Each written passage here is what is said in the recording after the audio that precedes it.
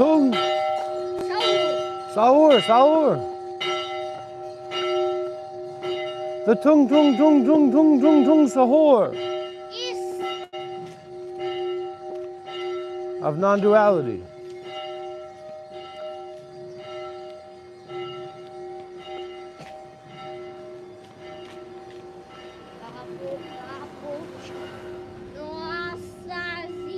Cappuccino assassino.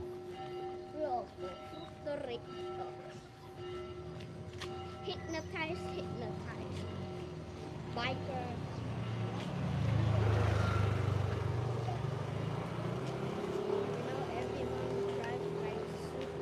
Crazy. Everybody's crazy.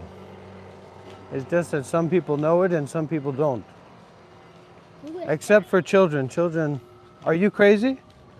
No. Well, I believe you on that. Tung sahur.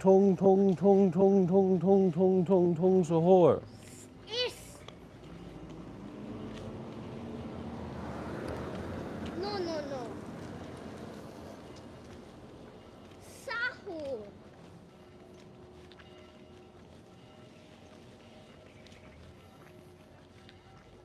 I was waiting for me too, but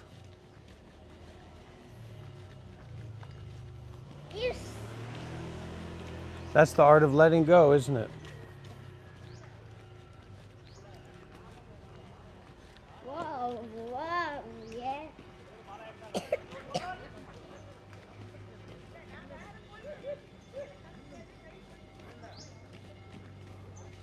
What do you know about skibbity toilets? Skibbity dop bob, yes, skibbity dobber bree. Epi papa bare. Skibbity. You know what? Oh. Toilets I got now. So there's cameraman, Cameraman and speakerman, skibbity toilet. Namaste. Okay, Jai Ram, Jai Hanuman. Jai Ram. Were you there to talk it? Huh? There to talk to those people? To dox people? Those people? What?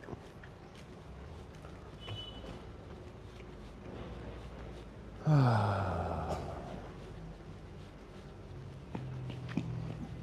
a cage here. Be uncaged, be unbounded. You know, there's one big speaker man and one big cameraman. You know, there's one real power man, and that's me. You're Spider-Man. No, I'm the real power man. Oh, wait, look at this. Did you see this picture? What? A lot of people don't know my true identity. Let me share it with everybody. Here.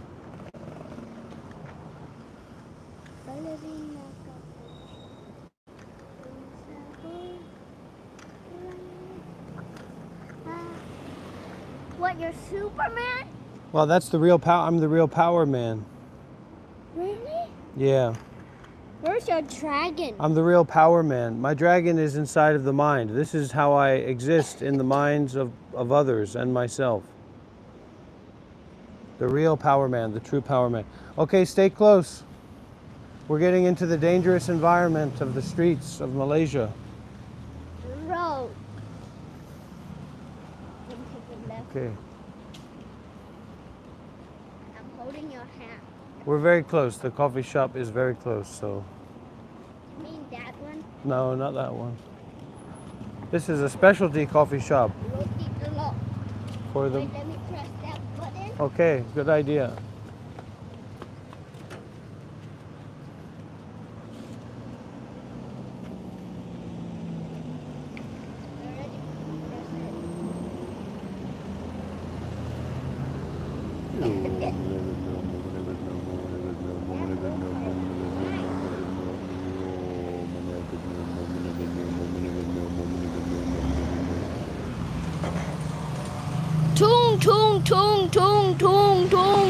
Tung, shop.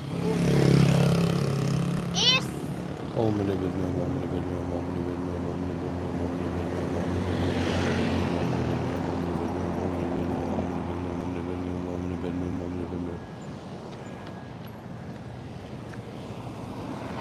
Hey, hey! I'm walking here. What is happening? Okay, here. These people We're in are a spiritual crazy. dimension. We're in a spiritual domain. Those people are crazy.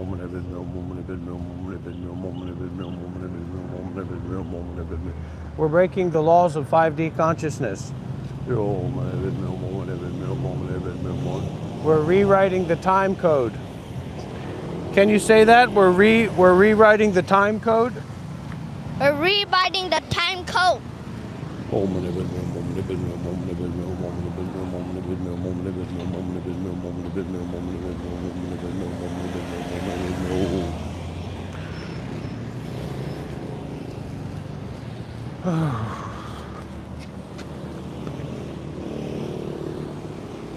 I talk something? What do you want to talk? So, do you know everyone? Buddha is real. Literally is real. There is one Buddha I know. His name is Robert. And that's it. Now that I can get behind.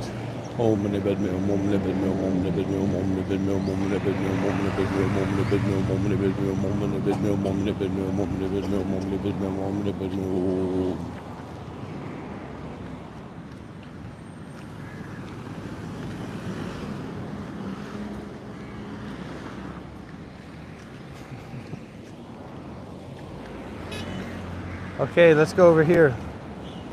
We're taking a shortcut. It's right here. You mean this coffee shop? It's up here. You'll see it.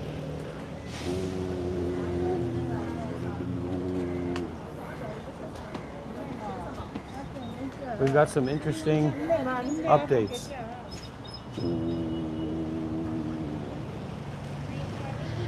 Some big, interesting updates. So let's get some big W's in the chat, everybody. Yeah.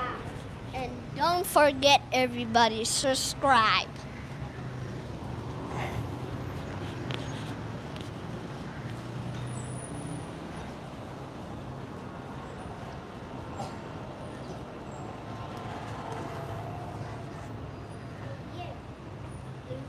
This is it.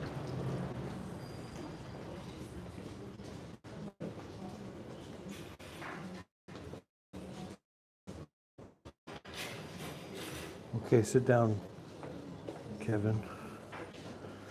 Ooh.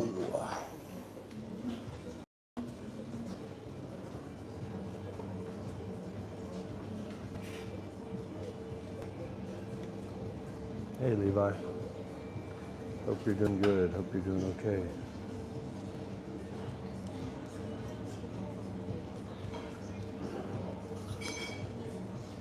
Here, pick.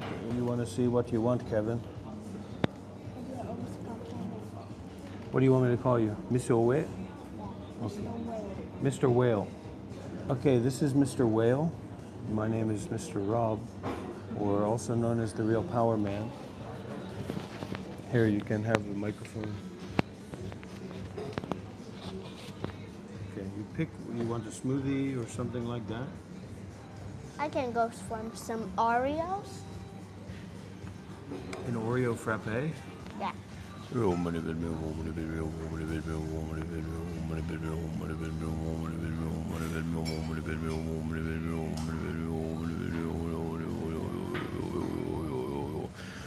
Whatever you have, use that for being mindful and for doing good deeds. Not for getting high, not for getting twisted and ripped and flipped and tipped, but for being deeply mindful, deeply aware, and just go out there and do some good deeds, whatever that means for you.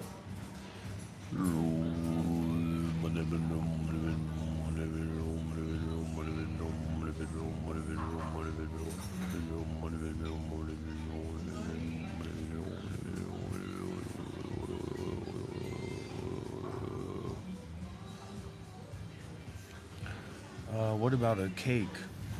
Ew, I'm allergic to cake. You're allergic to cake, okay, good. Nah, I'm just joking. I'm allergic to peanut butter. Together with me.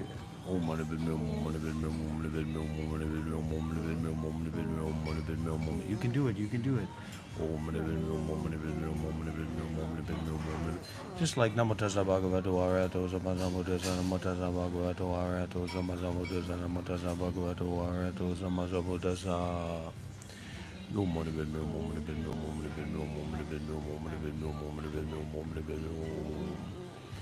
Yeah, Mr. Whale. They're a big fan. Everyone here is a big fan of you, Mr. Whale.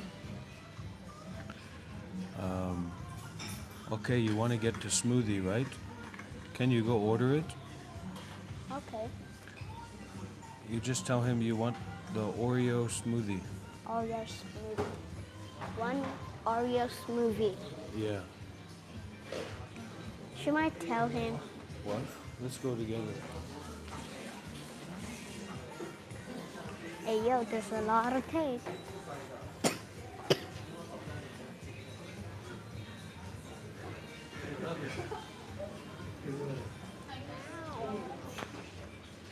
Who's that for? Can I get one peach cappuccino? Hot. And you have the Oreo smoothie? Oreo. It says Oreo frappe, but I don't know. Oreo, we got Oreo. Does it have to be with coffee in it? No coffee. Okay, Only no milk coffee. and Oreo. Yeah, so one Oreo frappe and one cappuccino and one mixed berries yogurt bowl. Mixed berry yogurt bowl. Yeah. So one cappuccino and And the smoothie, Oreo smoothie.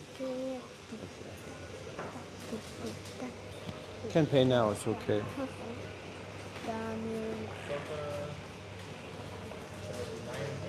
Okay.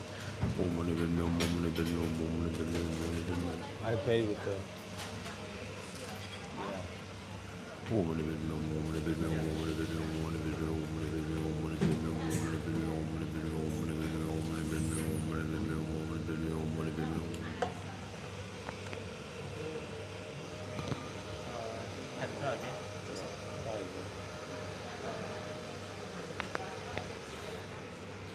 Hello? All right, Mr. Whale.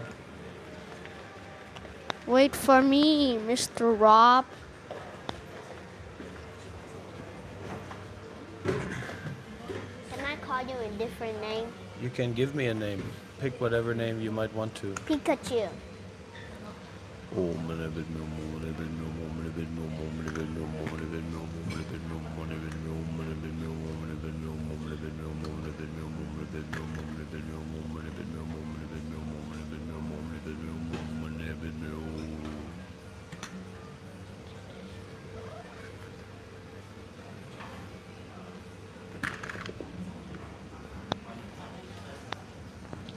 Hello, anyone?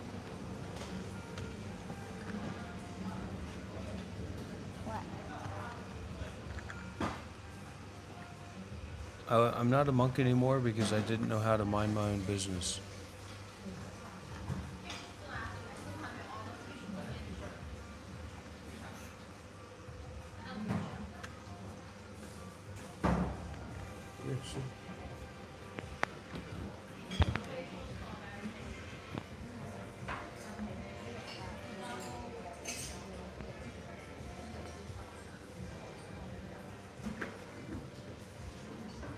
So quiet.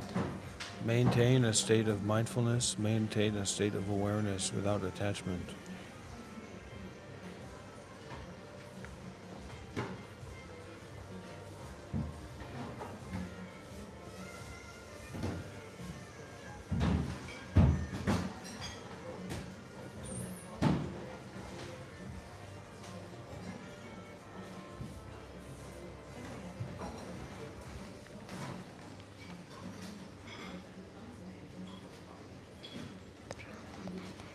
No, I really mean that. Spaghetti.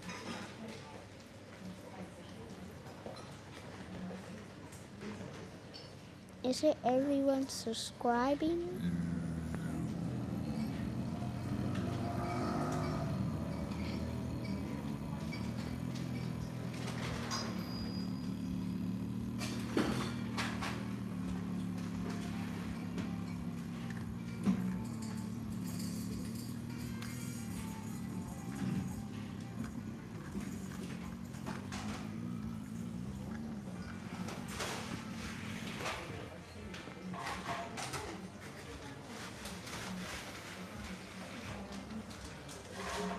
breaking through the barriers of belief, breaking through the barriers of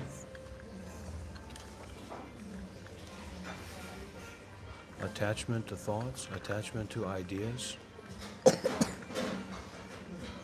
finding true unconditional love that has no judge, jury, or executioner.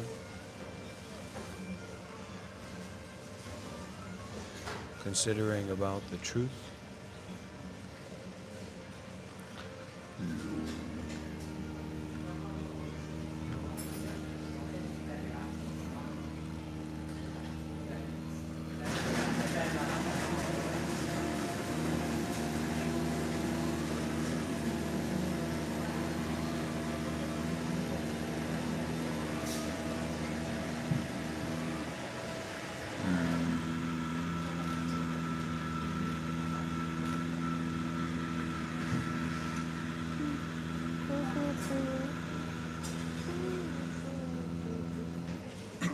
Let's ask Mr. Whale.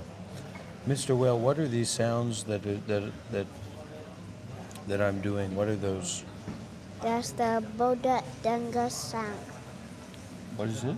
Buddha sound. These are the sounds of Buddha? They're Buddha sounds? I like that a lot. They're Buddha sounds. Mindfulness and detachment sounds. Look at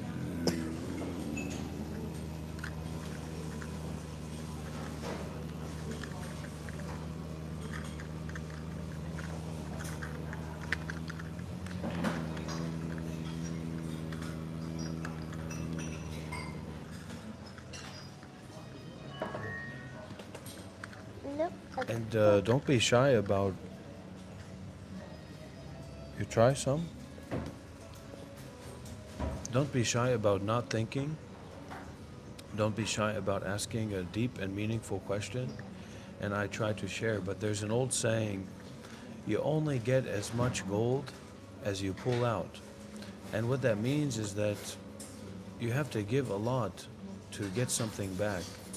If you're just pulling a question out of thin air, you're not really going to get an answer that's deeper than thin air. So we have to have those questions that really come from our depth, from our heart.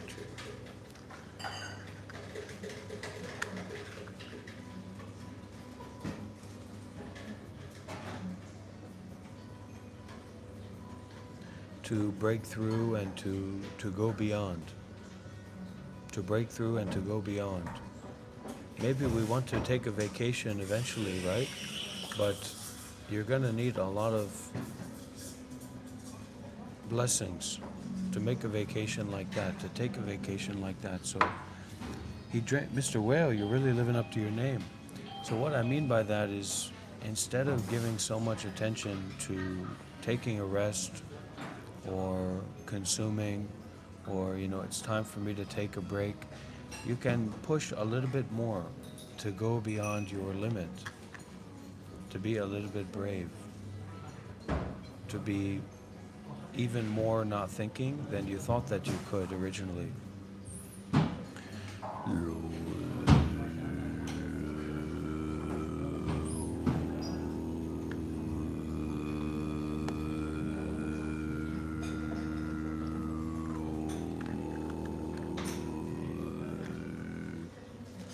Because a lot of people kind of pretend to believe in things that they don't really believe in.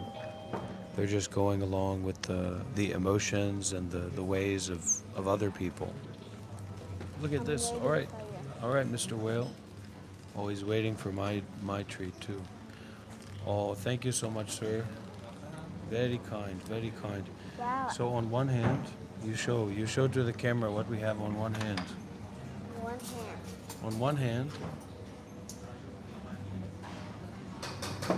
oh, and another hand also. Thank you so much. And on another hand, there's no likes for a reason. What do you mean there's no likes for a reason? There's a few likes for a few reasons. Yeah, it's like a program. It's like an addiction. Let's try.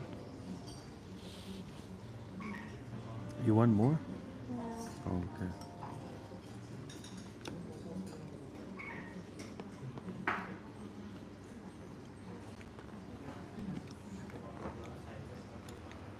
Gotta still mix it.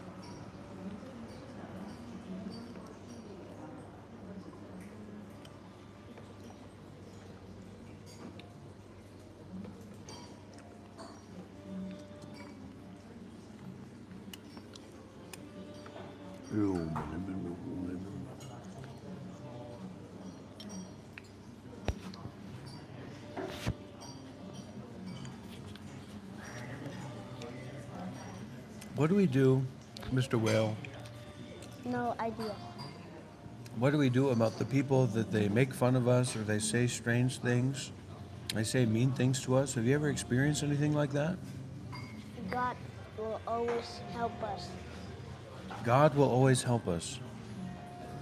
Well, there you have it.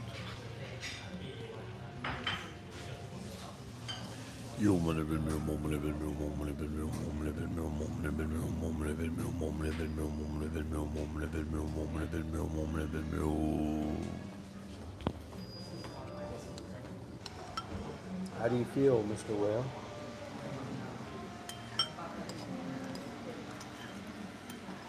I feel like no idea what I'm feeling right now. Hmm?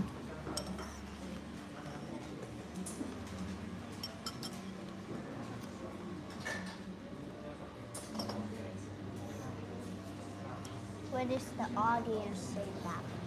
We've got, because a lot of people, they're not used to a real kind of intimacy and openness such as this. They're used to people who are lost in the unconscious or bounded by the unconscious or bounded by thoughts, words, and phrases. And here, this is a proclamation, a declaration, an invitation, a incursive, non-reflexive expression of mindfulness and detachment.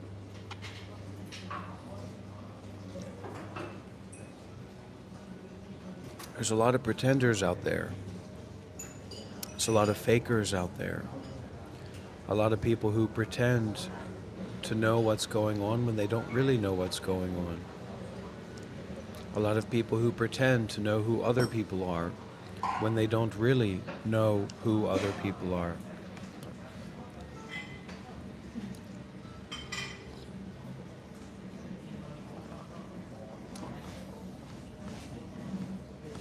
And so the matter of fact is that we can't trust how things seem to be. It's simply not possible for us to trust how things seem to be because everybody knows, I mean, whether you're on the left or the right, we all know how stupid people can be. The fault or the confusion is that we didn't realize that we are one of those people.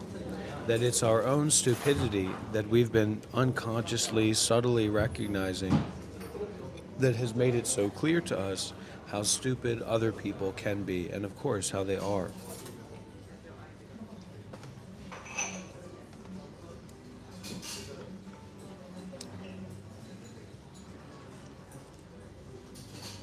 To detach is not a want, it's more like a relief. It's more like a letting go. Ego is just thoughts of desire and fear. And thoughts of being convinced also, it's being stuck. Ego is like being stuck in the muck. Together with me, Mr. Whale, we have to perform the ceremony. Come on. Let's do it. You ready? We're not just going to let everybody come in here and say wild things, all right? There's a hard limit to this, okay? We're not just going to have everybody come in here and say ridiculous things. Are you ready?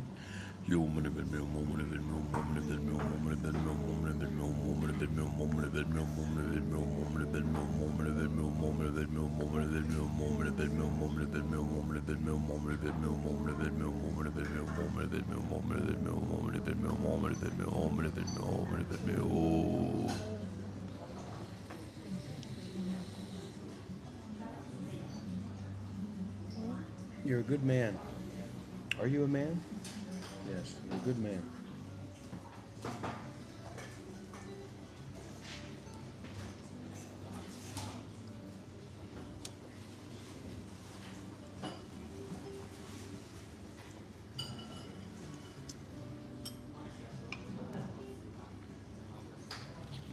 Oh, we're at the coffee shop.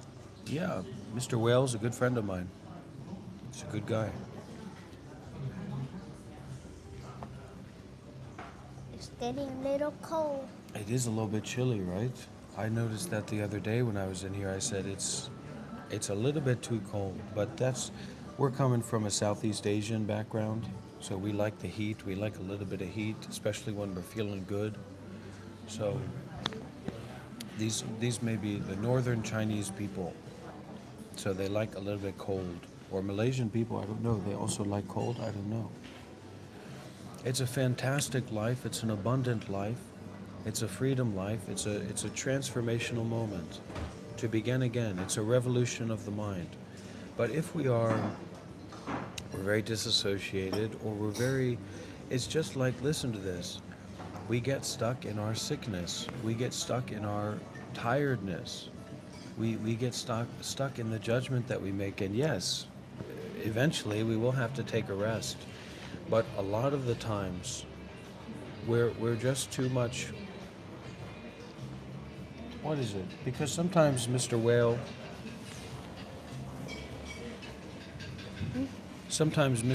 I know that you probably feel tired, but someone's coming to get you up. So, what is it that gets you up? What is it that gets you moving when you feel tired? Because, you know me, what was I doing today? What was I doing for most of the day? So I see you in the morning. You are still sleeping. I leave you alone.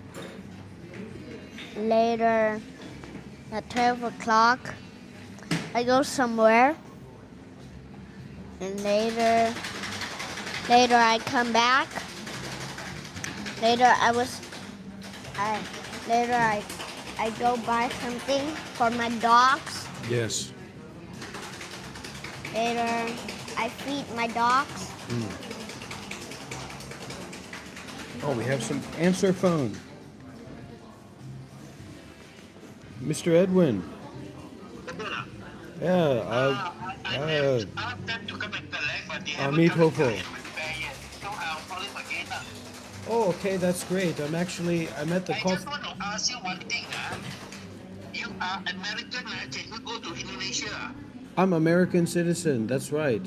I'm open to it. I know you can. But now You cannot. I'm actually I'm doing the teaching online. I'm with Mr. Whale, my friend Kevin, and anyways, we're doing the online teaching, so we're on the live stream right now. Okay. Okay. Okay, but after finish, you call me. Well, it's okay. You can tell me what you want to talk about. No, nothing. Actually, I got one old master is in Medan, Indonesia. He invited me to attend his ceremony. So I don't know whether you want to go or not on the September the 4th. September the 4th. 4, 5, 6, Medan. I don't know whether you have been to Medan. If you have not been to Medan, you want to go, then we can go together. Okay, I'll have to think about it. And what about the bike? Yeah. Did it get fixed, or is it? I will ask them to come and repair. Okay. Yeah. Yeah, you just let me know how much it is, and I can try to help get it repaired. Okay. Oh. Now, see, this is the thing. Do you want to tell people anything else about my goings on today that you noticed? Well, later I come back and I see you already waking up. Later I touch the dogs outside. Yes. You are picking up the bugs off the dogs, right? Okay. We're updated. So that's the thing, is this Mr. Edwin, he's a local, you haven't met him, I don't think. But he's a local temple man. He owns a local temple here. And I'll tell you about how to deal with Tourette's, but first I want to talk about Mr. Edwin. So, he'd like to work together, he'd like to get involved together.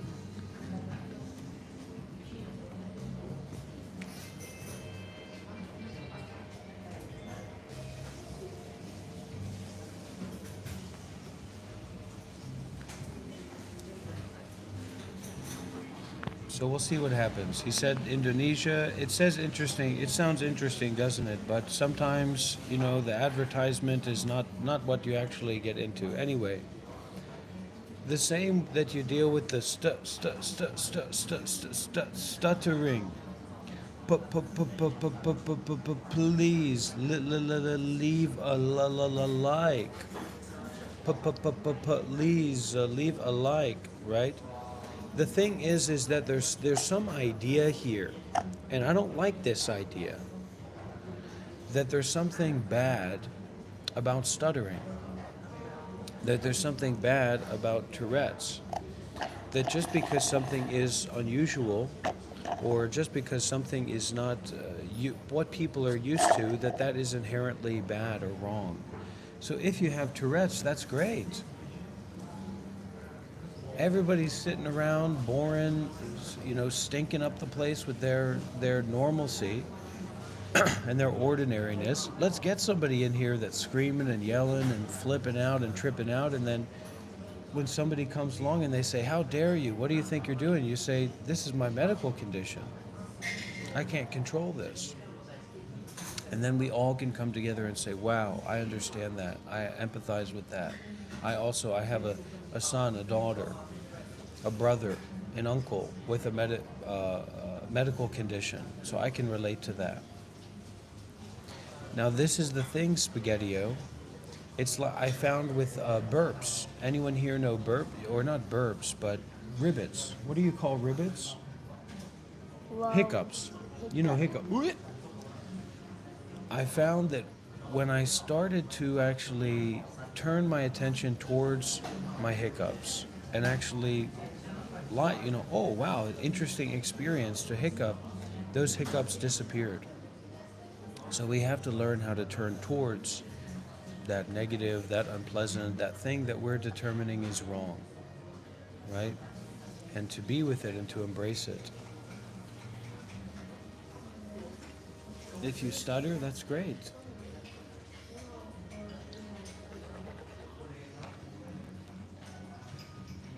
They're supposed to put it with this coffee. What? They're supposed to put it with this.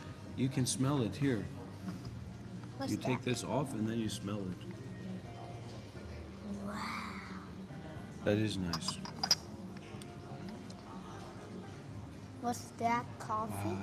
Yeah, this is special coffee.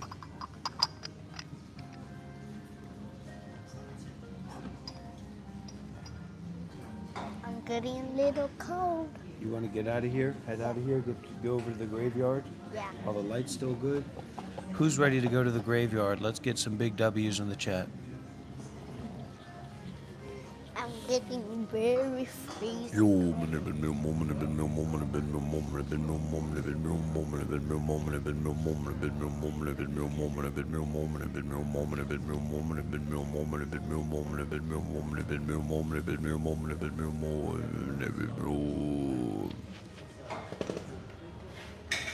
Okay, here we go.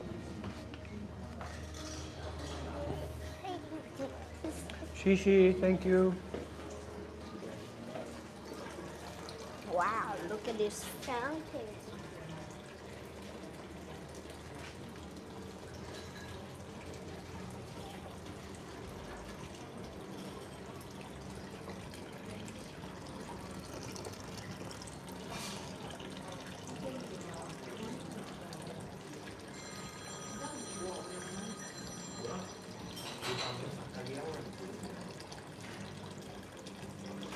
What?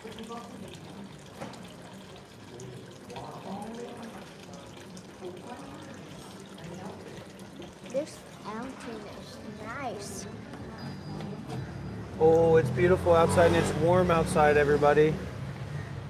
The nightmares of our lives. I actually had a dream this morning or today or last night that I want to share. It was an anger dream. I was super, super angry. It was like sustained rage, a sustained rage identity in my dream. So it's beautiful, beautiful. So we're waking up from the dreams. Did you hear that, Mr. Whale? I had a dream last night when I was super I was angry in my dream. I was, rah. You know what I mean? Yes, Do you believe it? I believe you. Do I have an anger problem? No idea. What? Sometimes you don't got anger problem. Sometimes you got. What did I do? What anger thing did I do? No idea. Last night I was sleeping, so I didn't come see you. Oh, you think maybe I was angry if you came and see me? Yeah. Last night. You're gonna scare all the people out. You're gonna scare the crap out of these people. Well, why are they going to be scared if they're these big, strong human beings and you're just a little Mr. Whale? So you're supposed to be the one who's scared. I'm not scared of anyone. Me neither. Wait, look at that blue Lamborghini. Okay, everybody. Get ready. Hold on, we got to switch the Wi-Fi. Let's get some big W's in the chat to keep the connection going, everybody. Don't give up. Damn, you didn't see that Lamborghini? That was a nice A Lamborghini. Isn't there a brain rot character, Lamborghini?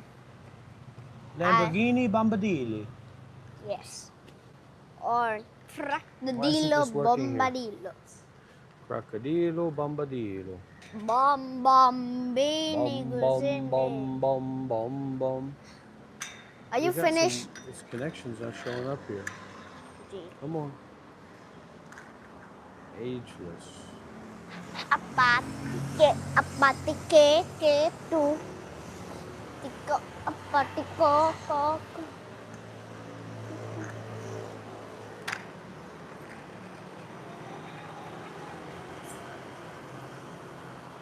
Wait for me, I will come back. By the power. What? Everyone, comment your favorite. What? Everyone, comment your favorite brain rot on the emoji. Okay, hold on. We gotta wait because our connection dropped out. We're switching connections. So we're waiting for it to work.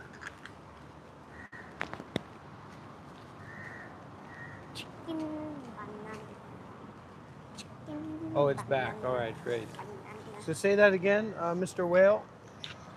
Everyone, comment your favorite brain rot on the link of the subscription. I don't know that made sense. Try again. This time you try it. Okay. Everybody comment your favorite brain rot character. Don't forget to like and subscribe. And don't forget, see our videos. Yeah, don't forget to watch our latest video, walking backwards on the beach. Backwards. Yeah. Okay, stay close, stay close. I'm staying close. And here, let's go to see this shop. I think you like this shop over here. I Have you been already there? come in. Okay, okay. This shop has a lot of toys. Next time I will come take some toys. Yeah.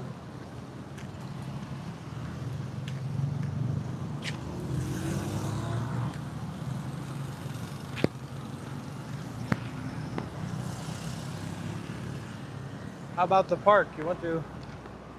Which park? This one. Okay. Okay, we can try. But we gotta be careful. Why's that? Because anything can go wrong. The park or the graveyard? I think the graveyard. Okay, let's keep going.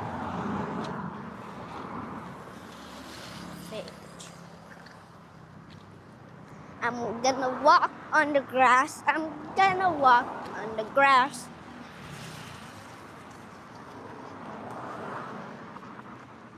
Look at these flowers. These grass are very low. I'm not a big Jay Shetty fan. I don't know. That's just not my. That's not my thing. Jay Shetty's not my guy for whatever reason. I don't like that stuff. I don't believe in that stuff. I'm not a capitalist. I don't really believe in capitalism.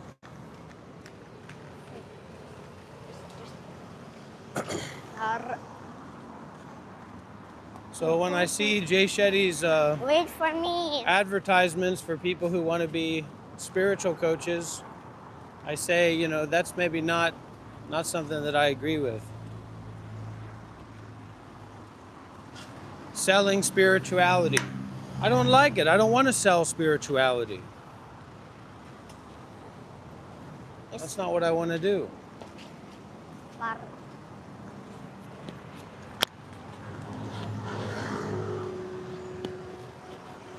I think I'm a Buddhist, humanist, socialist.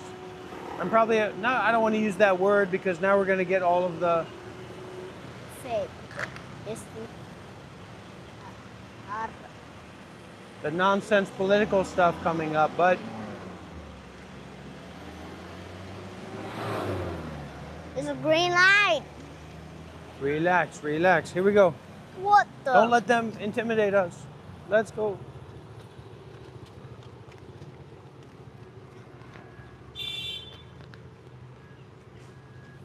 They're honking like crazy.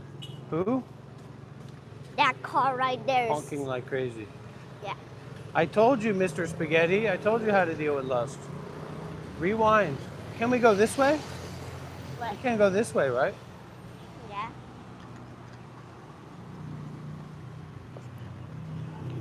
Good day. We're in Malaysia. Malaysia first atmosphere. Here. What is that for? What's this? What is it?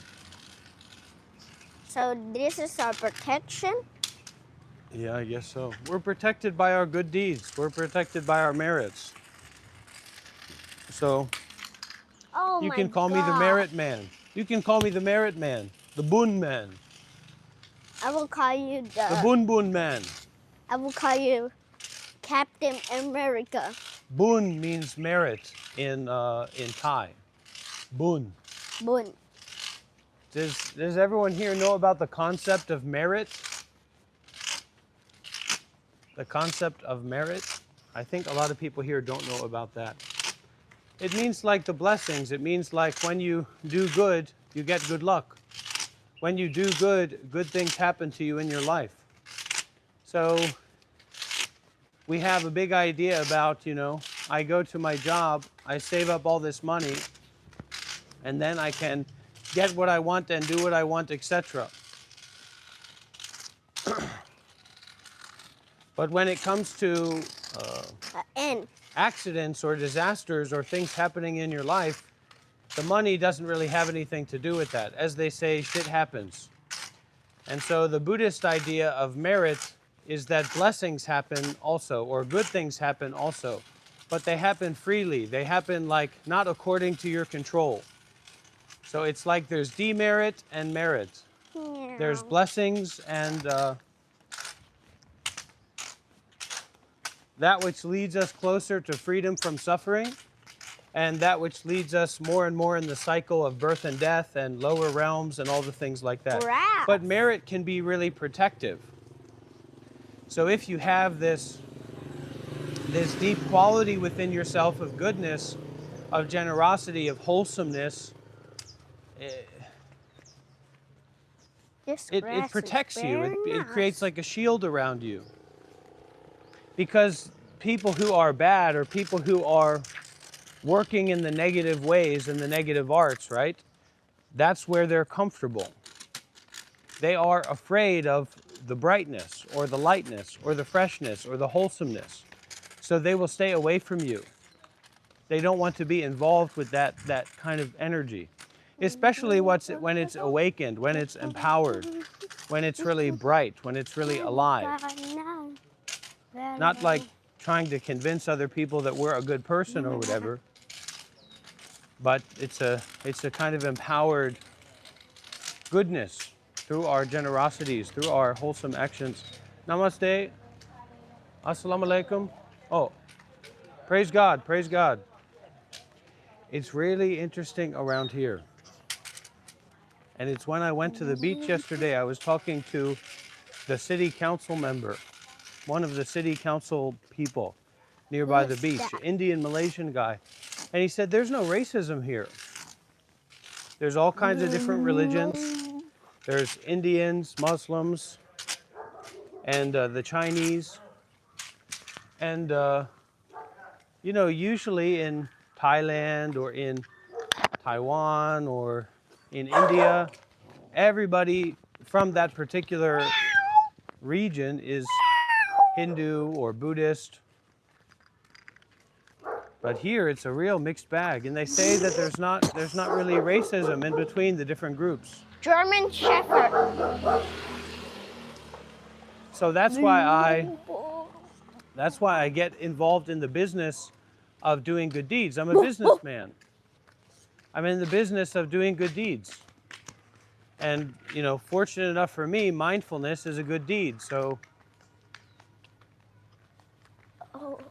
I can be mindful and I can detach from the comments that people leave.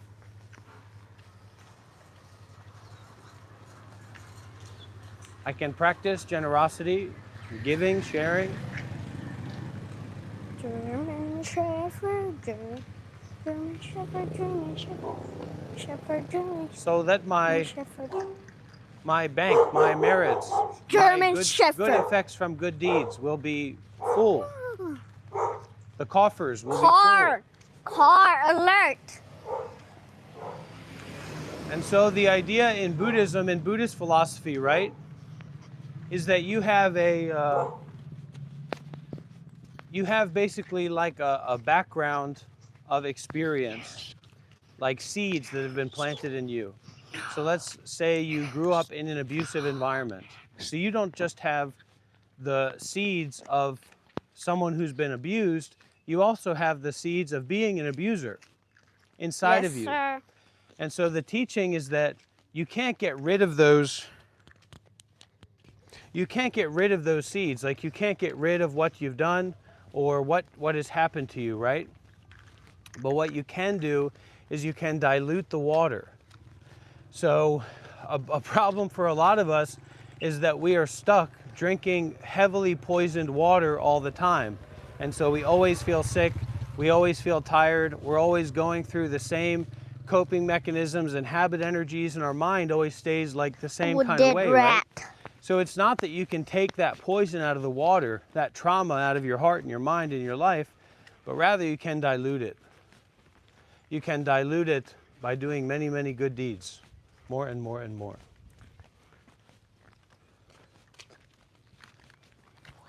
What? What? How far you gotta walk down? Are you getting tired? Yeah. How many kilograms you weigh? I weigh 14 kilograms. Are you serious? Yeah. 14. Okay, imagine if you had a backpack with 100 kilograms on. How far are you going to be able to walk? I will walk like 0 miles. Okay, so that's what I'm doing, and look at all my walking. So you can be strong just like me, okay? Don't be afraid. I just need to run. That's why I like to get involved and keep doing more and more, doing good deeds more and more, to water down the poison. So it's not about like feeling good or having a pleasurable experience or investing like in my life, investing in my future. It's not really about anything like that. It's just diluting the water of bad deeds, diluting the water of trauma, diluting the water of self-fixation with mindfulness and detachment. Sometimes, and I talked about that, Dogger. sometimes Mr. Whale, he wants to use my tablet. Is it true or is it not true? It's true. Sometimes Mr. Whale, he wants to use my tablet to play the cat game. But that's my tablet. That's my tablet, isn't it? Yeah. So that can be very frustrating, but actually what's more important is that, you know, we know how to share and we know how to relax. and we know how to communicate, because children, even though they're a little bit stubborn, they can be a little bit stubborn, they know what we're saying, and they'd probably appreciate if we just spoke bluntly and honest with them rather than we tried to, you know, tell a story about rats that are going to eat them because he's playing the cat game. Is that true or not true? That's not true. Well, No rats for He real. saw through my facade, but I tried to tell him, I tried to say, look, you're playing a cat game in a meditation center infested with rats. So, I don't believe you. huh? I don't believe Yeah. there's rats. Well, there are mice and rats in the meditation center, right? No? No? Really? Yeah. I don't know what that's about. Wait for me. I'm getting buried like a Santa. How? Oh, I can see the whole city. Can you see it? Yeah, let's take a look. This is like the real city.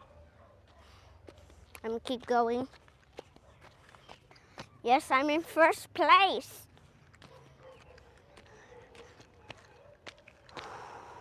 You might need to come up here because the views up here is a miracle.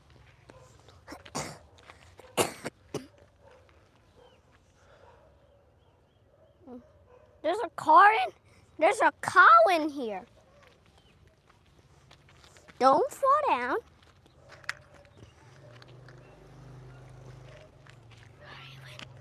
13 miles. I'm taking a shortcut. I'll take this shortcut.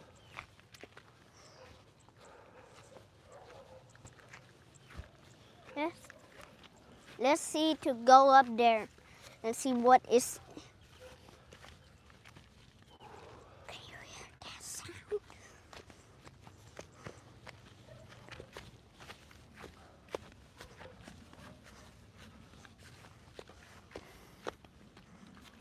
Oh, this is.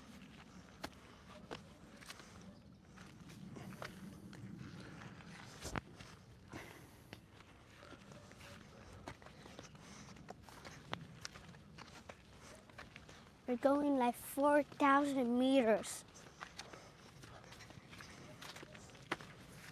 We already can see the whole town. Look at the town.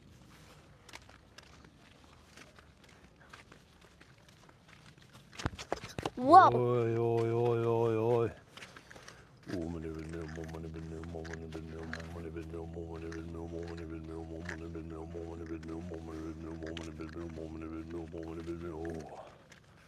I can see the road.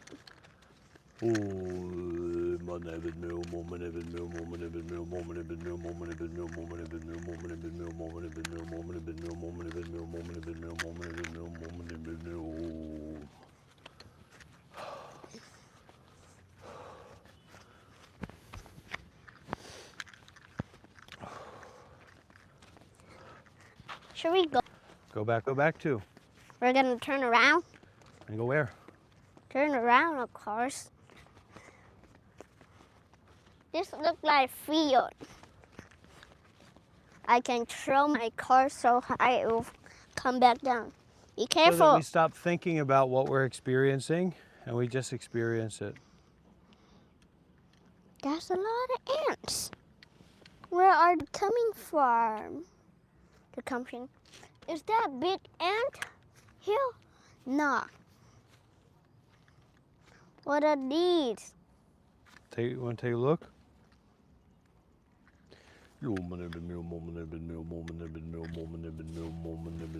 Oh no, God.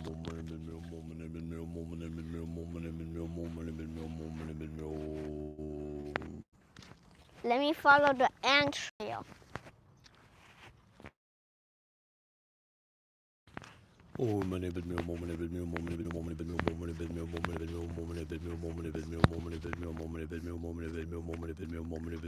I found an ant living in such a field. way that you're so busy doing, you don't even know what you're doing anymore. That all you have access to is your intention. and you're busy expressing that intention more and more. But you don't really know what you're doing. You don't really know what's going on. You don't even Yeehaw! really know what your intention is. You're just doing, just experiencing, just going.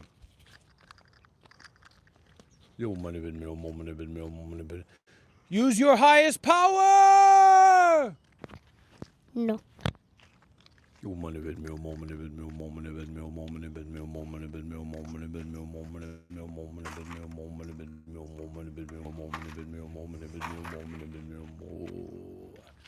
This look like someone stranded.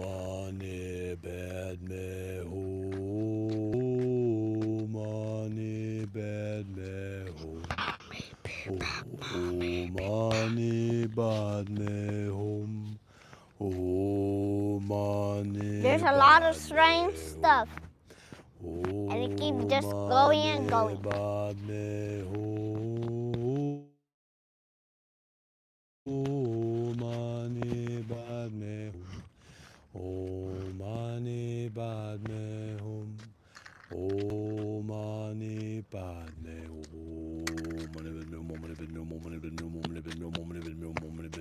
Fast, fast, fast. Move fast, move fast.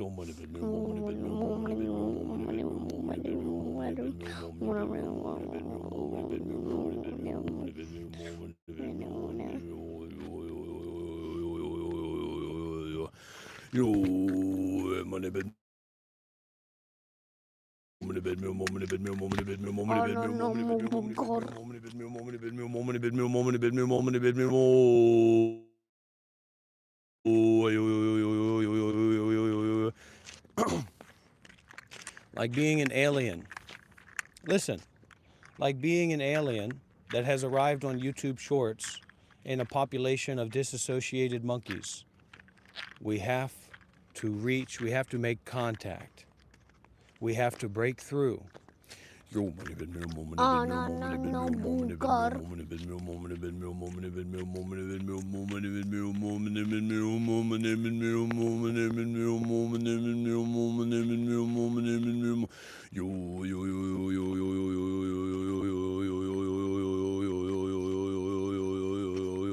far, so good.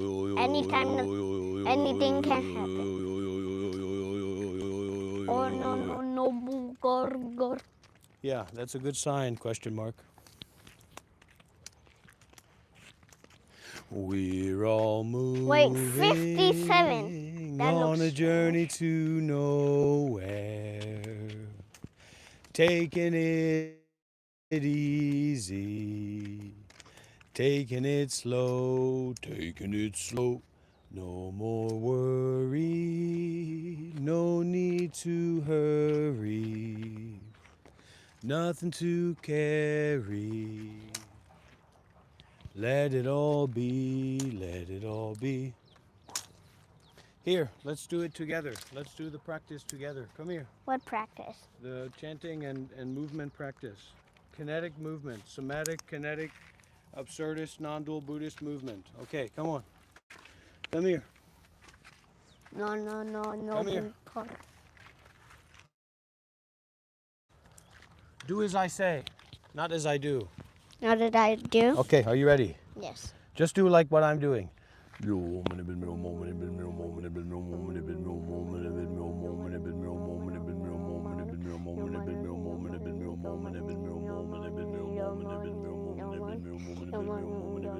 little bit closer. Now, I want you to hold your hands up so you're giving all your energy out to the sky, and I'm gonna use the power of the meditation towards you, and then you generate that out into the sky, okay?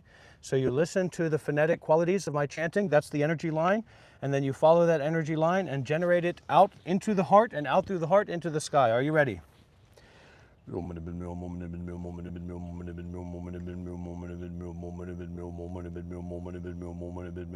Catch it with the voice, from the heart to the voice, get it resonant. Okay.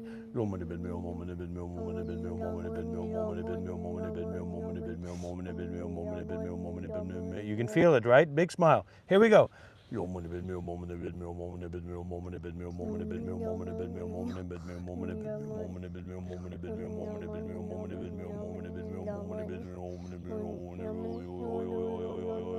Ah! Kasa! Kasa! Tình China. Kamchana Yinjulasa! Keep the voice down. Tình China. Ting, ting, ting. The purification.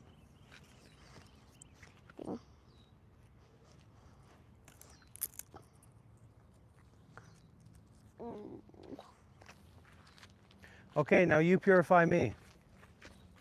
What? How? I'm going to open up my hands. You put your hand on my heart, and you send you can use your brain rot mantra. Tung, tung, tung, tung, tung, sahor, bambadillo, crocodilo, etc. Send the brain rot purification into my heart, and I offer that out into the world. Go ahead. Tung, tung, tung, tung, bombadillo, spio, golobiro, cappuccino, assassino, glofo fruto, rilo, caramara, maran, manu, din, don. Huzzah! Huzzah! I used the brain rot spell. The brain rot mantra, the brain rot purification methodology. Really? It looks like we're kind of lost. How far you want to keep going? We go until the job's done. We go Yeah. until Nibbana is begging us for allowance. Okay, here we go. We're going for a walk to the death road.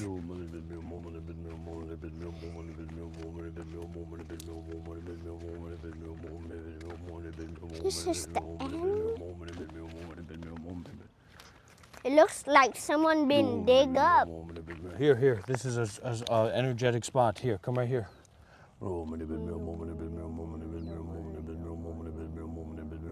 And freeze frame. Remember, learn how to freeze frame. What?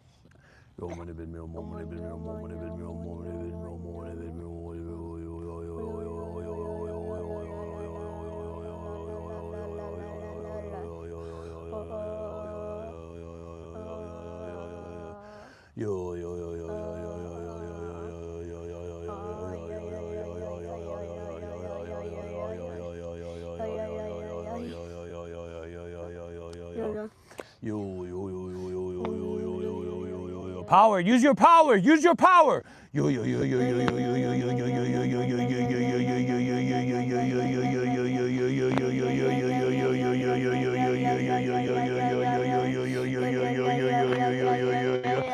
Again, use your power.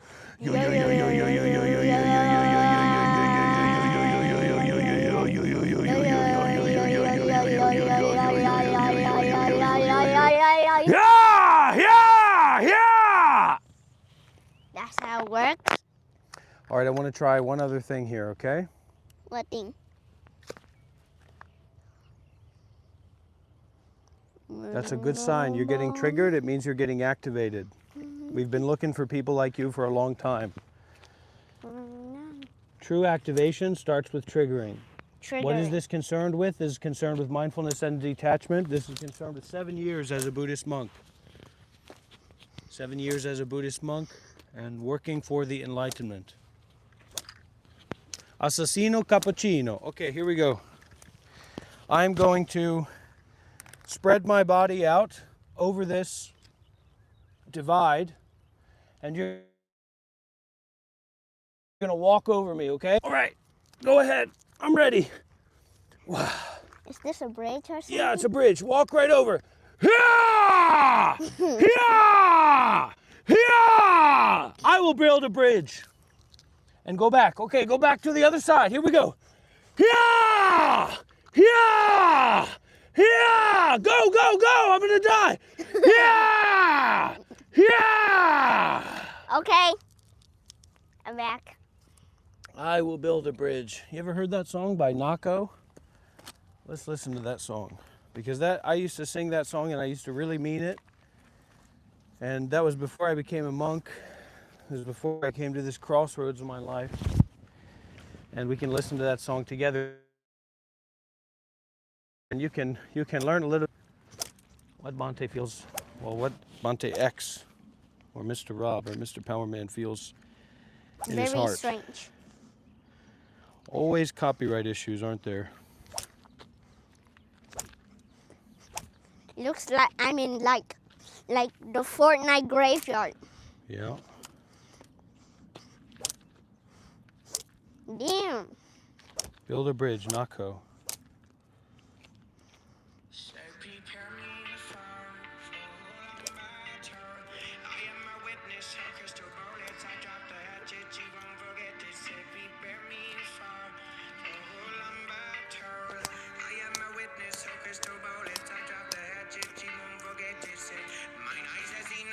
Trouble. You must make peace with them gods and the devils. I can be rude, boy, I am not Saturn. I'm gently sticking and burst out them bubbles. We are the ones even waiting to rumble. I torch my enemies out with a candle. Music is a weapon, make empires crumble. We bring them bankers and wealthy to tremble.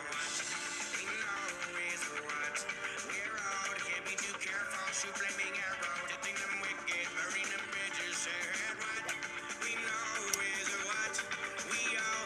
Can't be too careful. Shoot flaming arrows. To think them wicked, burying them bridges.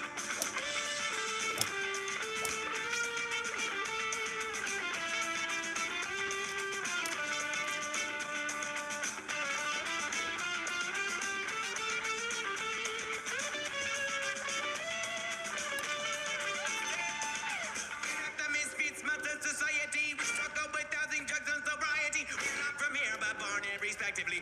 Migrated cause America raped my country. With the white man money, I'm on Yay! you know you cannot rush me. You can be vicious, malicious, and ugly. Addicted to darkness, you better run quickly. We know It's a lot of rambling. It's a lot going on and on. I'm not endorsing most of that song, but there's a part of it that says like, and I will build a bridge. So come, let's go. Buh, buh, buh. Something like that. And what it means is a bridge from suffering to the end, from samsara to enlightenment. And we're taking that very seriously. Now let's we get some go big home? W's in the chat, everybody. Can Now we we go wonder, a lot of people wonder, don't they? They wonder why is everybody having all these heart attacks? Yeah! Yeah! Yeah! Because they don't clear out those arteries. They don't know how to clear out those arteries. Let's clear out the arteries of the heart with some big, big W's in the chat. Come on, everybody. Come on, everybody. Big W's in the chat. Come on, everybody. Yeah! Yeah! Yeah! Together with me. Yeah! Yeah! Yeah! Yeah! I'm getting out of here. All right, me too.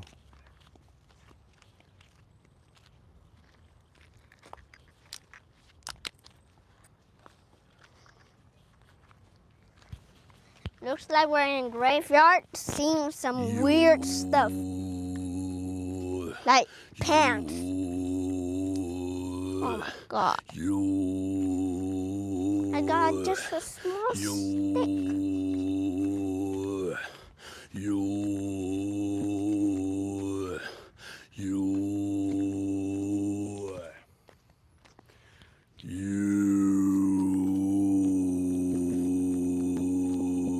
CR7.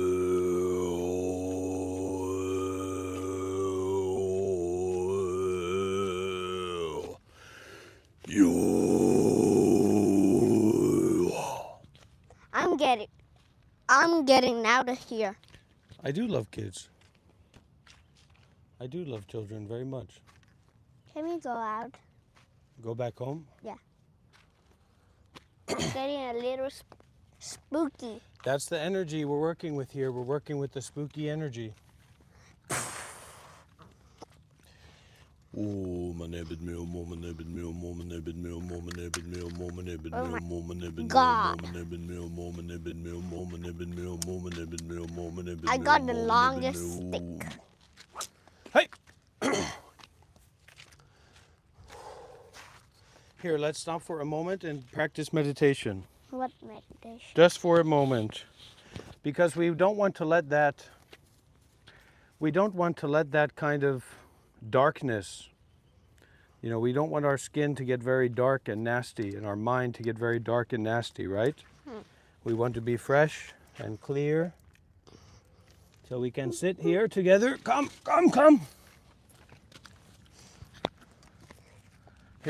Here, sit. And we, here, choo. Come.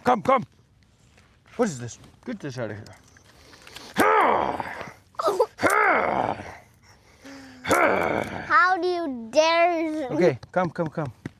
How do you dare break my special stick? Now we're going to do a 4,000 meditation.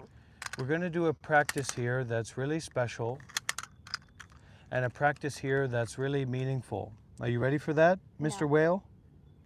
Well, whether you're ready or not, life comes to get you, doesn't it?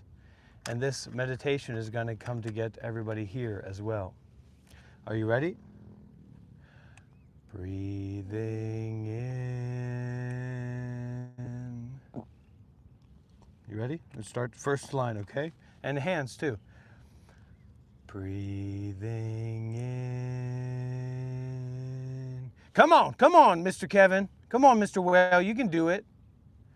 Together, here, start here. Breathing in.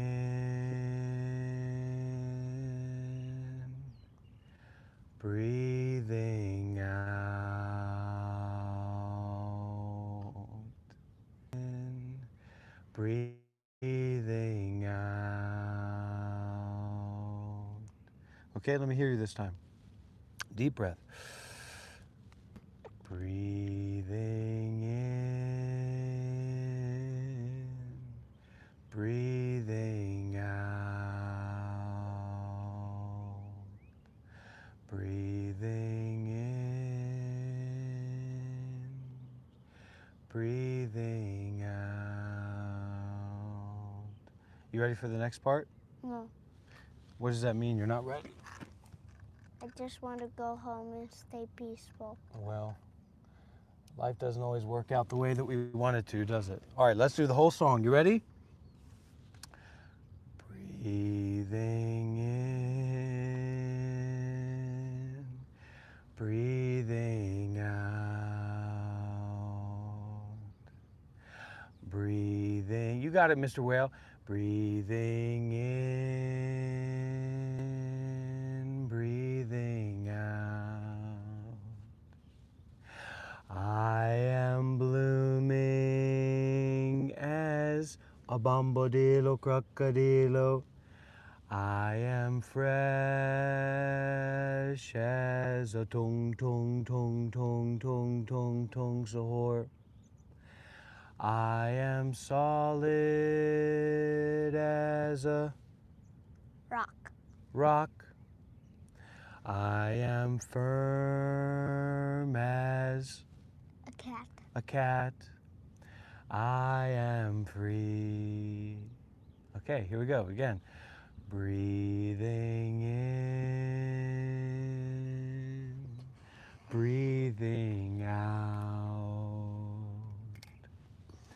Breathing in, breathing out.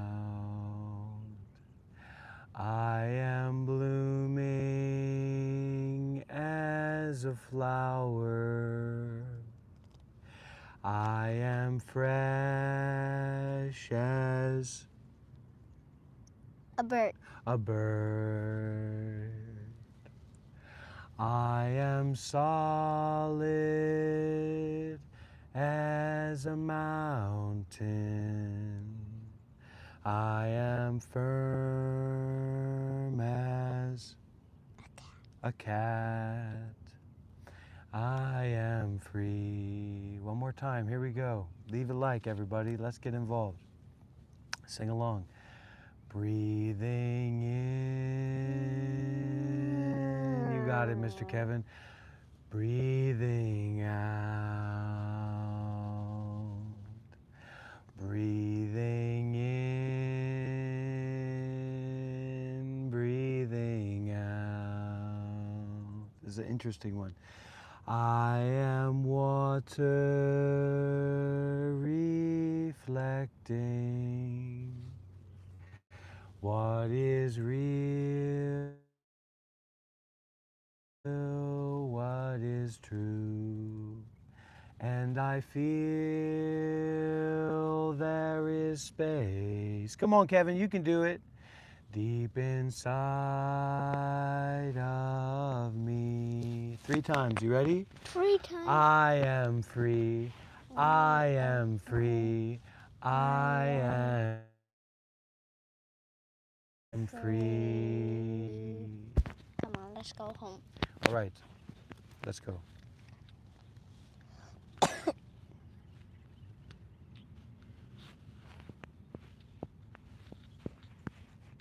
Everyone, look at Mr. Rob.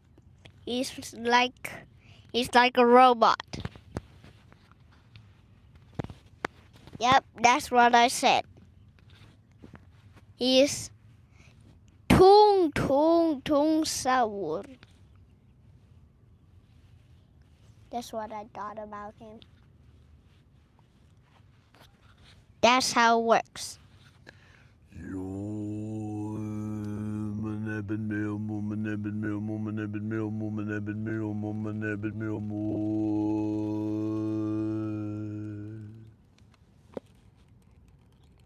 Sahur. Tung tung tung tung tung tung tung tung tung tung tung tung tung tung tung sahur. Yes.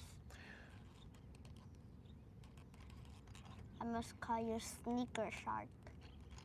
Tralalelo, ralala. Tralalelo tralala. Lululilarila. Lulululalila. Tung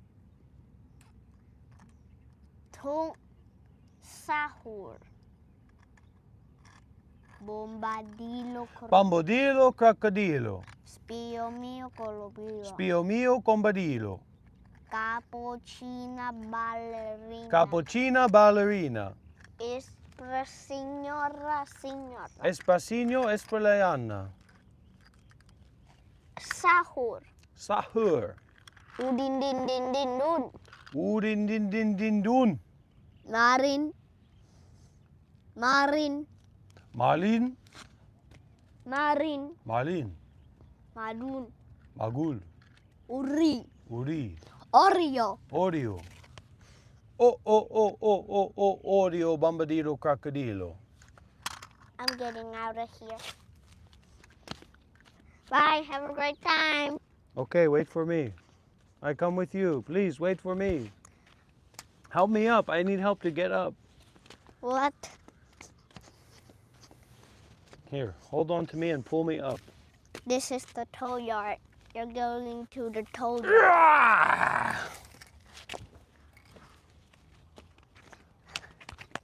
Bombadilo crocodilo. Spio mio colobilo. Dung sahur. Cappuccino. Sino. Taping. Cappuccina ballerina is signora.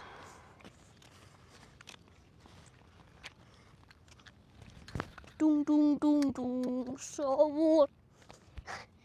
Moo! Be gentle, Kevin. Be gentle, Mr. Whale.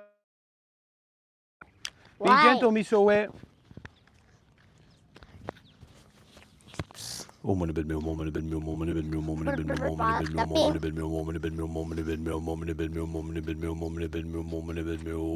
It's so Wait. far behind. Well, I'm gonna catch up. I'm gonna be the very best, the best there ever was. Come on now, yeah, I'm gonna be the number one, catching all the Pokemon.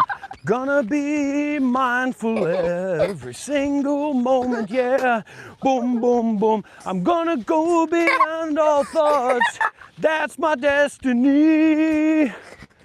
Come on.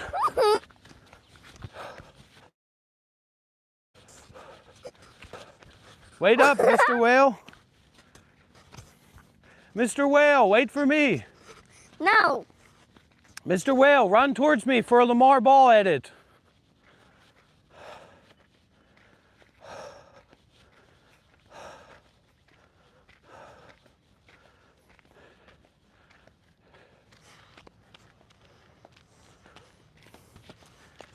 It takes you several miles. Run towards me and grab the camera for a Lamar Jackson edit. Why? Just run towards me and grab the camera. Oh, wait, no, you got to grab the camera itself. The camera like here. Pretend like you grab the top. All right, good enough. Okay, okay. So, wait, let's think about this for a second. What?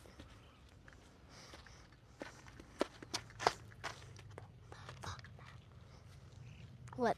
You're gonna stay there? Come on, Mr. Yard. Okay, all right. Which way? This way? Yeah. Follow the path. I won't follow the path. Oh, there's a lot of spikes.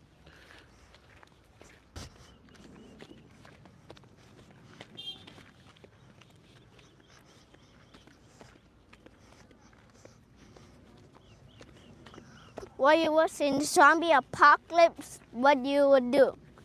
Depends what kind of zombies they were. Look, a match. A lighter. Gotta break that thing. Do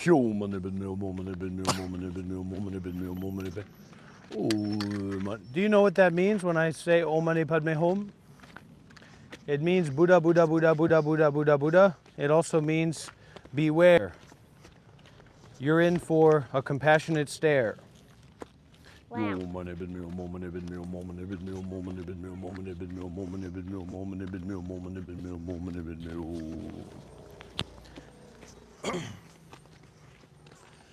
going down the wrong path.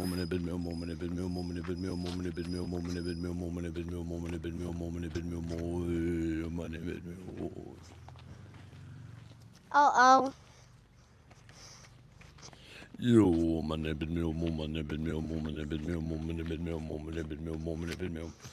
Mr. Whale, am I a nice guy? Yeah.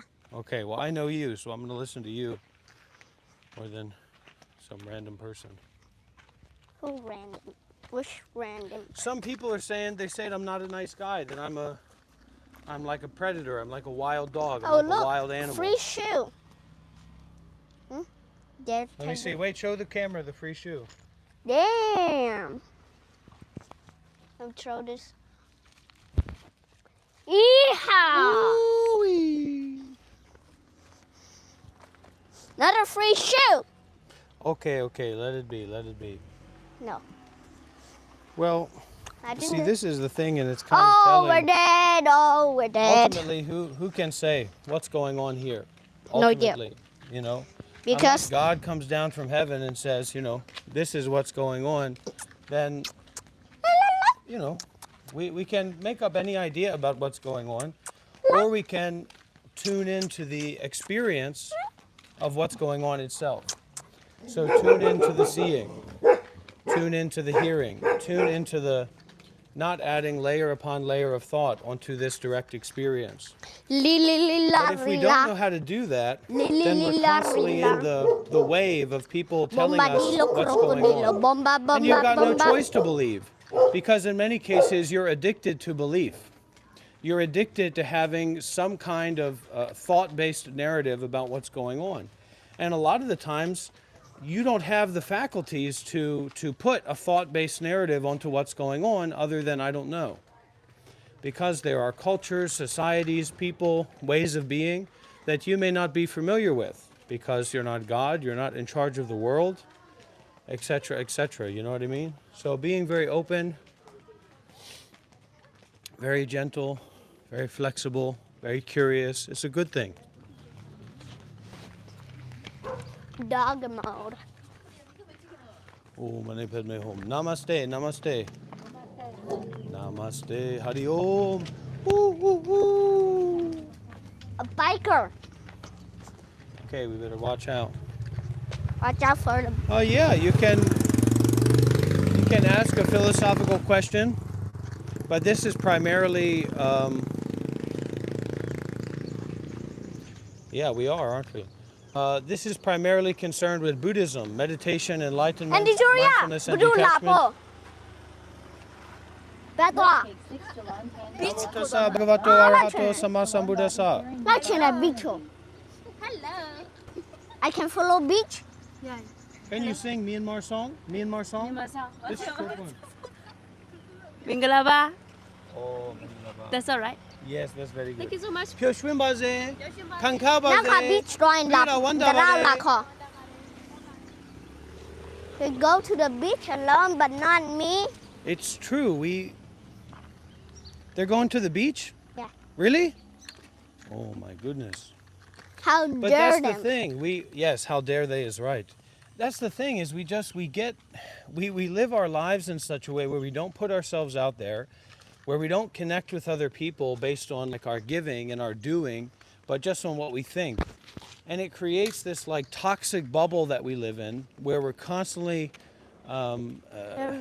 breathing in our own suffering and our own negativity, and then we wonder why we see so much negativity and toxicity in the world. Because it's what you've made yourself into. It's the bubble you The put around past. yourself. Can I have the microphone, Mr. Whale? No. I've got to go. I've got to go back to the graveyard. My What? assembly is waiting for me. Who? My assembly, the assembled guests and dignitaries. Why do you gotta go to the graveyard? I've just got to go. I can't let them down that easily. I've got a job to do. Who's going to pay the bills if I'm not live on YouTube? All right, that's right.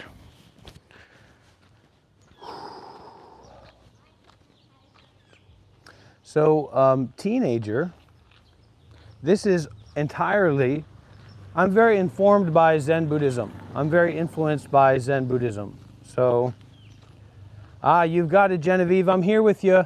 Yeah! Give me those attacks. Send them to me. Tell them I'm waiting for them. The psychic attacks, the Illuminati, the aliens, the FBI, the CIA, the gang stalkers. Send them to me. I got something to say.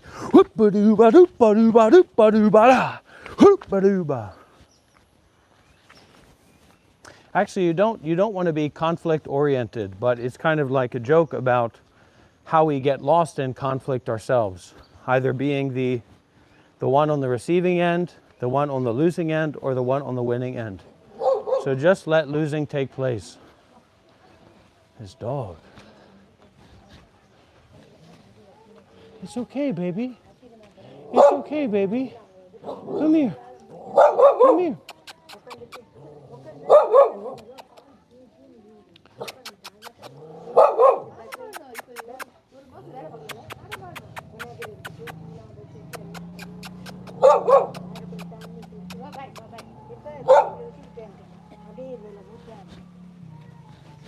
Namaste. Jai Ram, Jai Hanuman, Jai Jagannath, Jai Shri Krishna.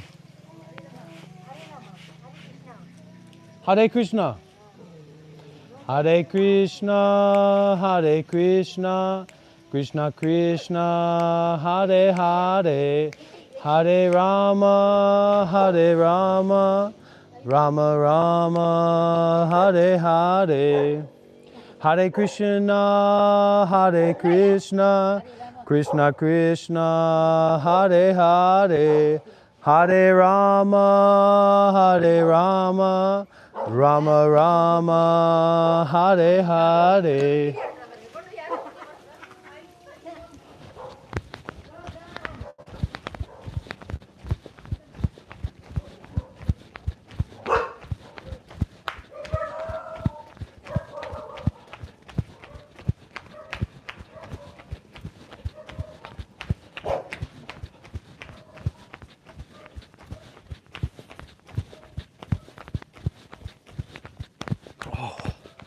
Namaste, namaste.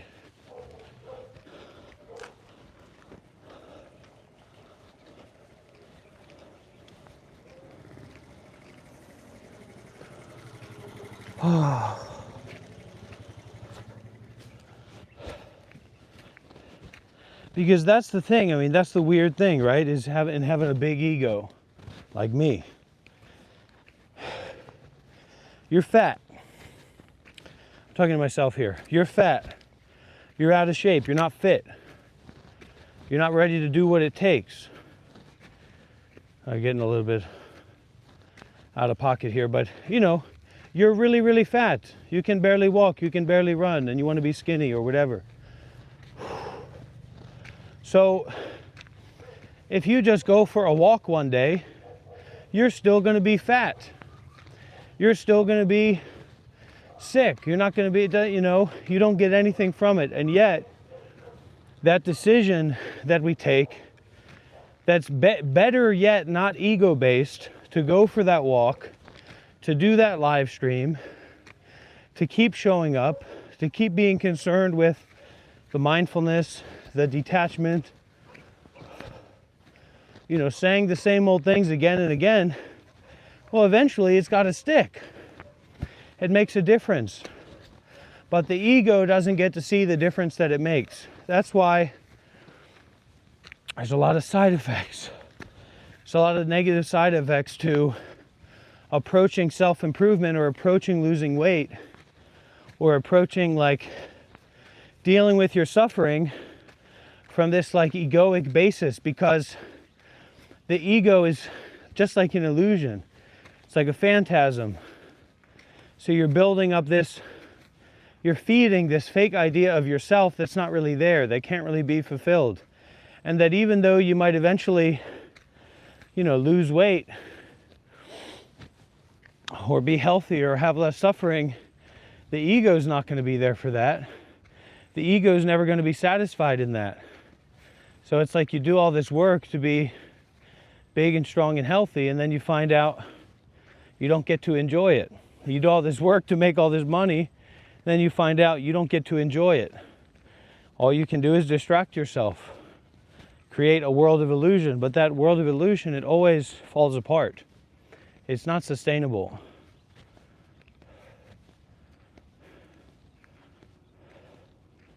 We'll get your weight down, ice cream. Don't worry about it. You just keep taking the medicine, and that weight will fall off, and you'll be ready to just start. No more waiting necessary.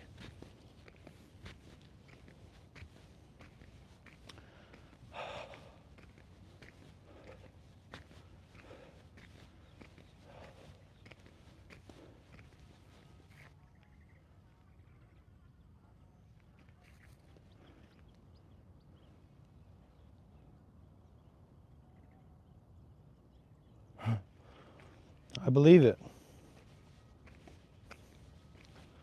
I believe it. Look what we got here. Anybody know what those are? Aliens.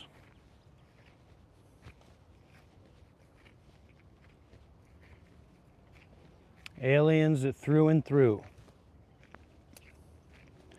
Just look at them. Just take a close enough look. You'll see that they're aliens.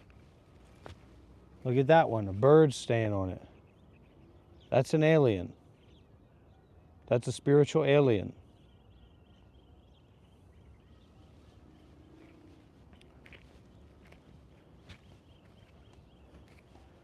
These are aliens, everybody. Yeah, take a rest, question mark. Sleep for the both of us. Have a good rest. See, the aliens are running away because they've been found out, they've been recognized. They're looking right at me.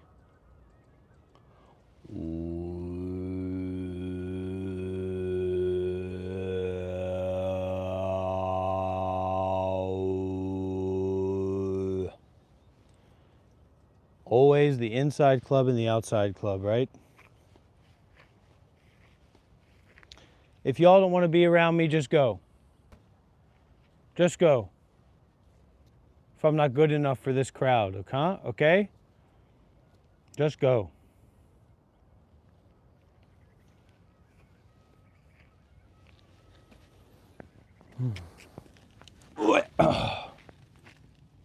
Look at this, everybody.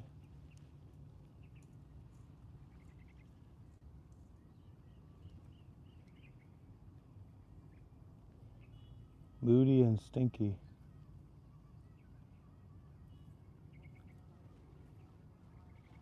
Can you hear the Hindu chanting in the background, the Indian chanting?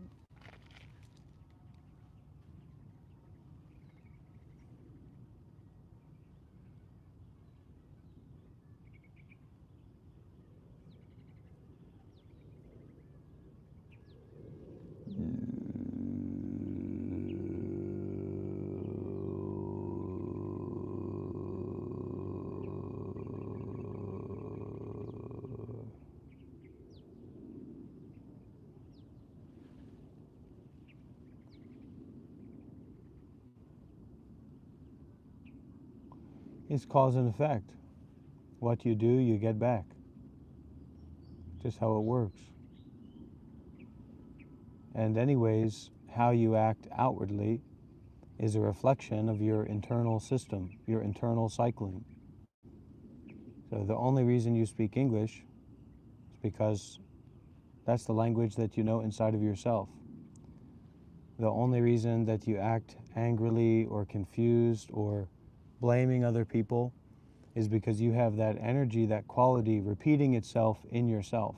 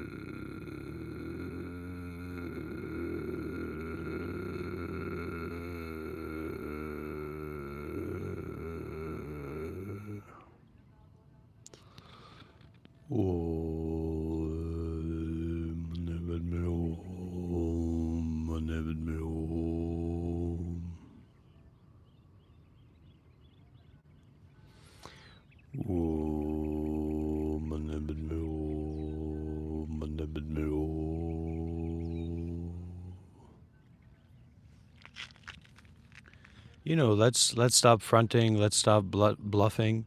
Let's really get down to it. You know, why are we here? What are we doing here?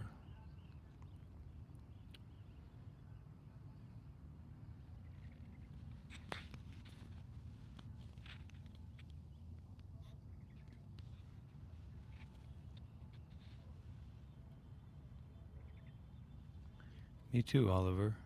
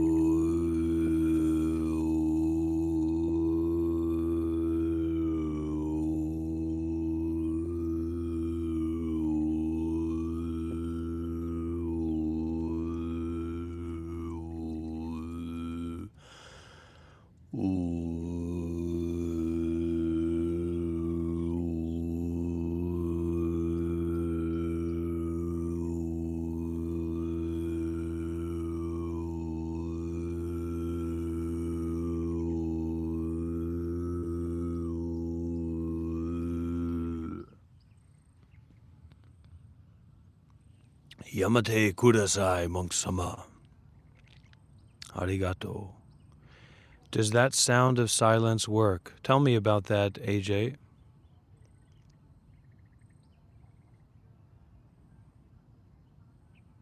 It's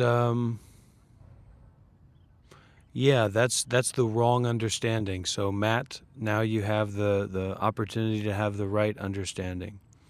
What you do, you get back is that if you jump up, you fall down. But it's not story-based. It's not personal-based. It's just your experience. Like calories in, calories out. That's basically what it's saying. And it's the same if you were to see a person with a disabilities, which that's a whole can of worms itself. We're talking about advocacy work, and it's a very Western thing, right? Sexism, ableism, etc. But if you were to see it's a good sign, Evie, because you can let go of those crazy dreams, and then you can have a better relationship with letting go of crazy experiences. So, if you were to see a disabled child or a person with a disability, actually you can say that's their karma. But that doesn't mean that some kind of story about good and bad. It means that that's the situation that they're in. That's the experience that they're going through. You can't try to deny that or try to cover that up and then have some degree of reverence or respect for what that is.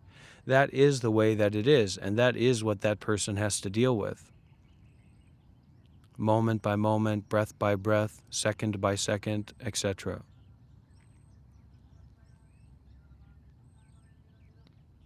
So the Buddhist teachings are specifically about dropping the view of self, dropping the view of I, dropping the view of this this selfish way of viewing life, this kind of selfish or self-fixated psychology. We're actually working to drop that, to abandon that, and to look at it in a different way, to look at it in a way that's not about self. If you have goals, as they say, your goals are your problems. So if you want to make up a goal and have that problem for yourself, that's okay. Life is a big problem anyway. It's problematic to have a body, to have a mind. So you just go for those goals, understanding and remembering impermanence. Understanding and remembering that everything in life is temporary, that even if you get your goal, you're not going to be ultimately satisfied. You're not going to be like, fly up into the heavens and be completely free from suffering, because there's still suffering or there's still unsatisfactoriness in anything, in everything. It's like thinking that one glass of water can in some way satisfy your thirst. That thirst is what needs to be detached from. That thirst, that desire, that seeking is what we have to work with. Thank you, Dennis Mihai. I guess from Australia. They've probably got a lot of A5 Wagyu in Australia, don't they? And that's another thing, that's speciesism.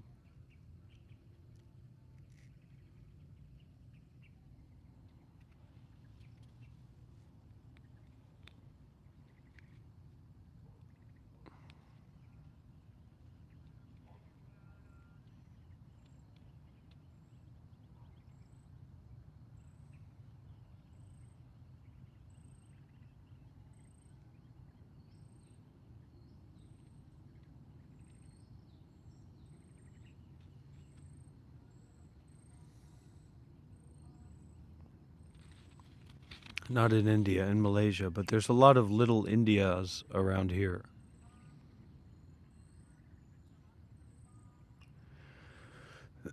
So Becca, it's the broader view, right? So it's like the human being who said, the sun rises and it falls, so it must be taking a rest. The sun goes to take a rest, and then someone came along and said, well, maybe that's not true. And then that person said, it's undeniable. The sun comes up and shines over the world. And when it's tired, when the day is done, just like us, just like me and you, the sun goes and takes a rest, and it becomes nighttime. That makes perfect sense. So the teaching here it's like a little bit of a broader perspective, Becca. So it's like the bases of ecology, that the seeming differences between objects and environments are it's just a model. It's just a way of viewing. It's a way of looking at and working with things. So like organisms are not separate from their environment. Like to say that we as human beings or that me or you are separate from the earth is just, it's very superfluous. It's very flippant. It's very convenient. It's very biased.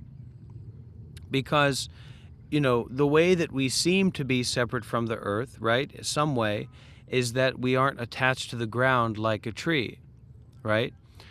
But that's like a human perspective or idea of importance, of difference.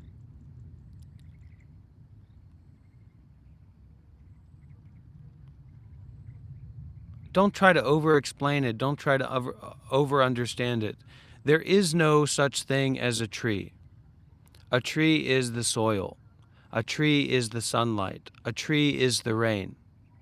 You are not separate from and never have been, and also just you as a personal identity doesn't mean anything.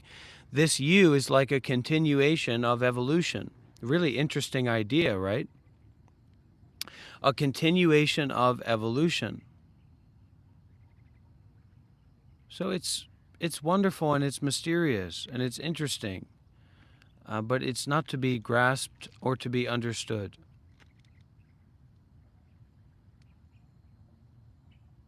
There is no you separate from everything. There is no everything separate from you. There's really no such thing as separation. No such thing as a real true self or a real true person and a real true story. It just seems like that.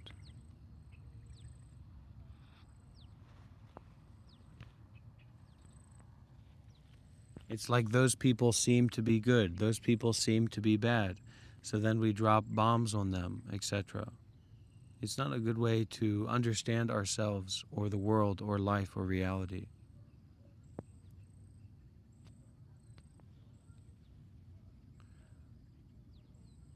Emmanuel, this is not an upload, this is a live stream.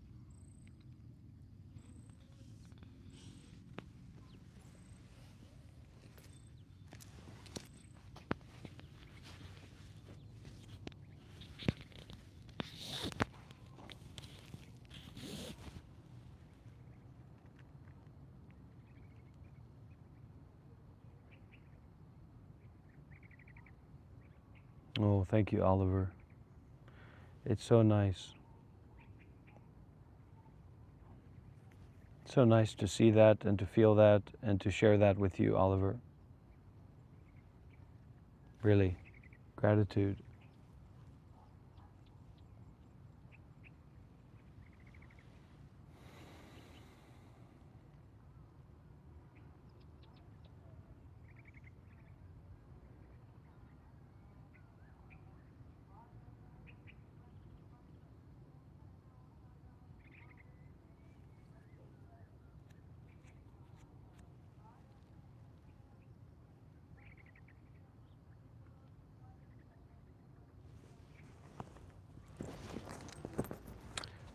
Let's do an audio test before we get into any guided meditation. Hopefully, did I bring my? Oh my goodness.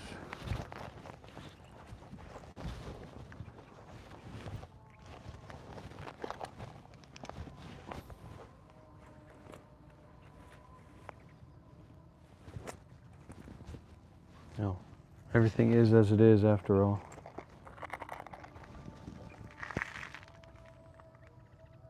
How about this? Is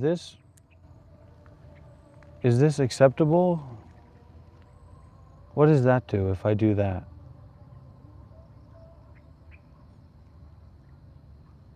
Is that something that seems to make sense? Something like that?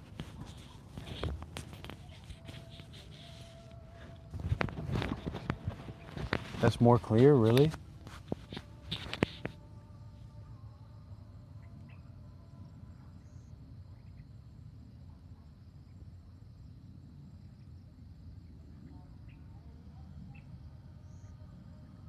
So firstly, dear friends, I have to wake up.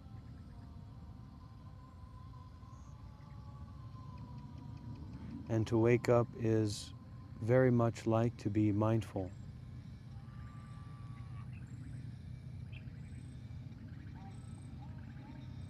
And if it seems obscure to be just deeply aware, just deeply mindful in a way that's not about anything, that's fine, because the breath is there.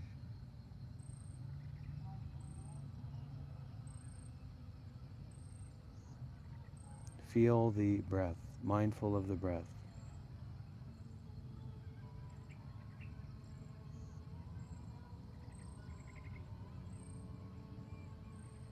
Feel the softness, the subtlety, the openness, the safety, the refuge, the non-complication of breathing right now.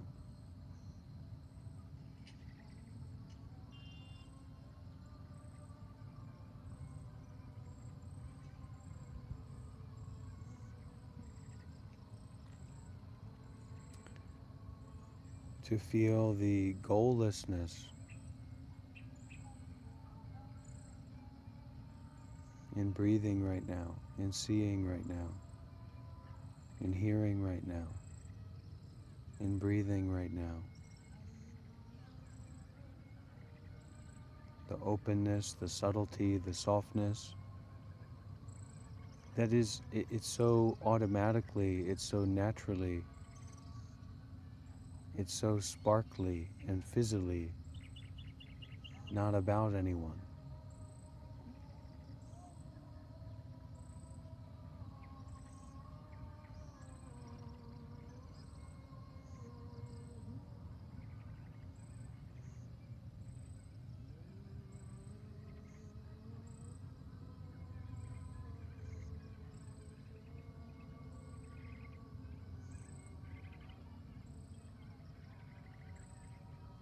The subtlety and the softness,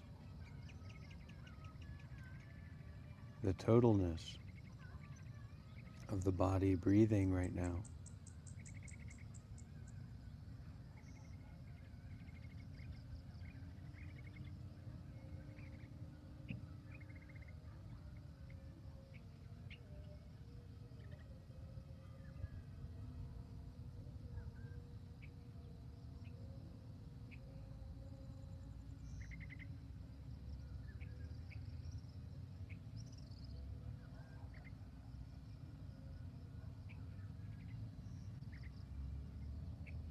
Relax, be patient, be open to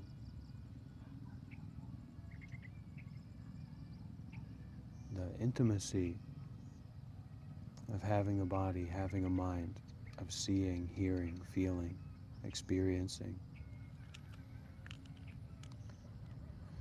Those traumas have tripped us up because, for better or worse, they are exciting, they're energetic, and it's led us to be overly convinced about things that stand out on the surface level,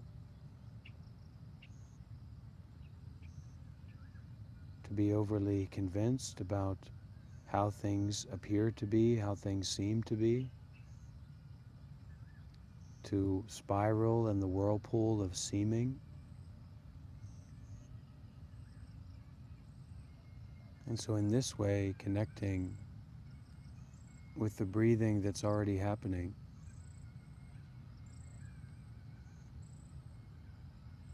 connecting with the subtlety, the presence, the fullness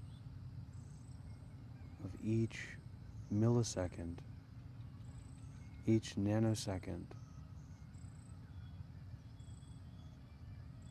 relaxing into the subtlety of each and every moment by moment sensation, feeling of breathing, the sound in that moment, the feeling, the sensation of the body in that moment.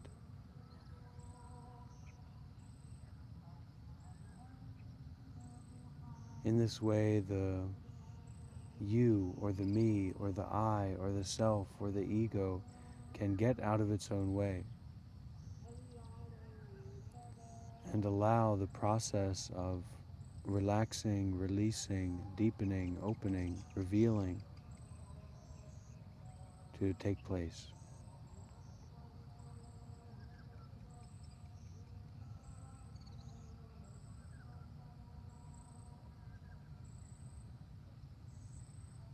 The eyes can be opened, the eyes can also be closed. The important thing is to just have this, it's like climbing. You want to have an anchor point because you're easy to fall off the side of the mountain. So we are going to fall off the side of the mountain as we're practicing meditation. Do you want to fall all the way back down to your traumas, to sink in the whirlpool of seemingness? Or do you want to have an anchor point to say, okay, put, relax, continue, deepening, opening, widening out, brightening out, shining out the heart mind. So the sensations of breathing that we feel in the nose or in the body, that moment experience of breathing, that's very reliable and very powerful anchor point. So we get lost in our thinking, or we get lost in a tension or contraction in the body, and then we fall, or we adjust, and we return to the tether on the anchor point of mindfulness.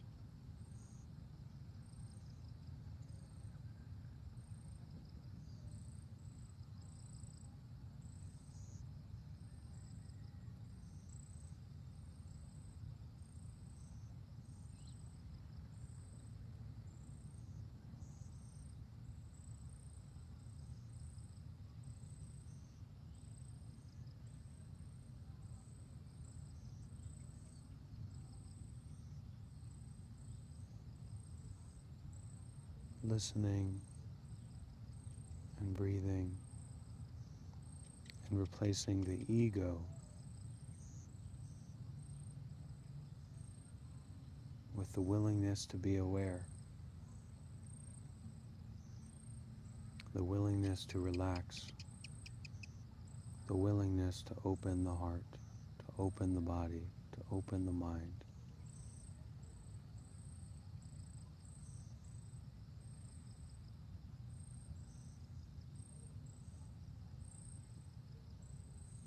The willingness to be surprised,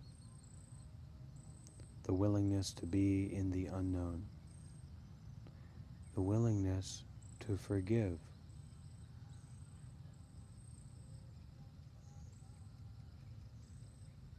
as if you were your only child. Is there really anything that you could do that wouldn't be deserving of forgiveness,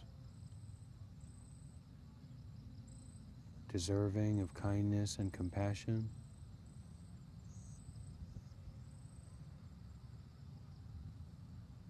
So to our quote-unquote selves, we offer loving kindness, the kind of loving kindness that a mother gives to her only child.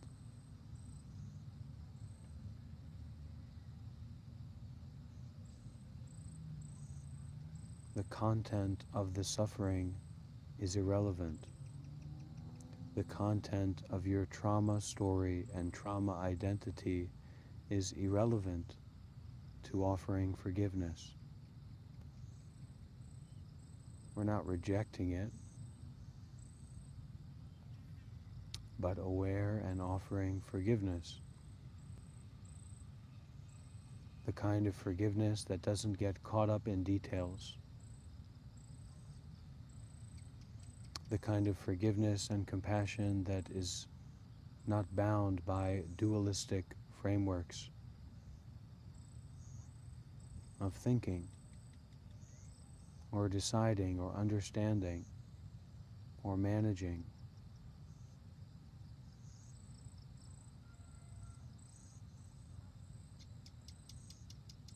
to relax, to release everything, and to understand that the relaxing and releasing of everything is inclusive of listening deeply, listening to the subtle sounds inside of the body, the subtle sounds inside of the mind, to listen to the origin of thoughts.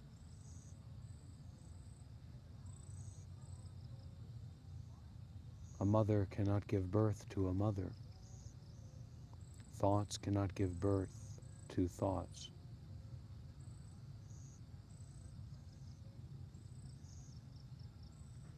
Where are thoughts coming from?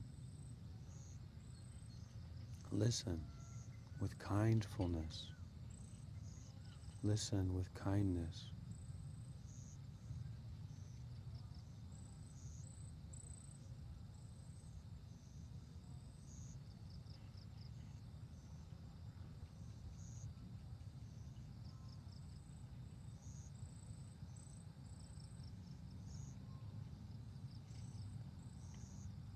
Listen in a way that is unconditional. Listen in a way that has no objective or goal. Listen in a way that is not stuck on who is listening. Replace who with listening.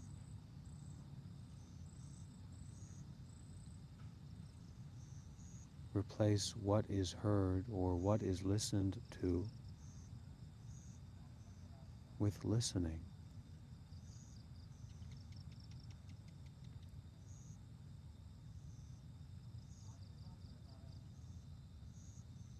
Listen to the listening itself.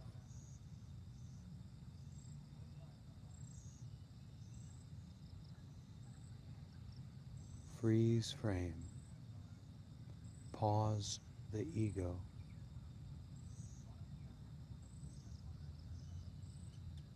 Listen.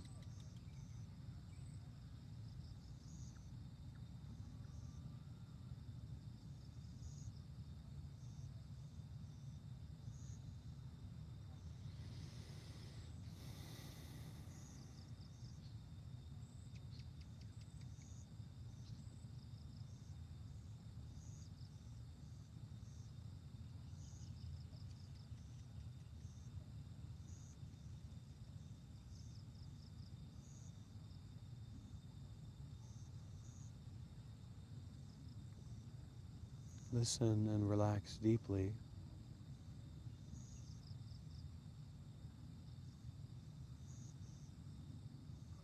Remember the anchoring point.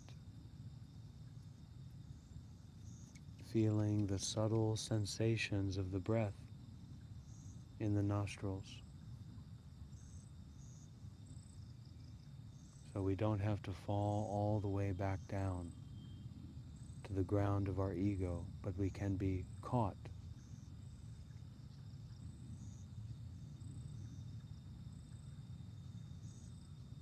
in remembering mindfulness rather than the story of ourselves and of the world, of our traumas, of our failures, of our successes, but to remember what has truly never been forgotten, what is truly at the very essence and core of our being. Boundless, sourceless,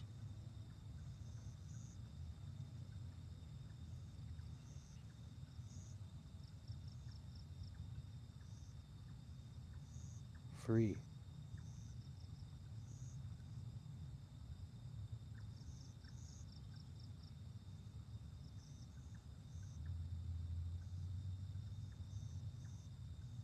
Widen out. If your eyes have been closed, you can open them. It's helpful to do this practice with like a wide open sky, but it can be the wide open space in your apartment or what have you, with lines of corners and squares. But allow your vision to go up. Allow your vision to widen out, to brighten out. Let your eyes go to the peripheral vision points. Relax the face. Relax the meditator.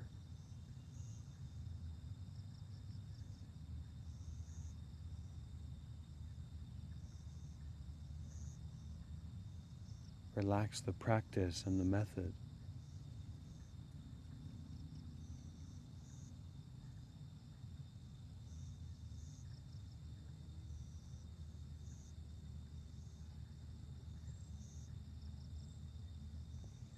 Now, once you feel this connection to your widened out vision and kind of the periphery,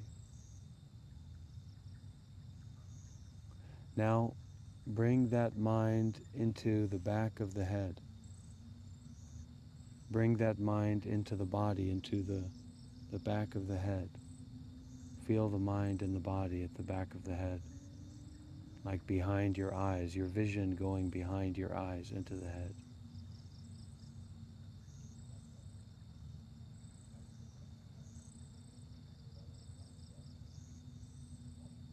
Feel that inside the body, inside the back of the head, the vision inside.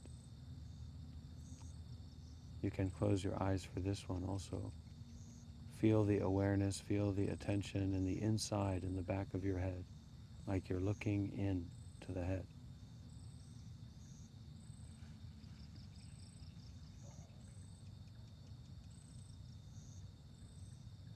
Now, open your eyes again and throw that awareness, throw that attention inside the body out into space. Now just looking out and seeing and feeling space, the space in the room, not fixating on anything.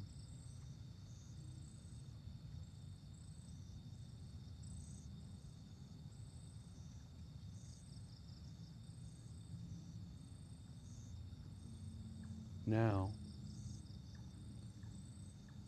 find the space, find the point when the space outside and the inside, where the outside and the inside meet.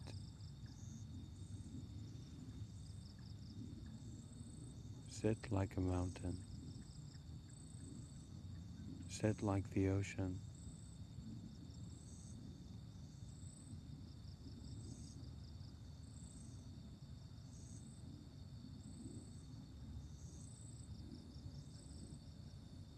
The space where the inside and the outside of the body meet. The space where space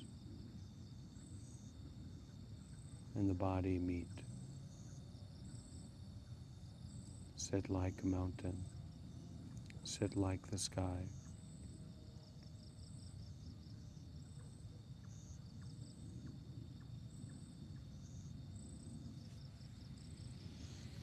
Sadhu, sadhu, sadhu.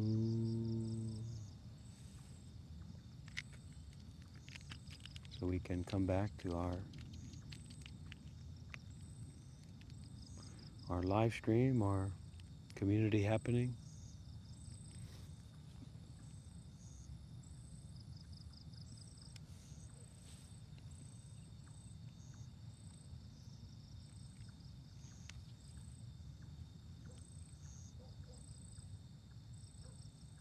Sure, Elam, go ahead and ask.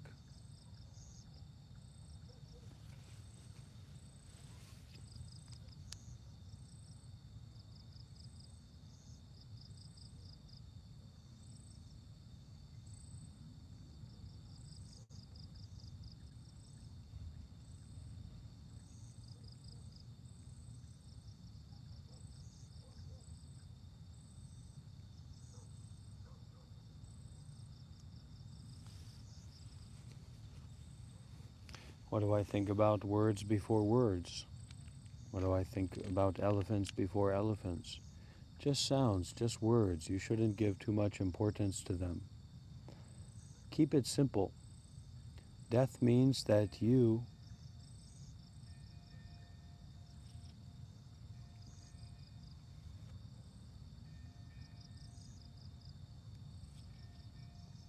I don't want you all to miss this.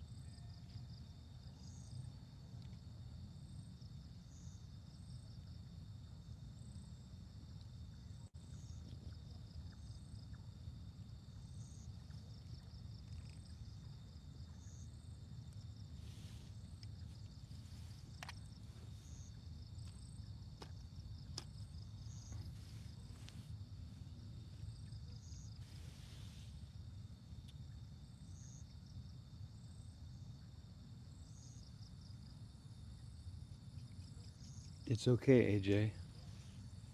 Just a taste is okay. Just a taste of openness is okay. So we shouldn't put too much weight into words. We've been waiting for words for far too long. So death, keep it simple. Death means you won't exist in the way that you exist now. So you can contemplate, you can not so much think about, but digest upon the fact that the you that you are right now and everything that makes that you is going to disappear.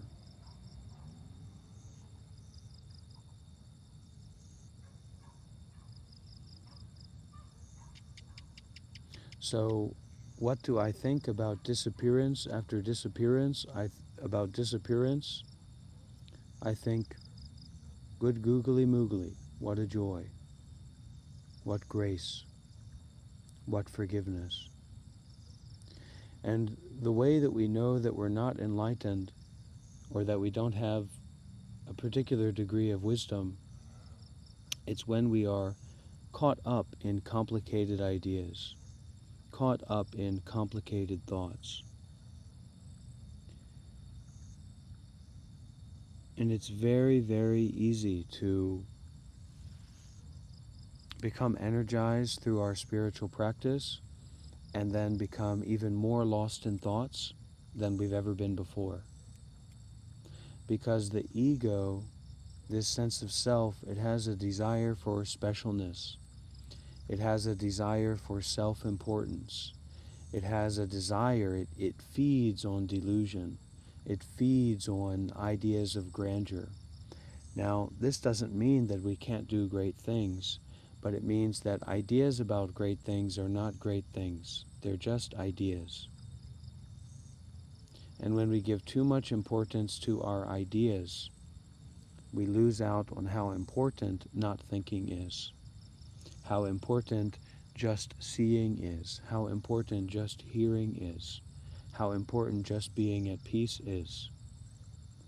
So we learn slowly but surely, we learn how to deprioritize special, exciting experiences and how to reorient towards what is already being experienced and to take refuge in experiencing without conceiving, experiencing without adding thought after thought after thought.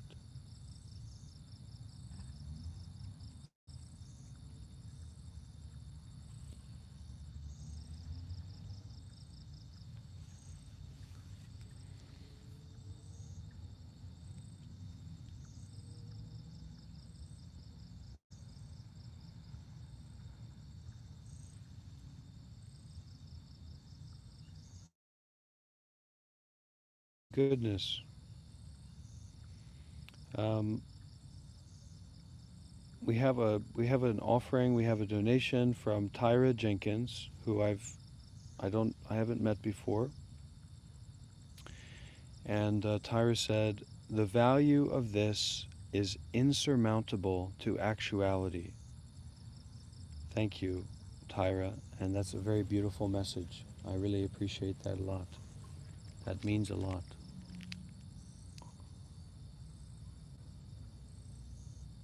That means a lot to me.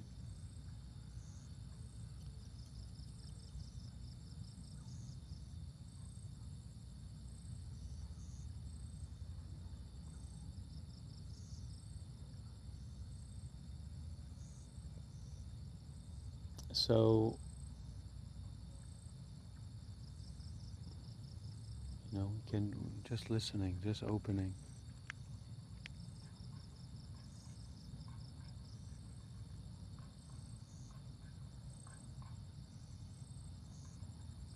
Can y'all hear that?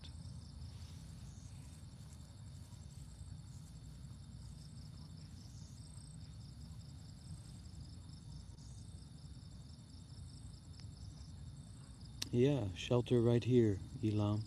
I gotcha.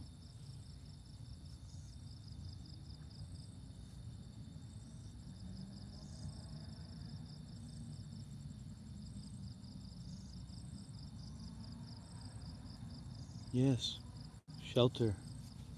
Shelter is here, my friend. You can come to sleep in the graveyard in Malaysia.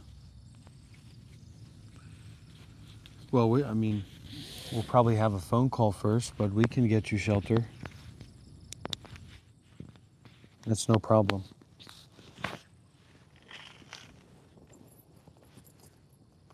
Okay.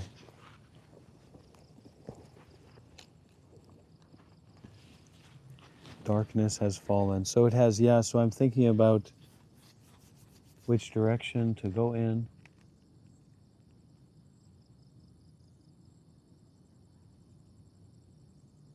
And it looks like we'll go for a walk because I know that our passers-by like to be able to see, not enough just to hear. So we go. Let's go to a park or something like that.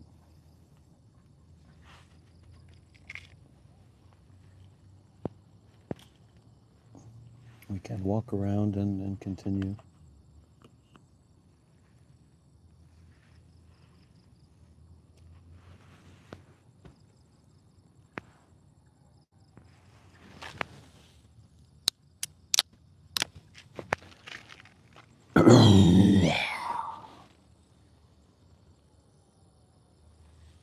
Let me know if and when it gets too loud because I've got the gain turned up on the microphone.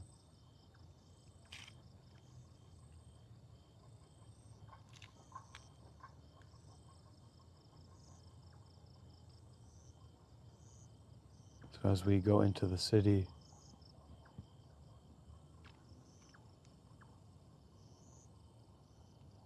might get loud.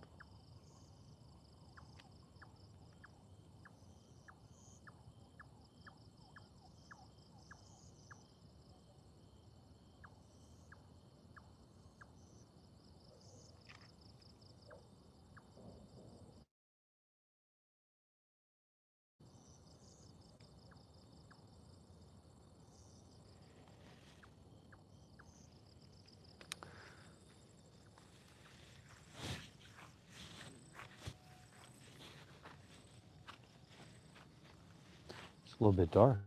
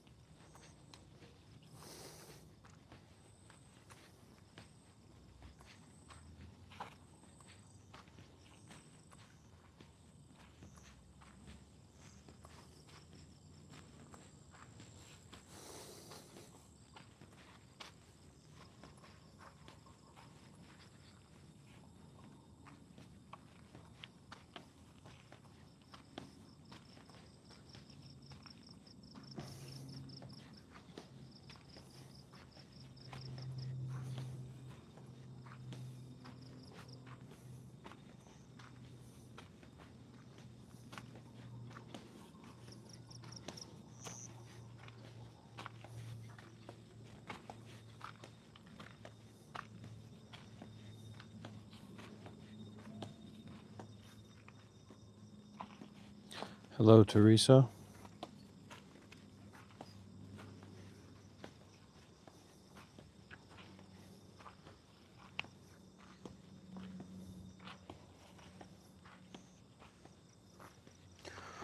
Whew.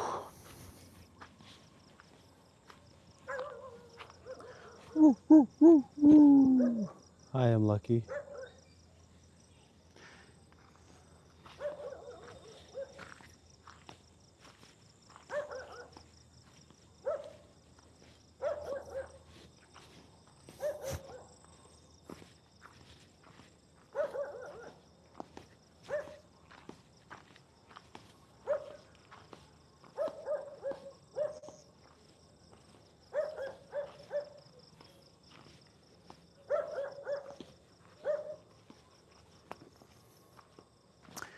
I would give everyone a tour of the temple that I live at, that I'm staying at right now. But the Wi-Fi situation is there. Not, it just doesn't work for uploading. So it doesn't work for the live stream. But maybe I can make a video sharing it as well. A little bit of a vlog.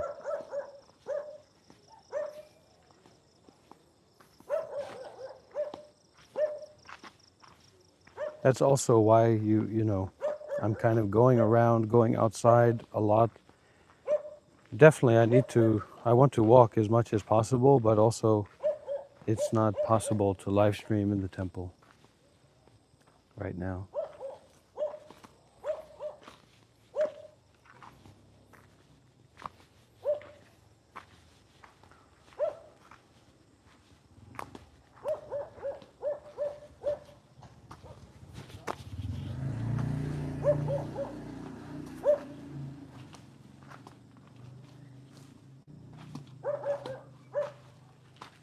So I'm affiliated, really you could say I'm a Dhamma teacher or a authorized teacher in a specific tradition coming out of Myanmar, specific Buddhist tradition coming out of Myanmar. And it's called Tabarwa. And the leader, my teacher, one of my teachers, he's a real iconoclast and Vipassana teacher. So he started that organization, Tabarwa. And I'm like, well, you could say I'm the senior Western Dhamma teacher in that tradition, but, you know, labels are just foolishness. You could also say that I'm the nobody in any tradition. So,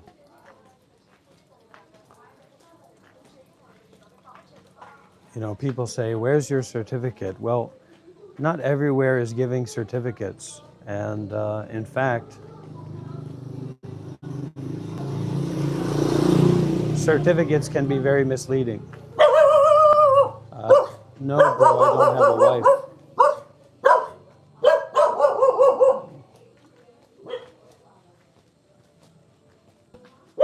You're my wife, ultimately. This Sangha, this community is my family. This moment is my home. Interesting, it's very common that they are. But really it's that a lot of these sacred places, and we're getting close to the low connection zone, so let me know if we get disconnected. It's a lot of these places fall into two aspects or two realms. One realm is that it's a conservative, traditional Asian place, like a meditation center or monastery.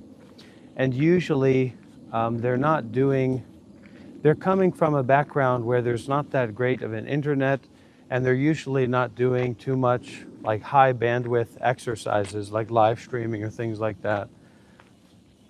Like even if they are doing it, you know, it's just a Zoom meeting or it's a call or something like that, and it doesn't need to have like a high bandwidth or high quality like what people expect on YouTube Shorts. The other kind of places that are out there are they're quote unquote progressive, but they're actually very, very rigid. They're very rigid in terms of what they do, and even if they have great internet, they might not let you use it. You know what I mean? So, and there's good reason for that as well. There's good reason for that.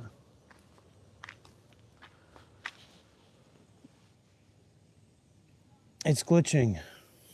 Hold on.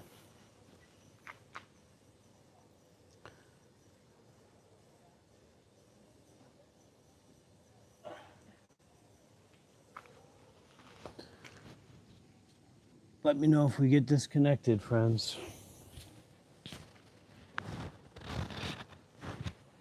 Are we live?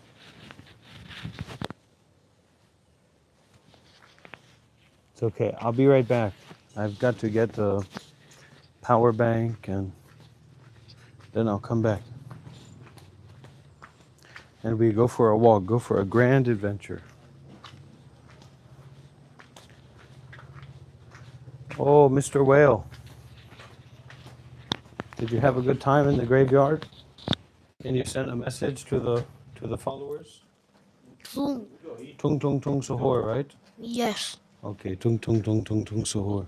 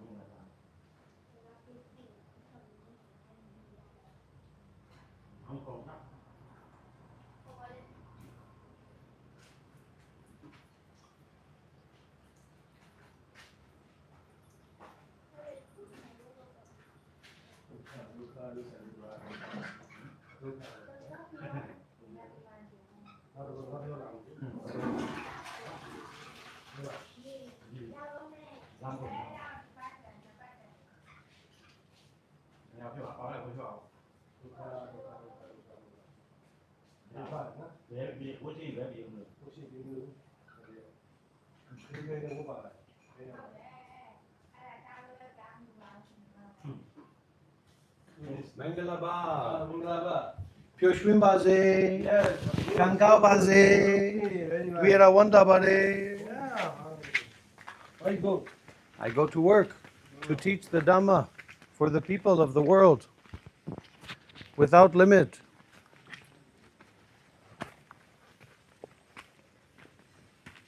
All right.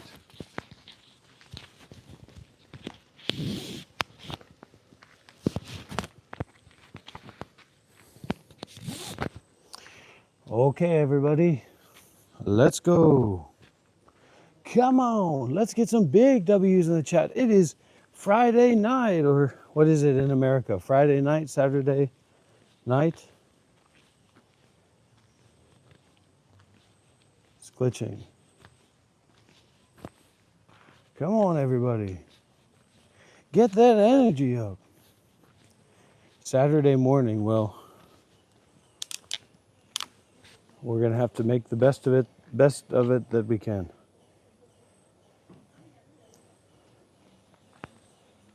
Oh, a lot of places need a teacher like this. There's no doubt about that. But I'm not in a hurry to. You can watch my most recent video, walking backwards on the beach, for a little bit of update about where my mind's at. We'll see how interested and consistent people are with, like, supporting, making donations, practicing together, like how involved they think that this is worthwhile to get into. And, you know, we'll take it from there. Now look at this. Look at that. If those dogs don't shut up.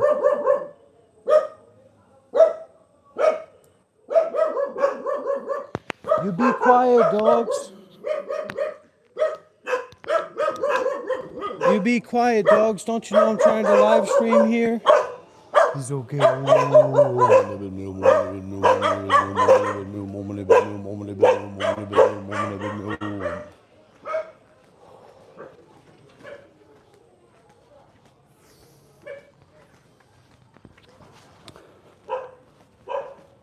because it's really hard to get a hold of people, you know, in terms of scheduling and organizing, and I don't have a mind for that. I don't have a head for that. I don't have a tolerance for that.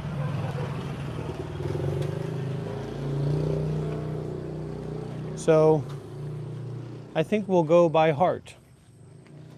We'll see how heart interested people are in whatever's going on here, and then that it can develop naturally according to that, to how interested and willing people are.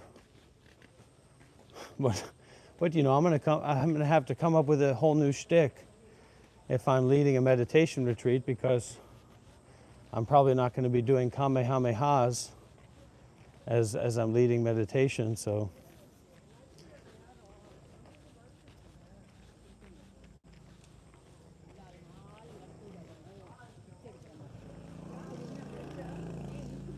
Corey, we're in Malaysia. In Malaysia, multicultural. Namaste, Jai Jagannath, Jai Jagannath. Okay, namaste. Jagannath is the Hindu god of unstoppability.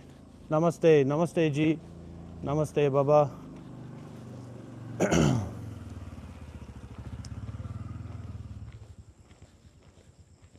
It's developing. It's developing. And I'm also developing, and you're also developing. So sometimes the overemphasizing the development of the community or even the development of yourself keeps that development from taking place. And when we focus so much on developing, like what's the next step, it's possible to waste a lot of energy. And then people get burnt out, they get frustrated, they get territorial, and it's just not necessary to go there right now. I would say I'm a non-dual Buddhist absurdist, if I had to give my religion. Now look at this.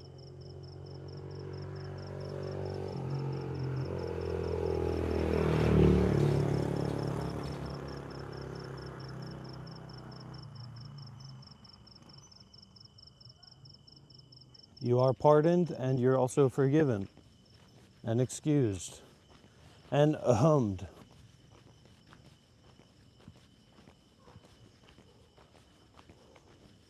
And that's also part of the philosophy, part of the reasoning for the Kamehamehas and the real power man is to get these interlocutors out of the way. If you don't want to be here, if you don't want to support, if you don't want to practice, then I've got to practice for you, and it involves my foot, and I'll leave it at that. So if that's what you want, that's what we can do. But otherwise, you know, this is a place for people who want to give, who want to practice, who want to be involved, who want to listen and share deeply.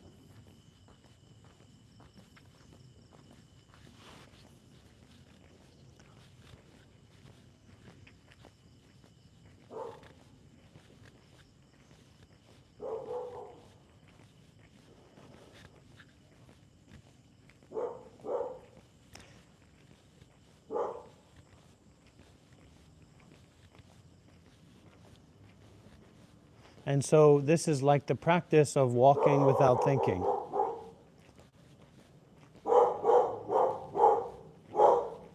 This is like the practice of having a thought and then not thinking about that thought.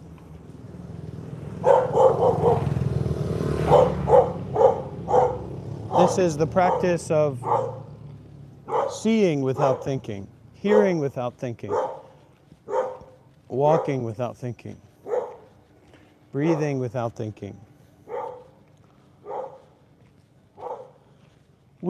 See, that's the spiral. That's where the spiral begins. That this is an important thought, or this is an important mission for us to take up, or we've got to do this, we've got to keep fighting, we've got to keep moving forward. It's basically that you do that to realize the futility of that. that the enlightenment or the nibbana is not about you striving to get something, or the freedom is not about you striving to break the chains that you're bound in. There's good points to that.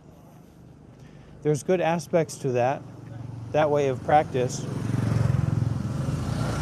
But actually what we're doing here is we're decoupling from anything, decoupling from any thought,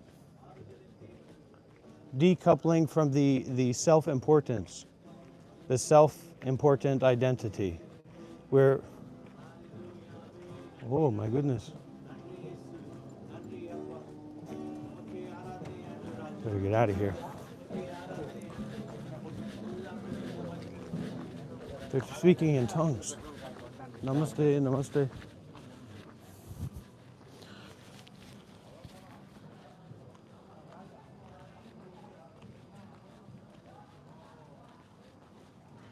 You know, to relearn independence. And in that, we have to go through a long process of individuation, because you can't be independent if you're not an individual.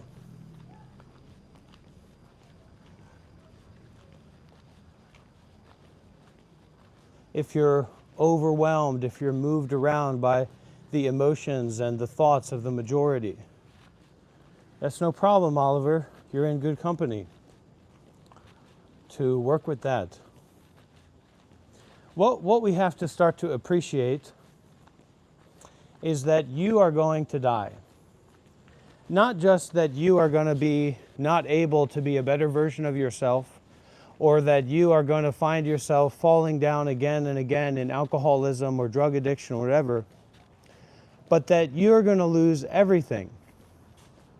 You're going to lose your very existence. And that's the time when we say, wait a minute.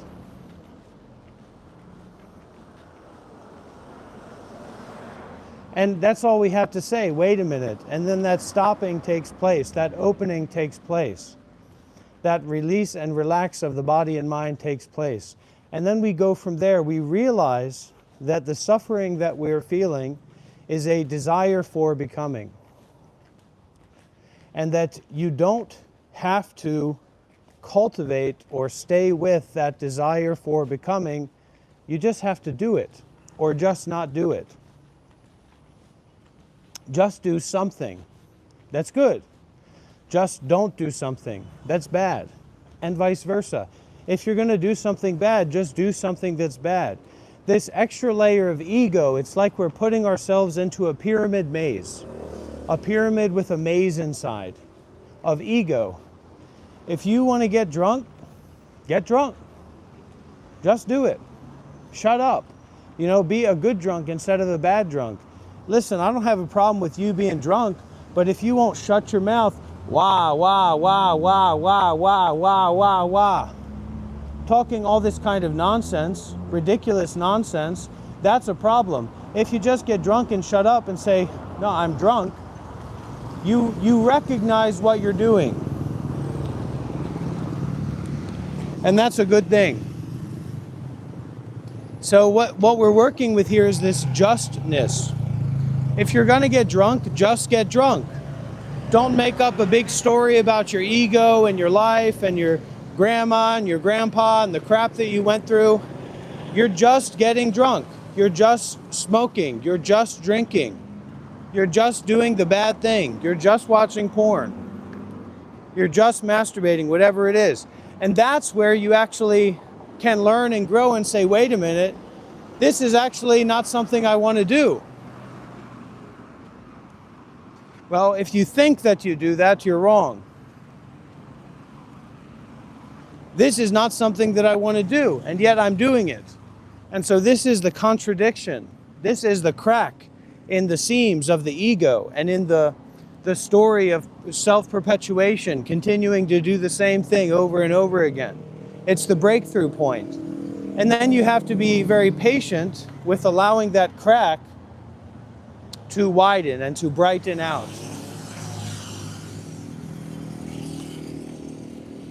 The actions that you're doing or not doing are not the problem or the solution.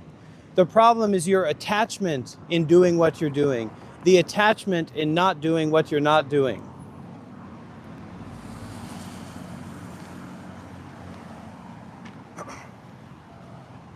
So what it's time to do, it's time to shut up and listen. It's time to have faith. It's time to trust each other. It's time to open up to trust. It's time to open up a line of communication, if you know what I mean. Now let's get some big W's in the chat. Come on, everybody. What are we gonna get?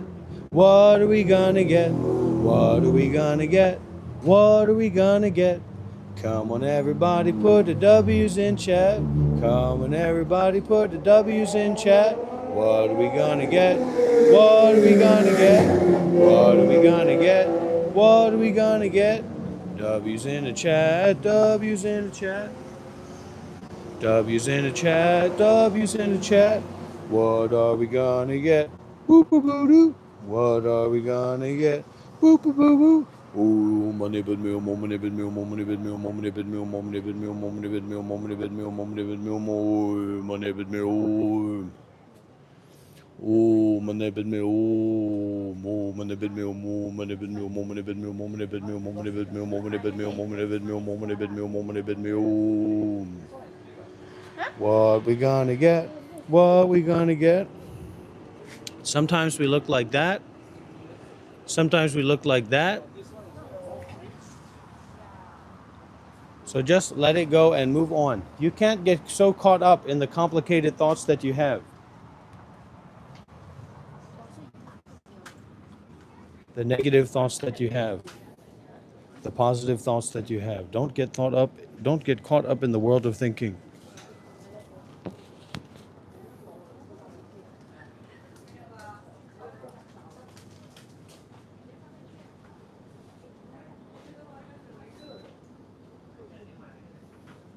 If there's habit patterns that you want to break, you're going to have to become bigger than those habit patterns. Your identity, your way of being is going to have to become bigger than your used to-ness or your affiliation or your connection to the way that you used to be. That's not the best way to say it. It's just a habit. It's not yours. The society is kind of going to try to tell you, oh, that's your thought. That's your weird thought. That's weird. That's bad. That's etc. How do you do that? How do you get a thought like that? It has nothing to do with you. It's a matter of the society. It's a matter of the culture. It's a matter of your ancestors and your ancestors' ancestors and your friends' ancestors, etc., etc. Sparkling water, 0 sugar, peach. I better go for blueberry.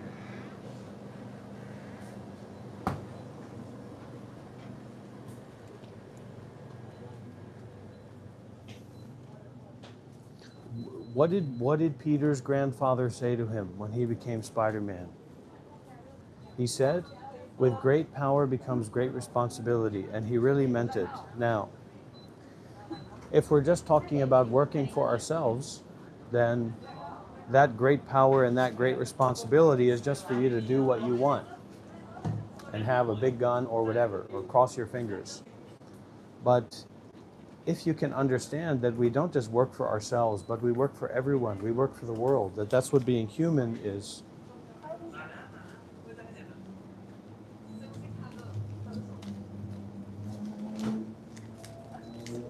Then we can relax and we can stop ourselves from making problems and making sufferings and getting caught up. You want to be free or you want to be trapped? You want to be stuck or you want to sing a song with me? Whoa, whoa, whoa, whoa, whoa.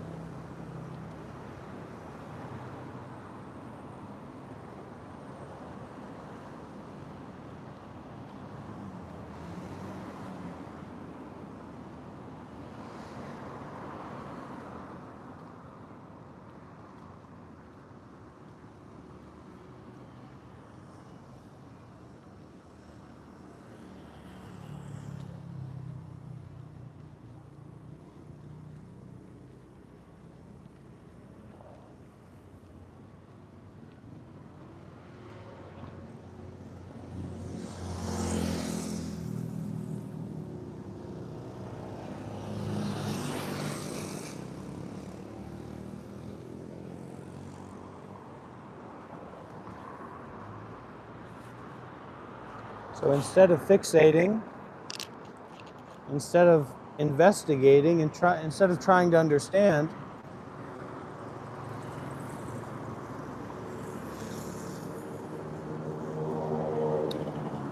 relax. Relax and release the whole body and mind. Just walk. Forgive. Forgive, listen closely, please. Forgive affiliation with thoughts about things, about this, about that. Forgive involvement with imagination. Forgive involvement with stories. Forgive involvement with a narrative about yourself and others. Forgive it.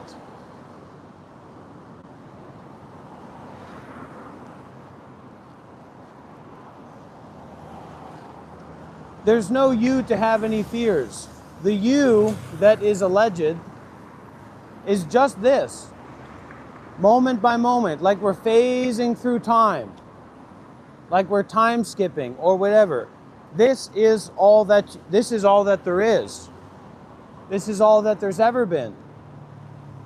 How do we go through these nightmares? How do we go through these dreams? How do we go through these experiences and forget them?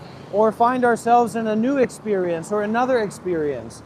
Because this is just like the reverberations of a rock that was dropped in a still pond. Who dropped the rock? Who cares? We're on the rock, dibbity-dup, ba-dup, ba-dup-dup. Who's worried about who? That's the question. Who's asking the question, etc. I was a Buddhist monk for 7 years. I have no fear. I am fully, completely, and totally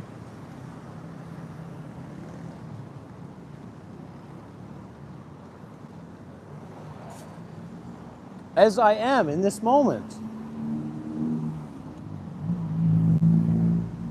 That is indescribable, that is ununderstandable, that is not conceptual. That this experience, that my being is not conceptual. So the point is to not put so much attention and so much energies into these I fixations, these I proclamations.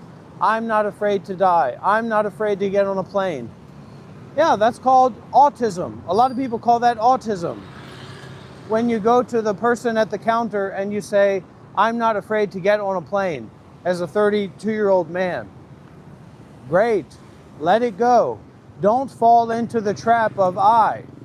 Don't fall into the trap of autism, being good or bad or right or wrong or whatever. Dissolve your understandings.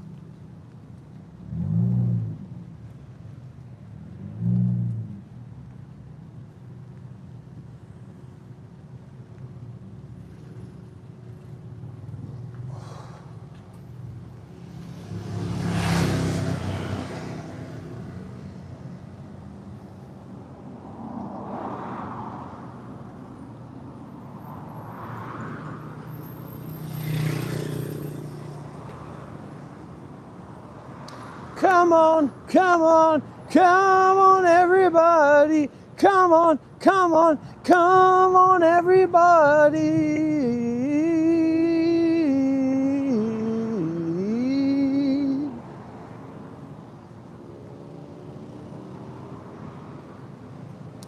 Unborn and indestructible, unborn and indestructible. Beyond time and space, beyond time and space. This body and these feelings and these thoughts and these stories are not me, not mine, and not anyone's at all. I can see that clearly now. I can see that clearly now. Relax the need to relax. Relax the need to not relax. Relax the relaxation itself.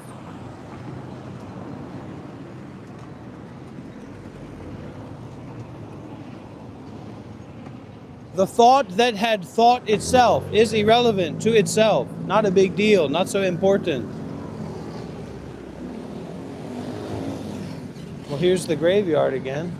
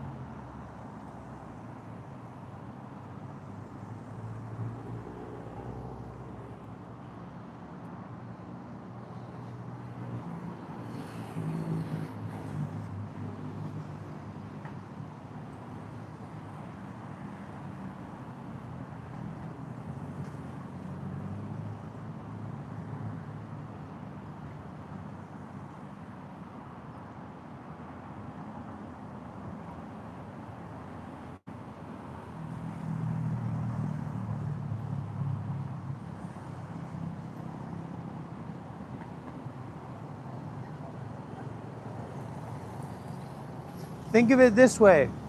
Think of it like this. Let's say you buy a new phone. You spend a lot of money to get a new phone.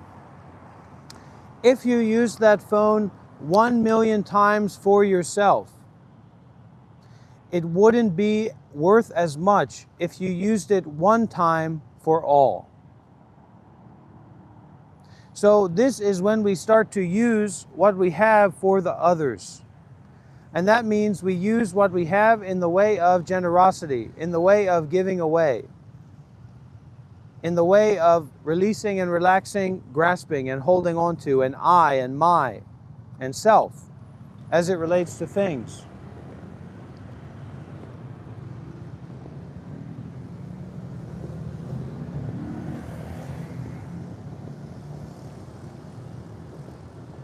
Corny but true. Think of you if you were the other. Wouldn't you think that that's true? Wouldn't you want other people to believe that and be involved in that? That's why it's so powerful. That's why it has such a high potential.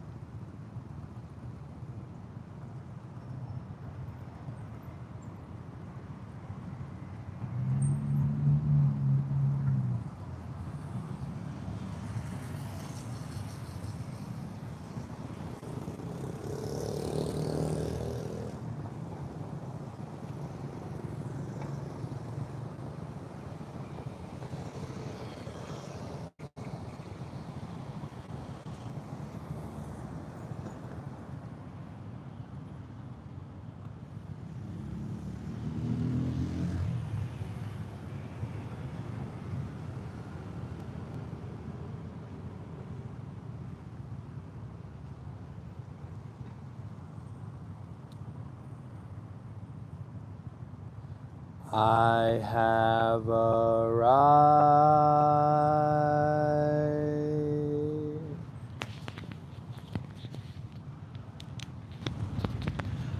I have arrived.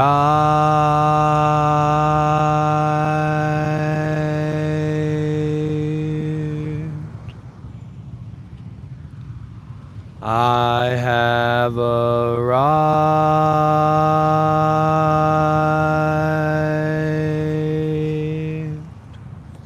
I am home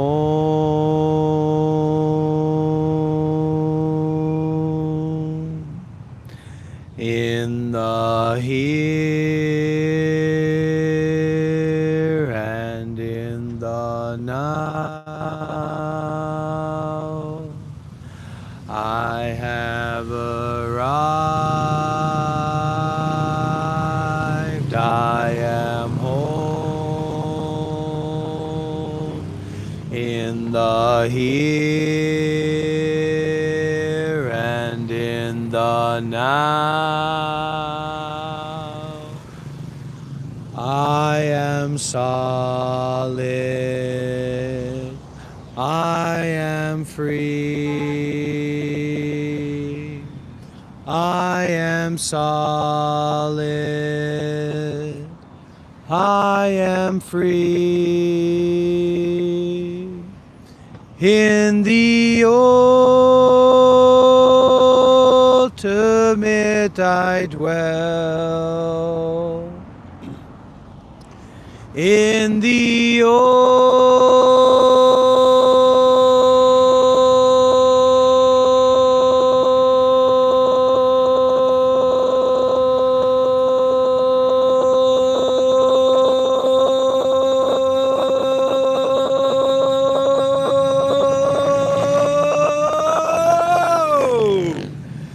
in the ultimate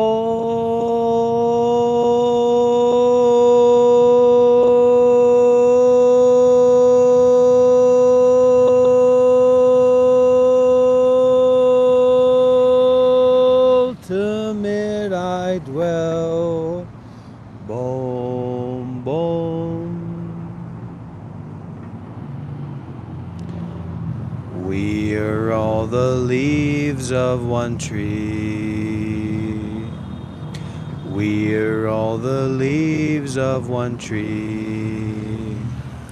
The time has come for all to live as one. We are all the stars of one sky. We are all the stars of one sky. The time has come for all to live as one. We are all the waves of one sea. We are all the waves of one sea. The time has come for all to live as one. We are all the peaks of one mountain range. We are all the peaks of one mountain range. The time has come for all to be as one. We are all the stars of one sky. We are all the breaths of one lungs. We are free. We say it with me, everybody. We are free. We are free. Use the power, use your energy, use your happiness, your brightness. Don't play. I know I see those pretenders out there. We are free. We are free. Generate that happiness, boy. You can't just go around sitting around whining and crying. You ain't got no happiness. That's because you got to scoot your boot. You got to get your energy up, big guy. Wake up. We are free. We are free. That's my big guy, Thunder. Come on, big guy. We are free. We are free. Woman ibid meal, woman ibid meal, woman ibid meal, woman ibid meal, woman ibid meal, woman ibid meal, woman ibid meal, woman ibid meal, woman ibid meal, woman ibid meal, woman ibid meal, woman ibid meal, woman ibid meal, woman ibid meal, woman ibid meal, woman ibid meal. Moment ibid meal, moment ibid meal, moment ibid meal, moment ibid meal, moment ibid meal, moment ibid meal, moment ibid meal, moment ibid meal, moment ibid meal, moment ibid meal, moment ibid meal, moment ibid meal, moment ibid meal, moment ibid meal, moment ibid meal, moment ibid meal, moment ibid meal, moment ibid meal,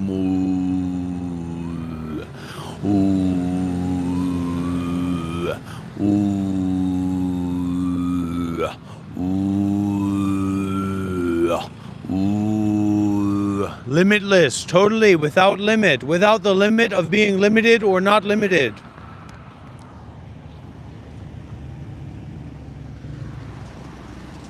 Crucify me.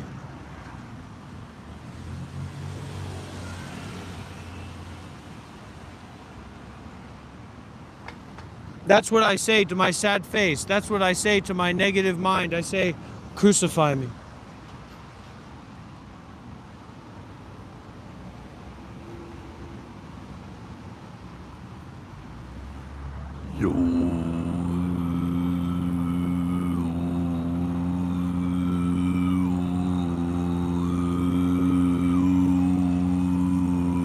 Let's get some energy. Come on. W's in the chat, everybody. Let's go.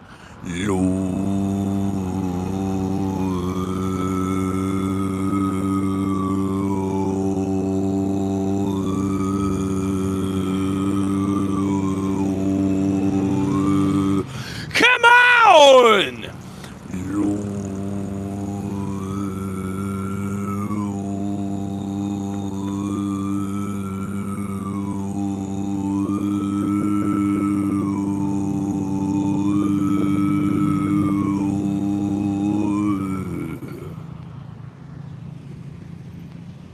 Don't take drugs. Don't try to get high. Don't try to get flipped and dipped. Find your peace in this moment. Find your breath in this moment. Ultimately, there's nowhere to go.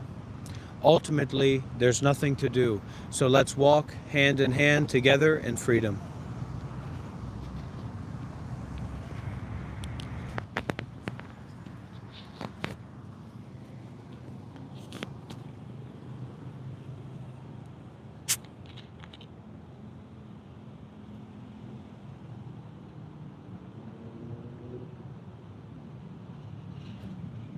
Some people say, no peace without a wife. Some people say, no peace without a knife. I say, don't forget to wipe. Now let's get to business, everybody. Let's get to work!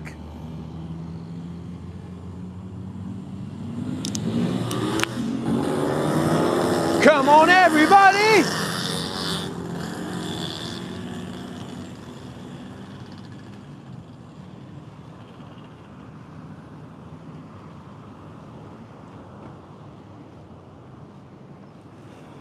Wiping, anyways, is overrated. What you really need is a bidet or a bum gun, but that's not the subject of this live stream. Come on, everybody! Yeah! Come on, everybody! Whoop-a-doo-ba-doo-ba-doo! Come on, everybody! Yeah! Come on, everybody! Whoop-da-doo-ba-doo-ba-doo!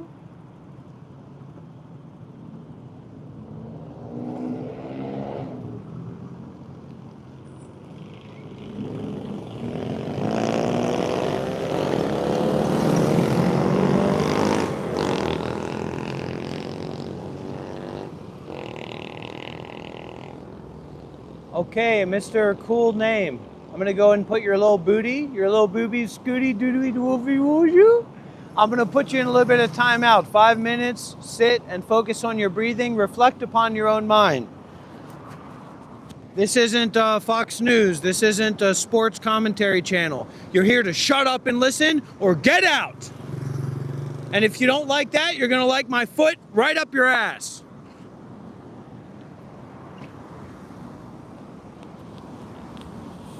We're not playing games here, big man.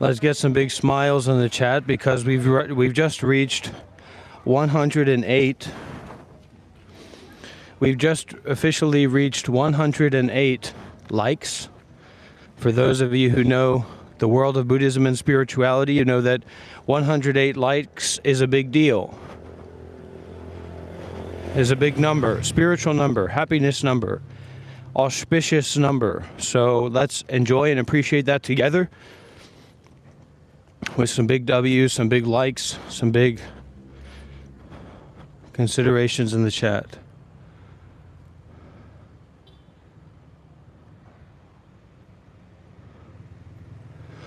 Oh, manebed me home. Oh, manebed me home. Oh, manebed me home. Oh, manebed me home. Oh, manebed me home. Oh, manebed me home. Oh, manebed me home. Oh, manebed me home. I'm not sure where we're headed tonight. I'm not sure what kind of direction we're really going in. I'd love to be in the cemetery, but the lighting is just not there. So finding a place to sit down, finding a place to consider about the Dhamma, to consider about the meditation, that's kind of what we're looking at, what we're working with now.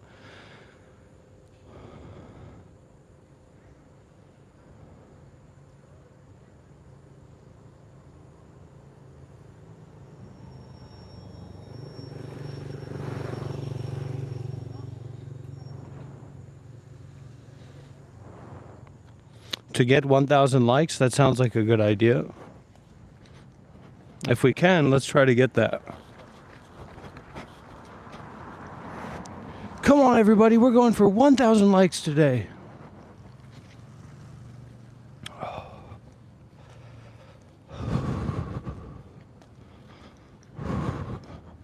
I think what we're going to do, because we can, we did rent the scooter, the motorcycle, for 3 days for doing good deeds with mindfulness and detachment.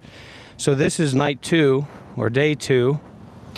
And I think what we're going to do is we're going to walk back to our meditation center, to our temple, and then we're going to gear up, helmet on, cool energy.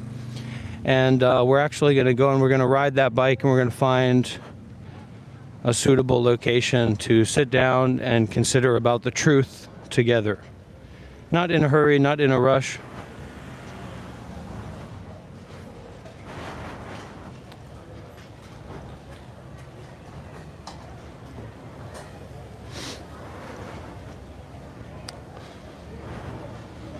And not to be afraid either. And not to just believe in thoughts, because I know a lot of the times we're playing around, but eventually we get stuck in this way. Even though we were playing around, even though we weren't being serious, we get stuck in this way of like really being lost in our own sauce.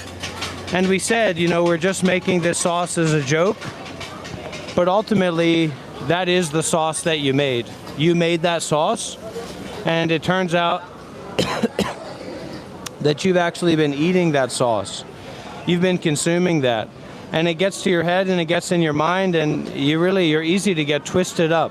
So try not to fall into that way of being twisted up and confused and like believing in thoughts that you were never sincere about those thoughts to begin with. And actually a lot of what this live stream is about, this live stream is actually about how we don't fixate. We don't fall into constant or non-stop belief in thinking, but rather that we know how to be free from thoughts. We know how to look, how to see, how to hear without thinking about things, to see clearly, to hear clearly, and then we go from there. Because not everything in the world is what we expected or what we think of it. It's like a lot of the times we say we're not being serious, right? But still, the matter of fact, whether you're serious or not, is that you may have go to Walmart because there is a preconceived notion within yourself. There was an idea or a thought that you had believed in yourself that wasn't actually true. And so it's how we build up all of these structures. We do all of these things. We act in all these different ways built on thoughts that aren't necessarily true, that aren't necessarily real. And so it's not like now you need to listen to me or now I'm your boss, but it's like you recognize that part of yourself. You recognize that there's a part of yourself that doesn't actually know what's going on. And so we open to that. We allow that. We allow not knowing what's going on to be there so that we can see clearly, so that we can hear clearly, so that we can feel clearly what is going on inside of ourselves. You see what I'm saying? And that kind of stuff happens all the time, even to somebody like me. Especially, you know, because I was a Buddhist monk for 7 years, so I was traveling all around, and I was living with people who didn't speak the language that I spoke. So it would be a situation where, like, I thought one thing in particular was going on. I didn't really know what was going on, but I assumed it. I got this idea of what was going on, right? And then because of that, I acted in a certain way. And then somebody just came over or said something to me or asked specifically what was going on, and they were like, oh, it has nothing to do with that at all. So we get these big ideas in our mind that we don't know how to not attach to. And this live stream is about not attaching to thoughts, not attaching to ideas. And also, we've learned how to attach to our ideas as a kind of coping mechanism. It's like we're coping with how much desire we have to be in control, how much unchecked desire we have. So it's like, if you don't get so lost in relying on your thoughts, you can actually regain your curiosity. Like if you see this guy, and for whatever reason you're interested enough to watch this guy, you might want to take a look at his YouTube channel. And for example, you'd see that I was a Buddhist monk for 7 years, that there are a lot of YouTube channel, a lot of videos on my channel of me teaching meditation seriously, of me being a real, you know, sincere guy and sharing. So the point here is that this is not what you think that it is. Maybe it is, but especially, this is not what you think that it is just because you thought that. That's the real crazy thing.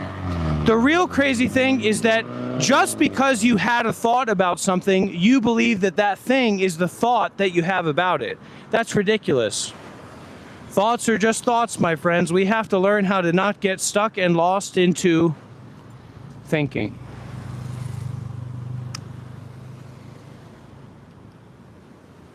Well, that's what we're working on right now, isn't it, Julie? We'll talk a little bit more about that. And RD, you know, talking out of his rear end, and he thinks that he's talking out of his mouth. And that's the problem. That's why it's so important that we cultivate detachment, or we cultivate this relationship with not thinking. Because if you don't know how to not think, then it's like all the time you want to think. You want to think something. You feel like you need to think something about what's happening. It's like you're always asking for people to make you believe something. And when the people of the world know that you're addicted to thinking, it means that they can manipulate you to think in a certain way. Because what am I going to think? What am I going to think about this? Give me something to believe. Give me something to believe. I'm not saying we're physically doing that, but subconsciously we're doing that. We come to a live stream, or we come to a new environment, or we're having a new experience, and subconsciously it's like we're whining and crying, tell me what to believe, tell me what to believe, tell me what to believe. And so this is to actually say, you know, stop. Stop doing that. Stop being like that. You don't need to believe anything to be at peace right now. To be where you are right now. You don't need to believe anything. So just see with your own eyes. Just hear with your own ears. The world is not the way that you think that it is. This is my practice of self-sacrifice. This is my practice of asceticism. It hurts a lot when you put it on. What do they say? They say no pain, no gain. So I'm open to pain if it's going to be in the way and in the world of doing more and more good deeds and being less and less attached, less and less lost in the world of attachment. You know? Of course, nobody wants to get hit by a car, but sometimes you just got to cross that road. No two ways about it, right? Let's have some noodles. Let's pick out some noodles to have. Ooh.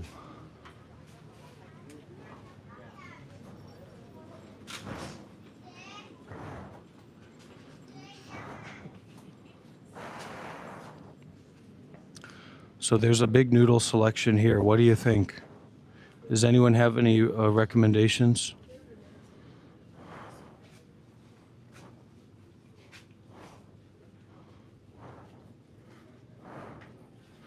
This is basically Noodle City.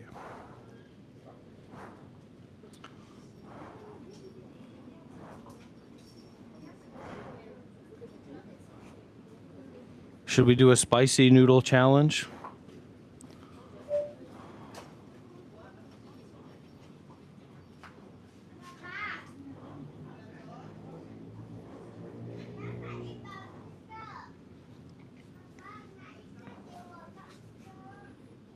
It's okay. It's okay to have your microphone in an unexpected place, because a lot of time life is going to have a lot of unexpected situations that happen to you, and you're going to have to be ready to be the unexpected person who can deal and work with the unexpected situations. Because this is also the teaching for the young men and the young girls here to be big and strong. Not just at the forced education program, but to have mentors, to have in your natural life the former Buddhist monk of 7 years here to share with you and to inspire you.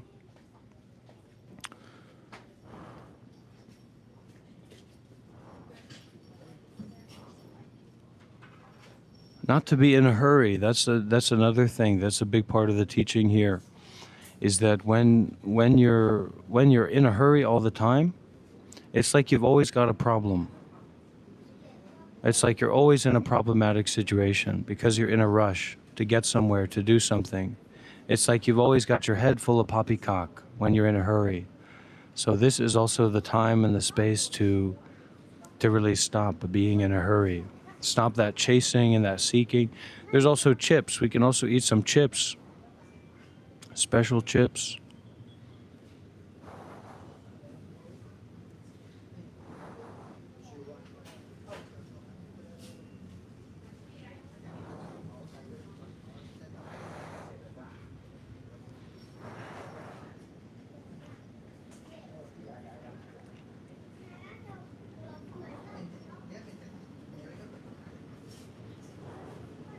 Chips of mindfulness and detachment.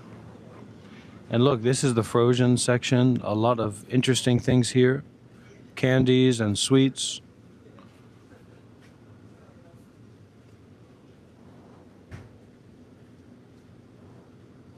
Oreos.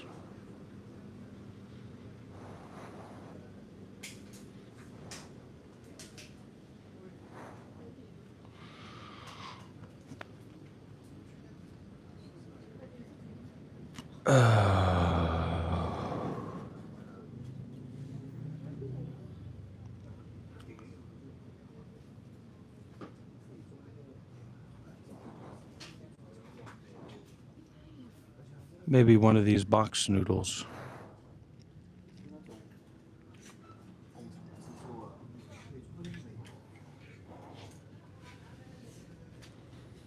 Because really, I mean, it's like we're really looking for that answer, aren't we? We're looking for that solution, and maybe that looking is what's causing us to suffer so much, to have so much gas built up in our bodies.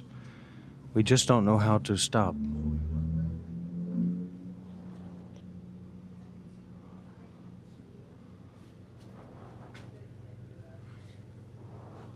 And to stop in motion, for that matter. Oh, these are really famous, right? Everybody knows these, right? These things. These are really famous. These are the special things. The lata. I think they're called the lata. So let's try these.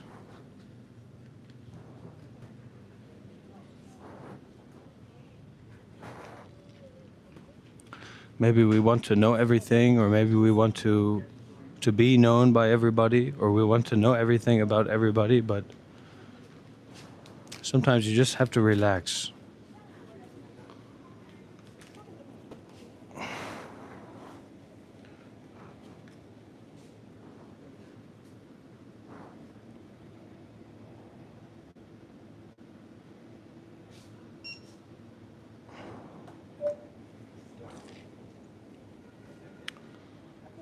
Thank you so much.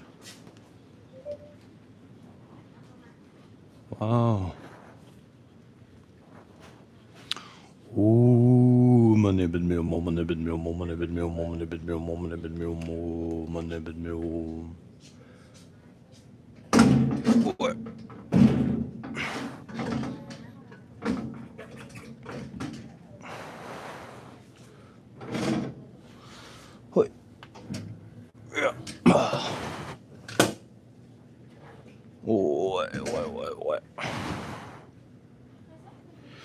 I'm a live streamer. I'm a YouTuber.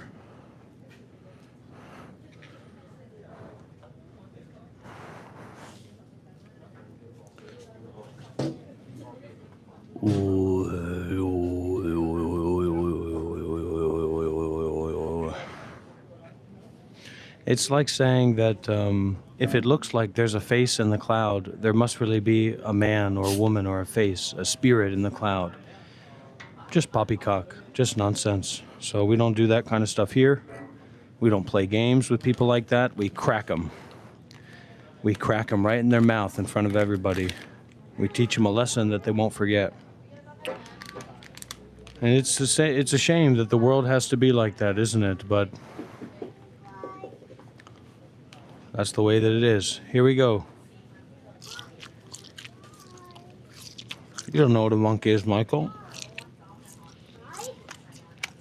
You're just talking crap. Because you got a tummy ache. Or you're feeling a little bit naughty, a little bit bad, a little bit sad, aren't you? So you want to try to say something not nice. Is that right?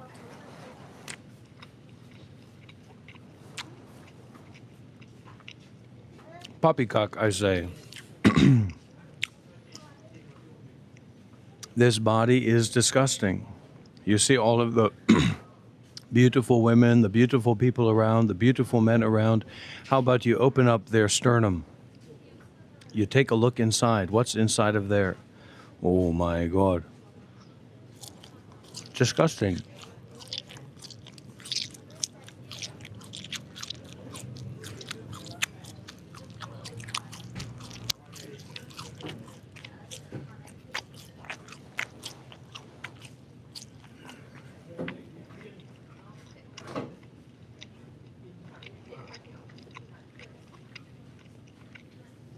What does that mean, Louis? Thank you. I am just like Professor Xavier. I have a power. We're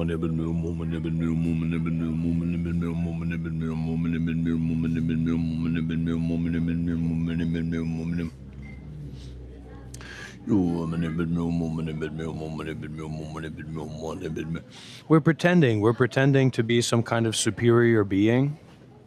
We're pretending to be some kind of specialty judge or specialty critic. And we think that everybody in the world and that all the places in the world are somehow, please judge me. Please judge me. Please, God. Please give me what you think. Yeah, honestly, it doesn't matter what you think. You're not God. You're not in control. You're not a professional food critic. You're just some person who's scrolling around online, judging things. So this is the teaching to stop judging. This is the teaching to stop pretending that you're in charge, to stop pretending that you're the The world is waiting for your thoughts and your considerations. The world is waiting for you to shut up and listen. You understand that? So don't come here and try to pretend you're high and mighty. You're low and stupid. That's why you're here commenting like that and acting like that. You're a fool.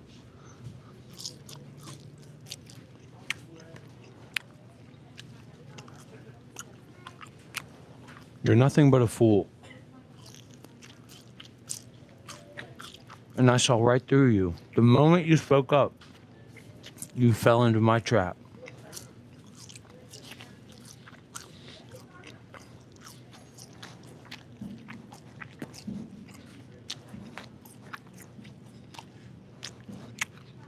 It's a comedy show. I'm a comedy YouTuber. Don't you realize that? This is a comedy show.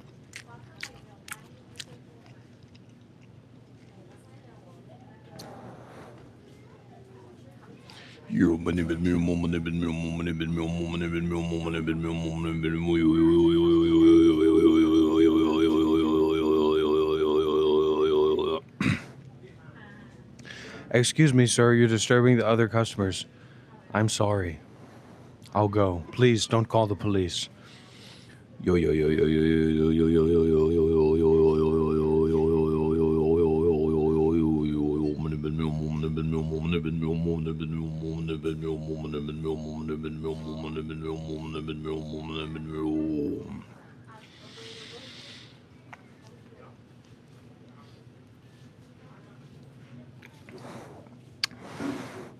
People are saying, what food? What food? I've been asking for people to recommend because this place is full of noodles and I'm not really sure what noodle to eat. Jay Jacob, what I want to let you know is that I've got a little bit of Malaysian on the tip of my toes. And I'm going to take my foot and I'm going to shove it so far up your ass that you can taste the essence of Malaysian culture and the essence of being in the cemetery at the tips of your lips. You better be very careful what you say here. You better be very careful what you do here. You better be very careful how you speak to me from now on. And I'm not joking around about that. Be very, very careful. I got your Malaysian cemetery right here.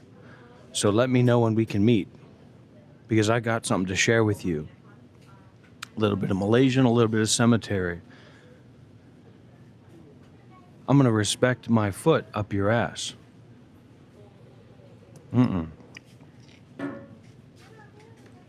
Don't come in here and play around. Do not come in here and play around. You want to play around?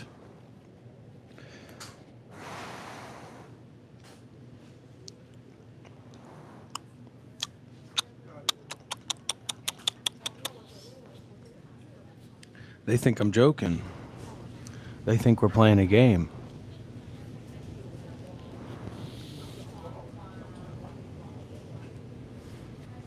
Holy Ghost, if you were here right now, I'm going to be 100% honest with you. You would catch a fade that would be passed down to your ancestors for the rest of time. As long as your lineage existed and continued, that fade would emanate through space. Your ancestors would keep that fade with them in every breath and every step that they took. All right?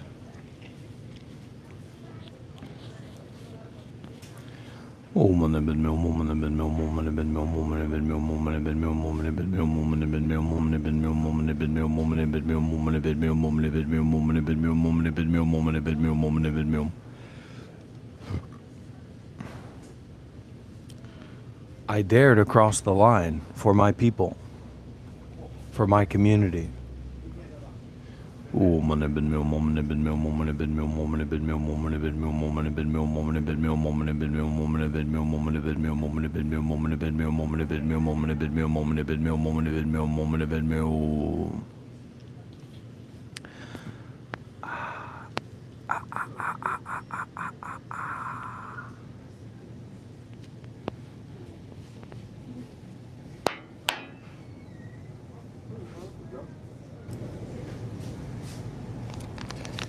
These are,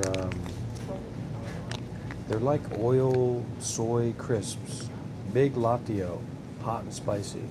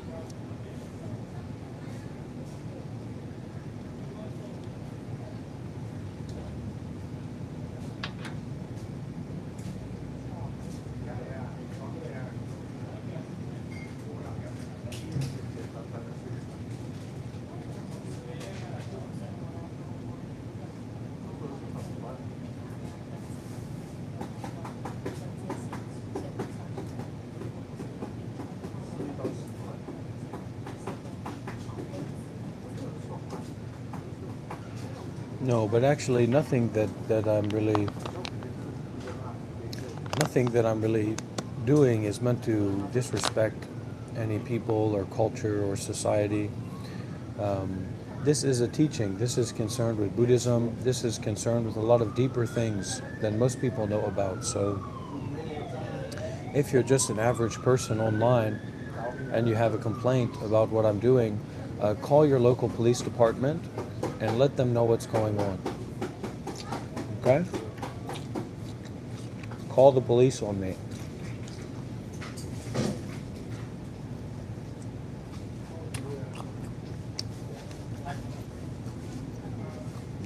Otherwise, just mind your business.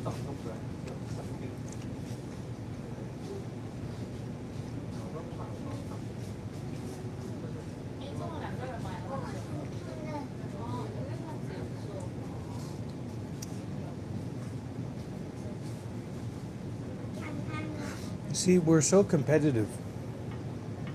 Everybody wants to be in charge. Everybody wants to be the winner. Everyone wants to have a position of authority. You know, we have this idea about women. Women are weak. Women are submissive.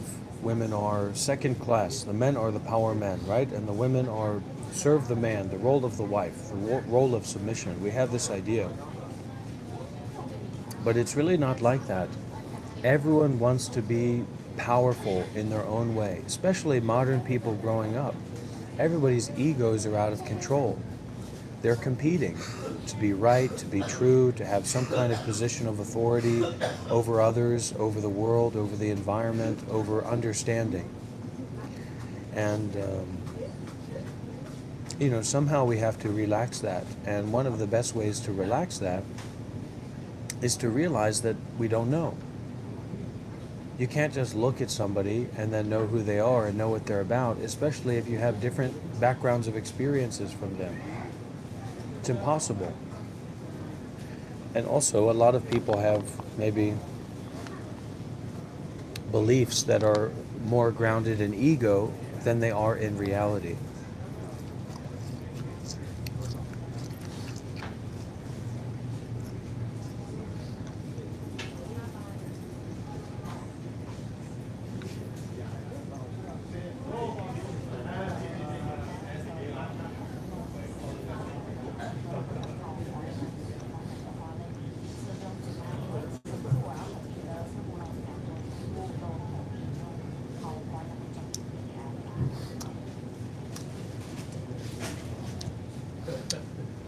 Sometimes we have to challenge people.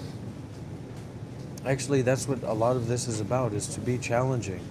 Because people usually aren't challenged in their life, or they're only challenged in one particular way, the way that everyone is challenged in that society or in that culture.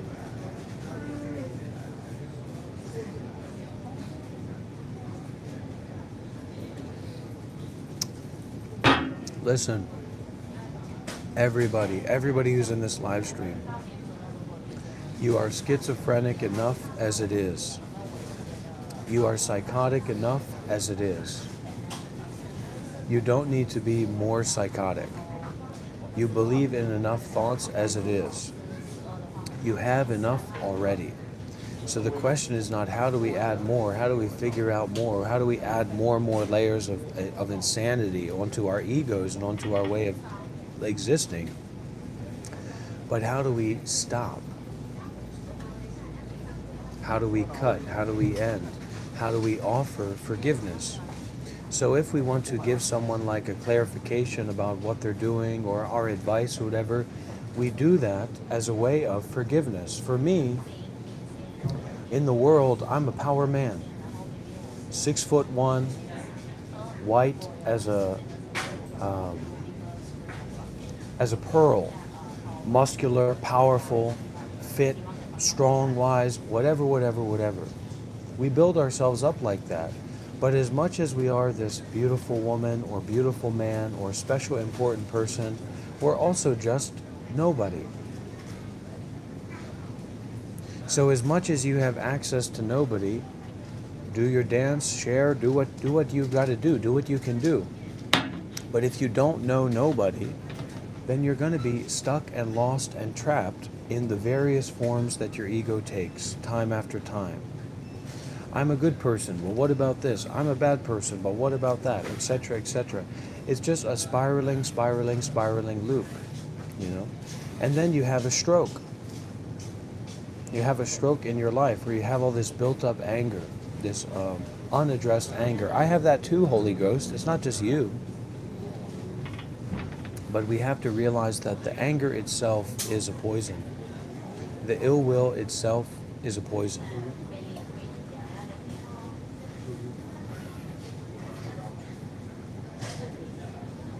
The wanting more itself is a poison. The complicated thoughts about self and other are poisons. So what do you do with poison? You poison it. Oh, nobody's trying to fix anybody here, Dylan. I'll put my foot up your ass if that's what you're talking about. But I'm not trying to fix anybody.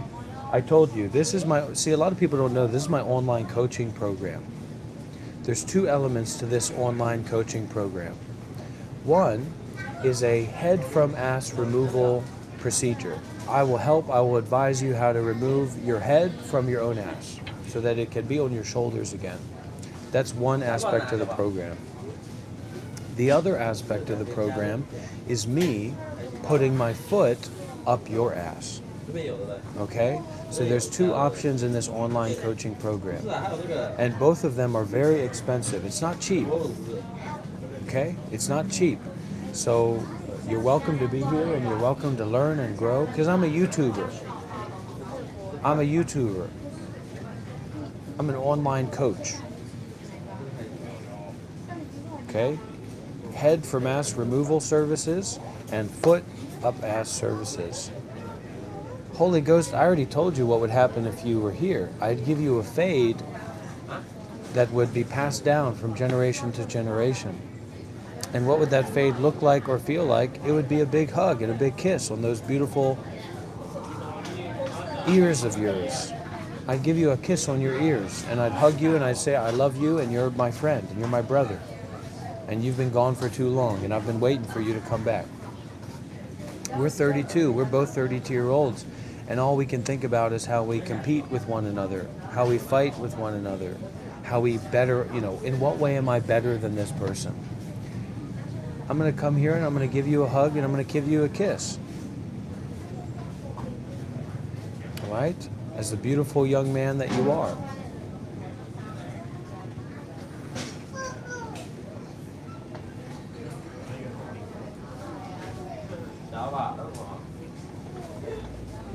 There's nothing wrong with that.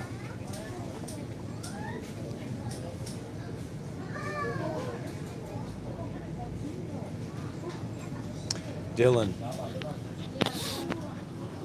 I'm the real power man. You want to know who I am, Dylan? You want to know who I really am behind the scenes? Let me show you. Look, open your eyes, Dylan.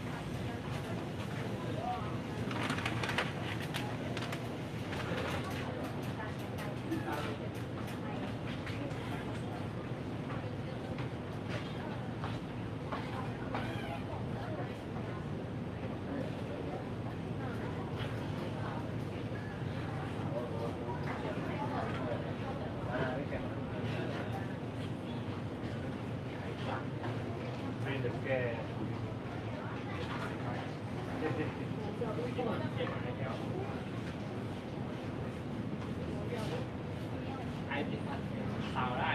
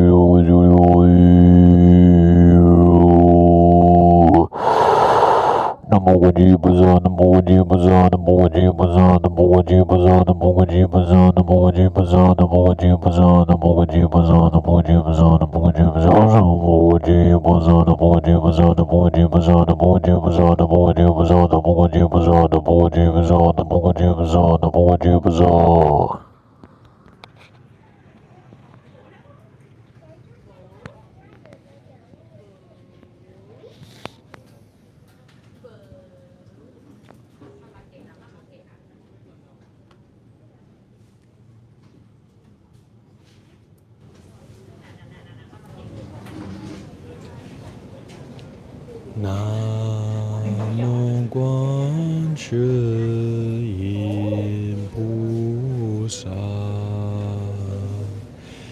Namo Guan Shi Yin Pu Sa.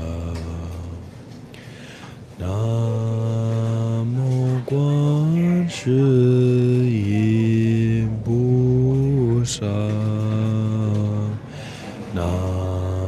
Namo Guan Shi Yin Pu Sa. Namo Guan Shi Yin Pu Sa. Namo Guan Shi Yin Pu Sa. Namo Guan Shi Yin Pu Sa. Namo Guan Shi Yin Pu Sa.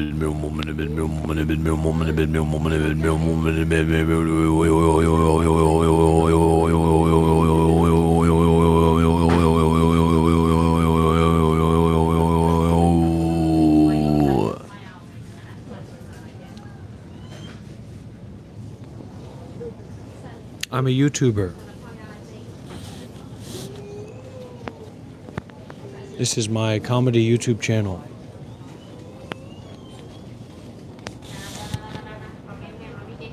Concerned with mindfulness and detachment, concerned with Buddhism. But if you don't know anything about Buddhism or mindfulness and detachment,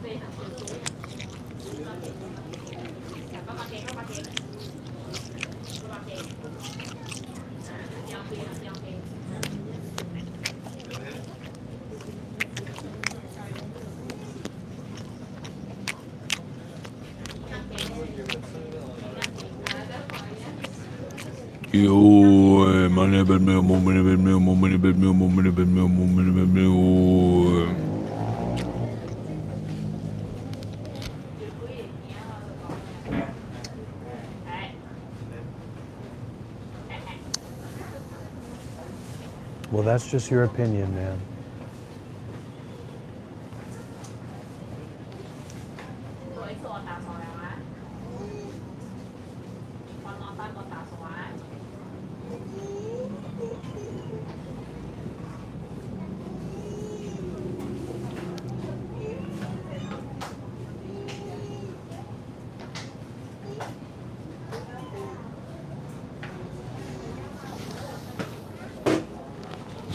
Enough.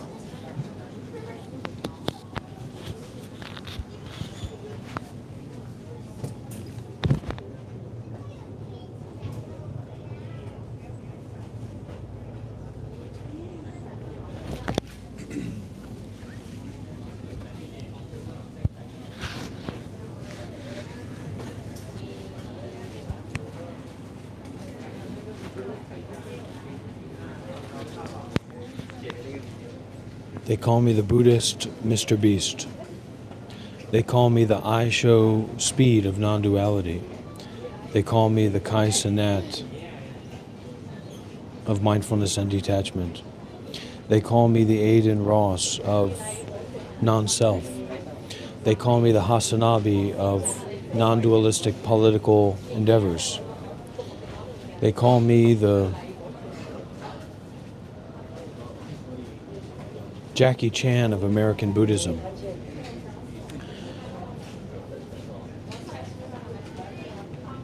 They call me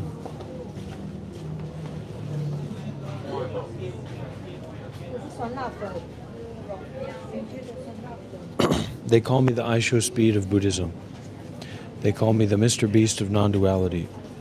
They call me the Chris Tucker of Zen. So this is just the beginning. This YouTube channel, this live stream is in a process of widening out, broadening out, going beyond limitations, going beyond convention. And this is only the beginning. So let's get some big W's in the chat for the Mr. Beast of Buddhism. Let's get some big W's in the chat for I show non-duality. Let's get some big W's in the chat for the Christina Aguilera of impermanence. Let's get some big W's in the chat for the Christina Aguilera of impermanence.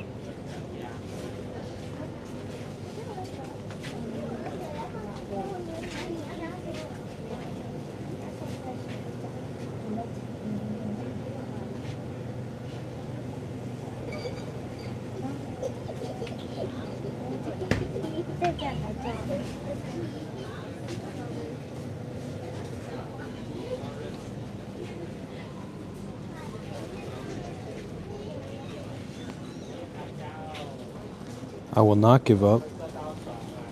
I will not surrender. I will not be intimidated by the YouTube comments.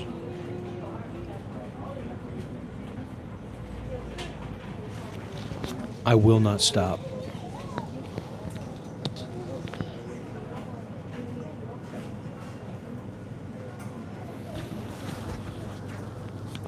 Unborn and indestructible, unborn and indestructible, unborn and indestructible, unborn and indestructible, unborn and indestructible, beyond time and space, beyond time and space. This body and these feelings and these thoughts are not me, are not mine.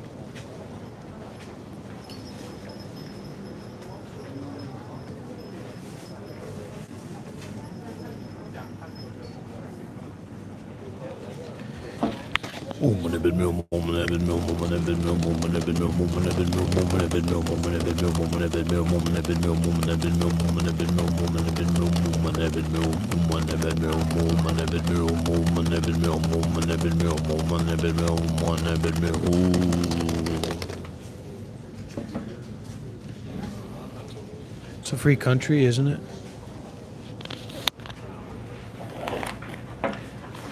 Listen, I've got plenty of places to go. I've got plenty of things to do. I'm an important man. But I'm choosing to sacrifice my life. I'm choosing to sacrifice my desires. I'm choosing to detach from thinking, to detach from thoughts, to detach from stories, and to widen out and brighten out the mind, to begin the practice of mindfulness and detachment, to forgive involvement with thoughts, to forgive involvement with stories, to step up and make a change,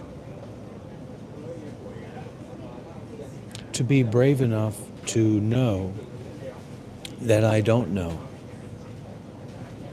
to be brave enough to listen even to the sound of silence, to not be lost in non-stop complicated thinking, to not pretend that I know about things that I don't know about. That's one of the biggest teachings that we're working with here, to stop pretending that we know about things that we don't know about. If you know about Buddhism, if you know about meditation, if you know about mindfulness and detachment, if you're a friend of mine, if you know me well, hey, who am I to say that you're wrong? But if you don't know about what this is, and you don't know about who I am, stop pretending and start to listen.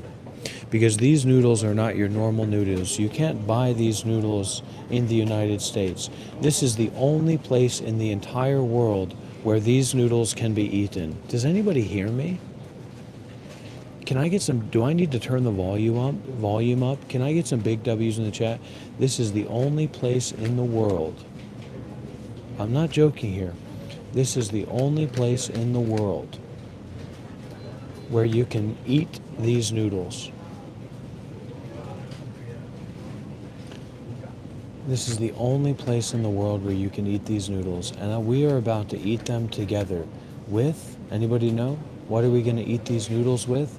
We're going to eat these noodles with mindfulness and detachment, limitlessly, without bounds, without constraints, without being the critic, without being the judge, without being the big and tough watcher, the big and tough viewer. Listen, this is my house, punk. You're talking to the Clint Eastwood of modern Buddhism, okay? You're talking to the Rocky Balboa of mindfulness and detachment. You're talking to the Naruto of non-duality. You're in my house. I don't want to get worked up. I don't want to get loud here in this establishment with all of these families and children and good people around. You're coming into my house. You're eating my food. And you think that you're going to start complaining and whining and making a mess at my table? You shut up and you listen, or you get out, or I'll throw you out. Now let's see what's inside of this noodle packet and go from there.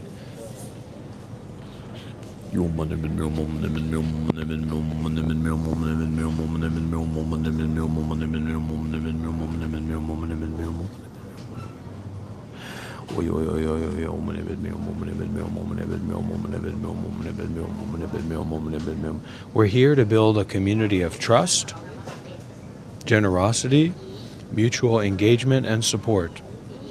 And we're not joking around about that. This is probably the realest person you've ever met. This is probably the most serious person you've ever met in your life. I was a Buddhist monk for 7 years. Don't pretend that you know what that takes.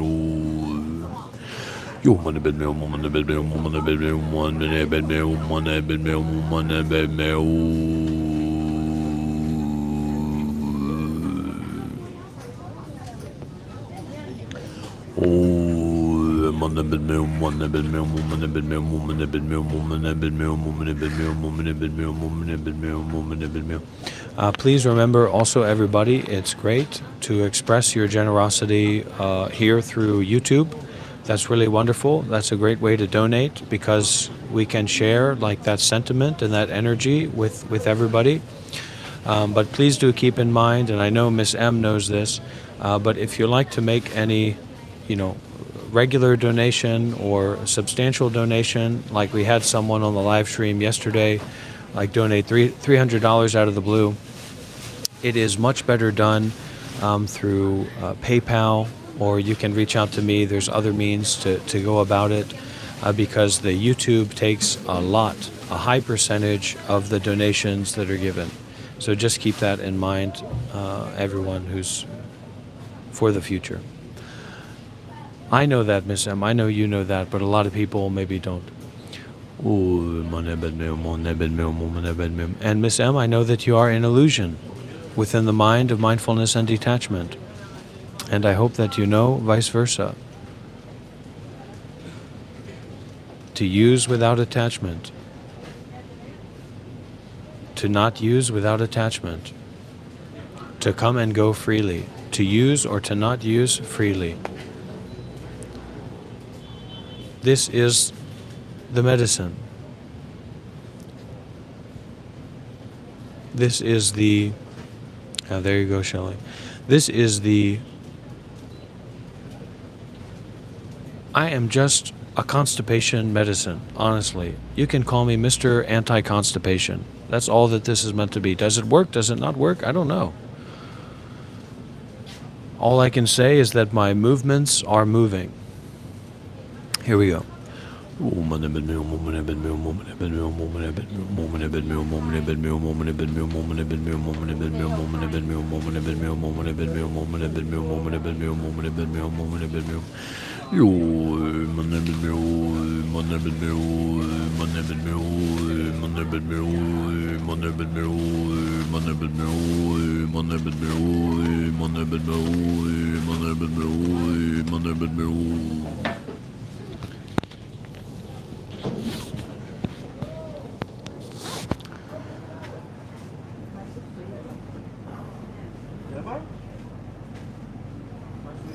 I get my joy from the simple things coming from the earth.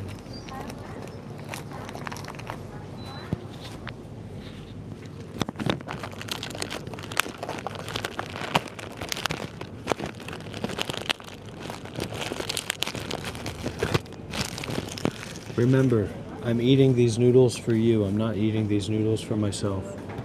Or not you personally, but for everyone. I'm eating these noodles for everyone. Look at this. Really interesting inside. There's even an egg, a rotten egg inside.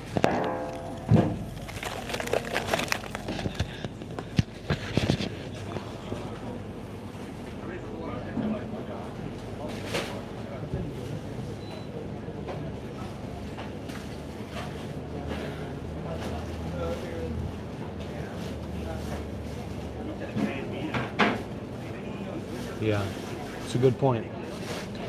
Okay.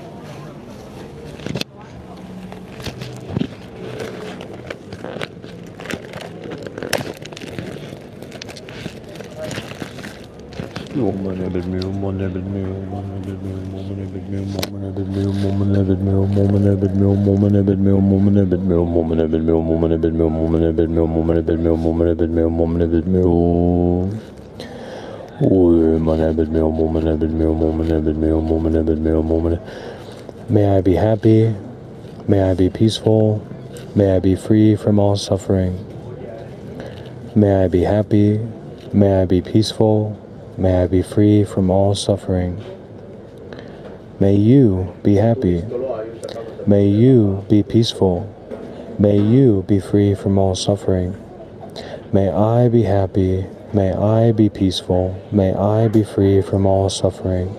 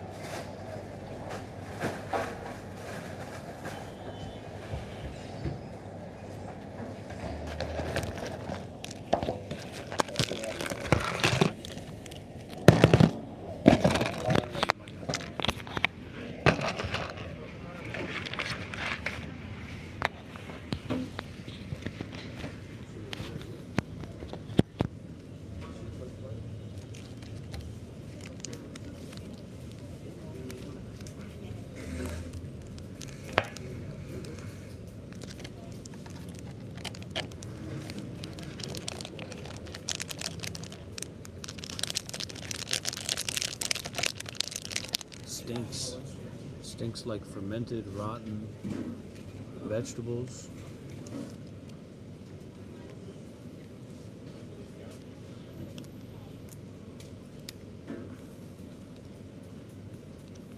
This smells like a paste, but it doesn't look very appetizing, does it? Look at that.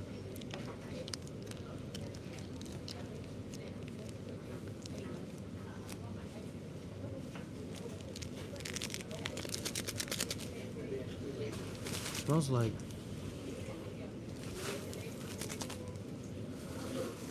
some kind of mushy vegetable, vinegary stuff. Then we got the powder. Okay, here we go, everybody. Don't forget the egg.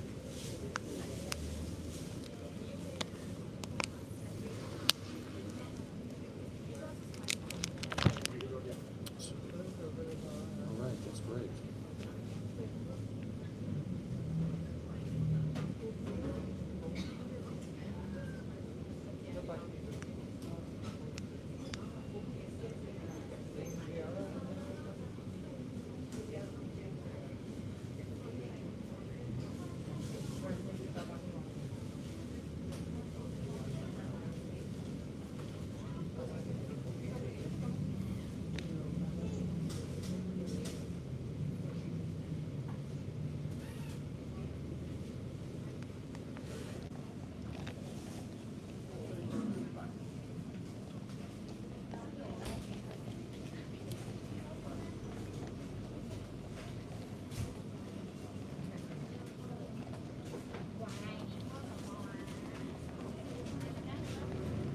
Kawaii.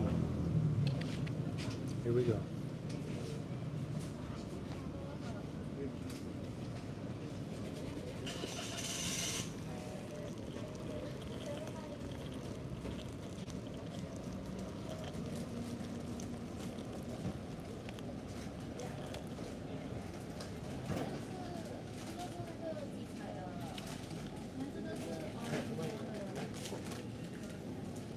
Kawaii, Japan. Oi! Kawaii, kawaii. Oi. Ramen noodle. Oi. Ramen noodle. Oi. Moment of it, moment of it, moment of it, moment of it, moment of it, moment of it, moment of it, moment of it, moment of it, moment of it, moment of it, moment of it, moment of it. Can I get a chopstick?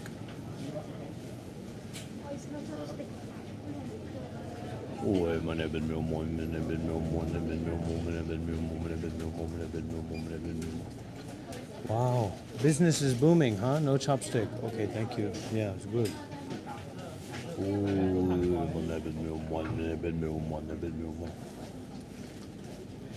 Kawaii. Wow. Wow.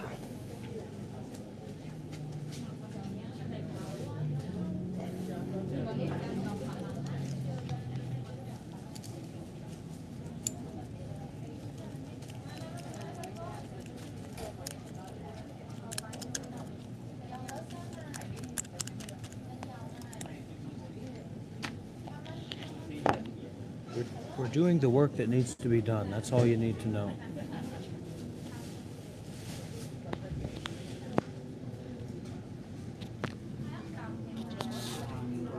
We're doing the work that needs to be done.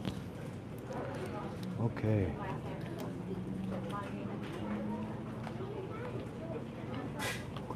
Ooh, kawaii, kawaii.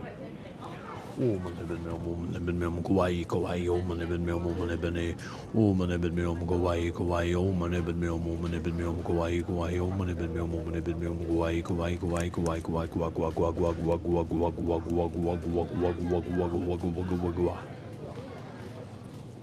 Oh, kawaii, kawaii, kawaii, kawaii, kawaii,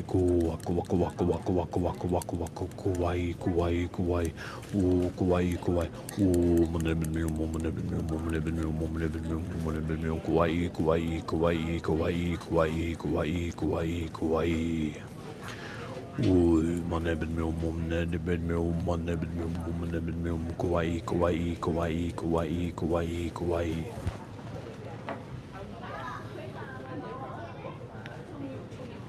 Look into my eyes. Do I look like I'm trolling? Do I look like I'm playing games here?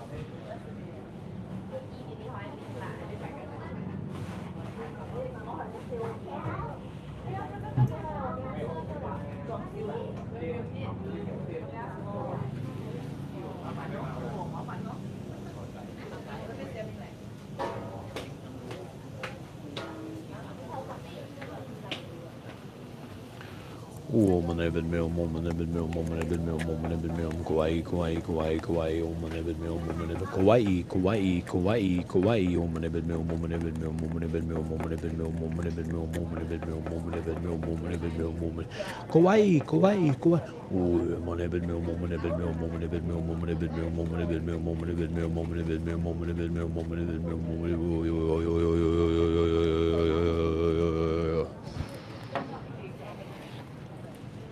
The viewers here are lucky that I'm in a public establishment, in a government, and in a dominion that is not my own. Tread carefully with what you say. You're very fortunate that I am contained within this building.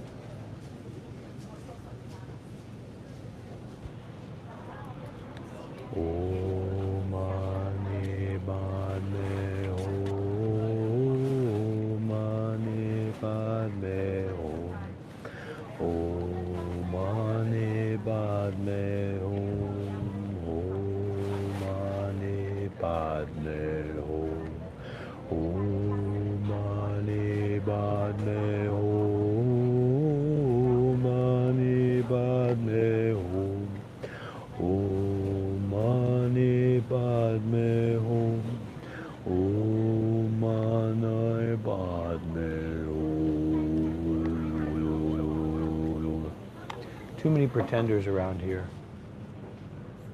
We're not just going to let people come in and say whatever they want, okay? Let's get some big W's in the chat if you're ready to taste these awesome noodles at the local noodle shop here in Malaysia. Let's get some big W's in the chat. Let's get some big K for kawaii. Shiitake, shiitakimasu, shiitakimasu. Japan, Japan. Japanese, Japanese. Big W's, big K's in the chat.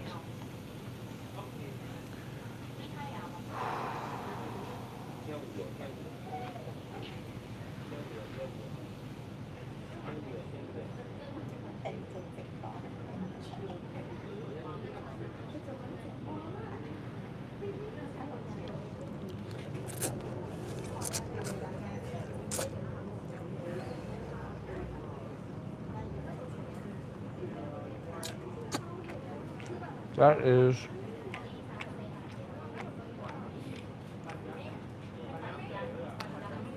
not a particularly appealing flavor.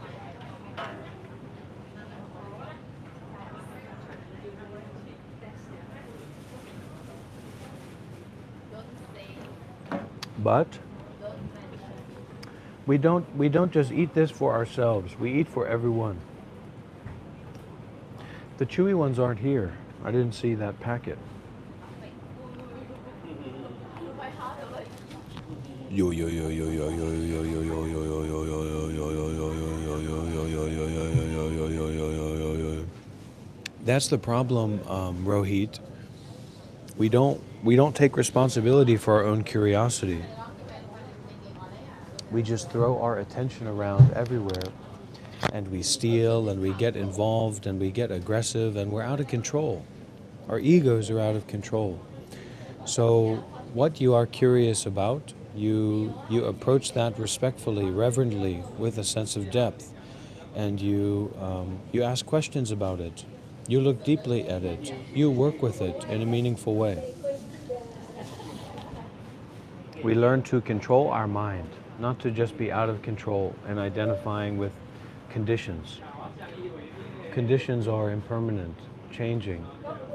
And then we fall into the realm of pretenders, or the realm of war, the realm of conflict. We try to win. Winning is just death and torture.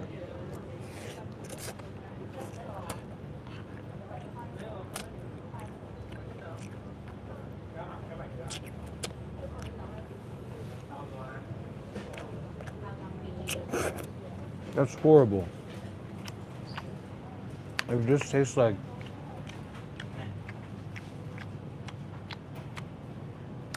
salt and chemicals and rotten pumpkin seeds.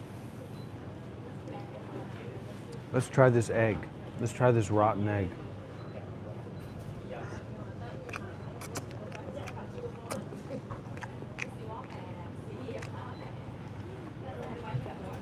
The rotten egg also tastes of chemicals, tastes rotten, tastes nasty.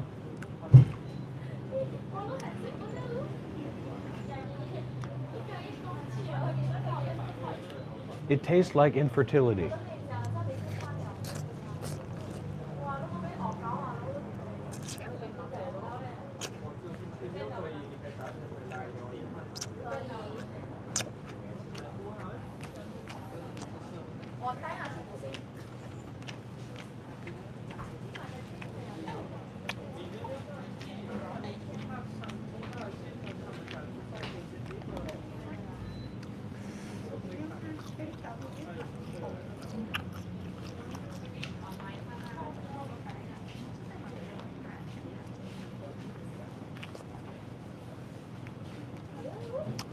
But when you really look at it,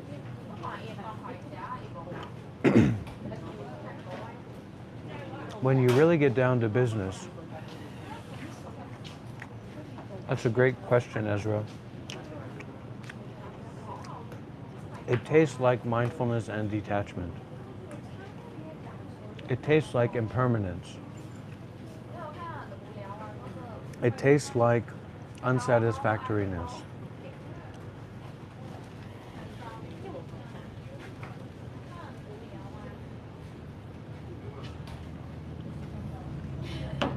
It tastes like the truth of not someone, not something, not some place, not some time, not some situation, not some particular kind of experience.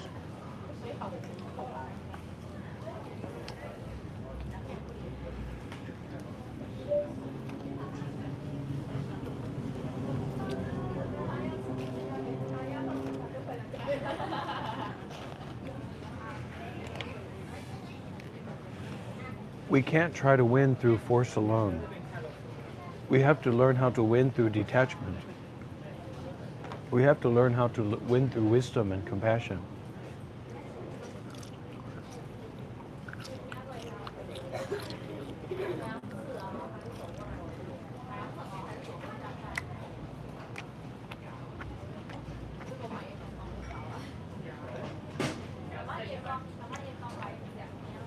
G money.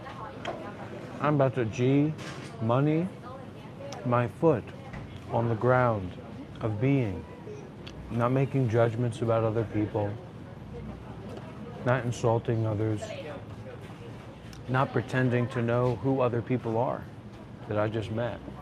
I'm here, I'm curious, I'm open-minded. I'm a YouTuber. I'm a professional YouTuber, aren't I? So we've just got to stop long enough to listen, and then we can see for ourselves what this is. But a lot of people will realize, a lot of people will come to the realization that they're just not interested in Buddhism. They're not interested in meditation. They're not interested in mindfulness and detachment. They're not interested in enlightenment. So they are automatically already at the wrong place, at the wrong time, etc. Because this just isn't what they're interested in. And that shouldn't be surprising, because this is my YouTube channel. This is my body, my mind, isn't it? So aren't you responsible for what you watch? Aren't you responsible for what you get involved with? If you want to be here, you can be here. If you don't want to be here, you don't have to be here.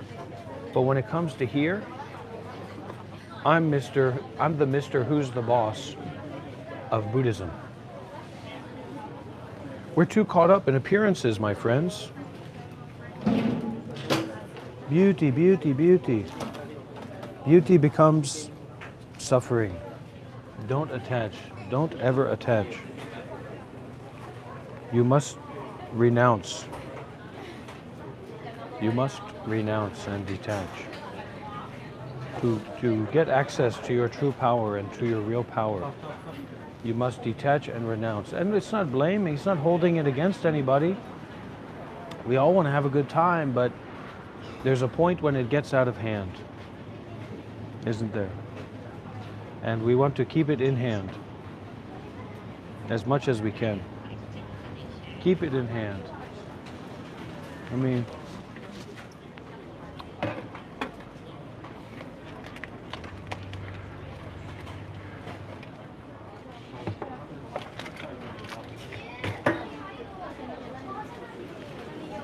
ooh, shitakimasu.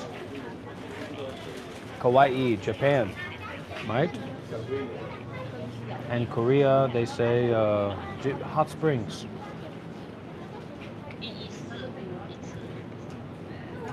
How to forgive, how to detach, how to see through appearances, how to hear through illusions, to get to the root, to get to the bottom, to get to the source.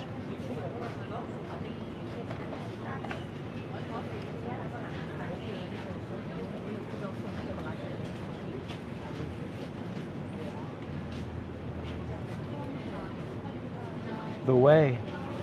Don't try to defend, don't try to argue. Let G Money share his juice. You're welcome.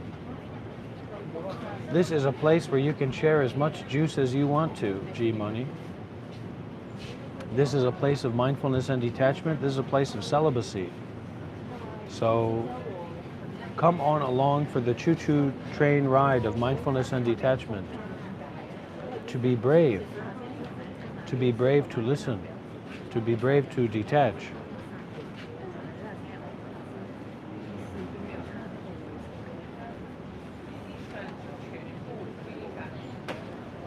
As I tell all of the young men in the world, I say to them,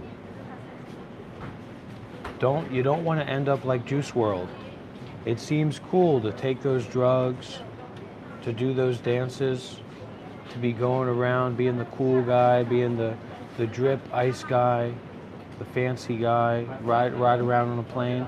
But what happens when you overdose? What happens when the people that you're surrounded by, they don't really care about you. They just desire your money. Don't end up like that. Don't let that set an example for you.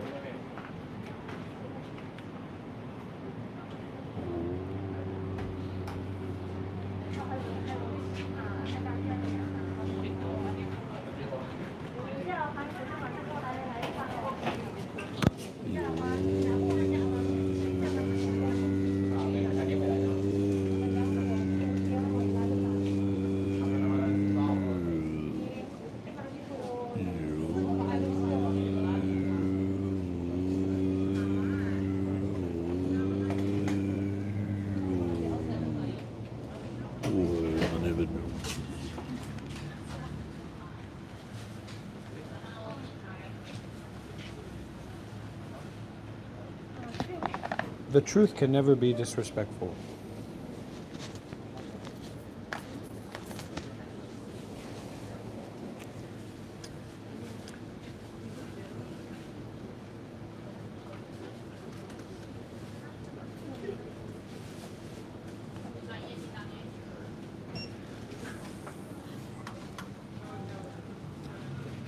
Thank you.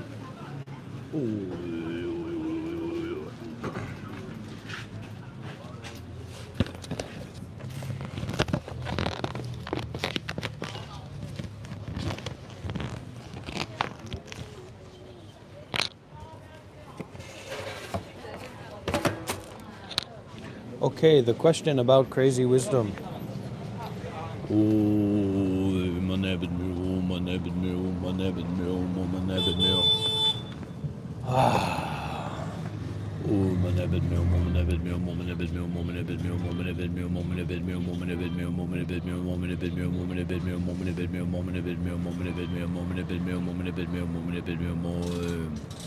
Listen, we have human beings, especially modern American human beings, we have a very deep connection to being schizophrenic, being psychotic, being conspiratorial lunatics.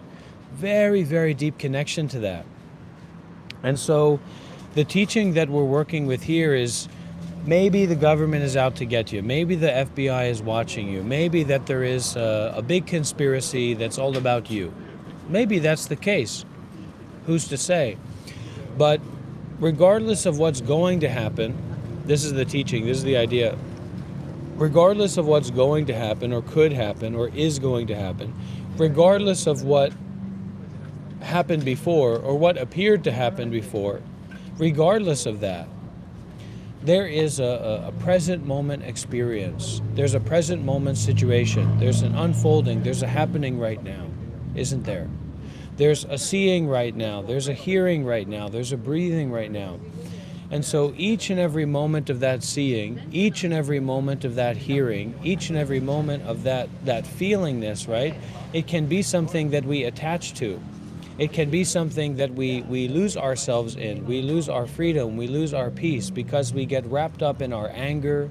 We get wrapped up in more and more complicated thinking, or we get wrapped up in our greed.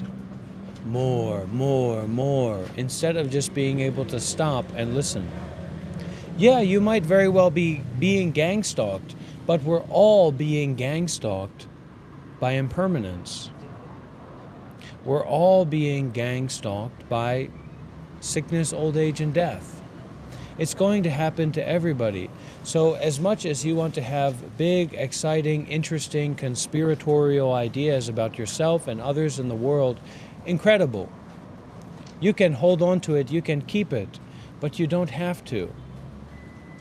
And what we can see and what we can understand is that there's a temporariness to what we see. There's a temporariness to what we hear. There's a temporariness to what we think. Thoughts disappear, don't they? And where do they come from? They come from disappearance itself.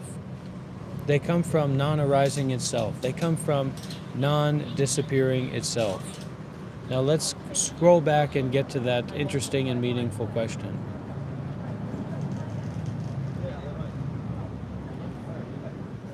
All right, here we go. And I want you to be brave. If you're that big, strong guy that's going to chop down this tree and show me who I am, don't be in a hurry to run away. I need to hear that truth. I need help too.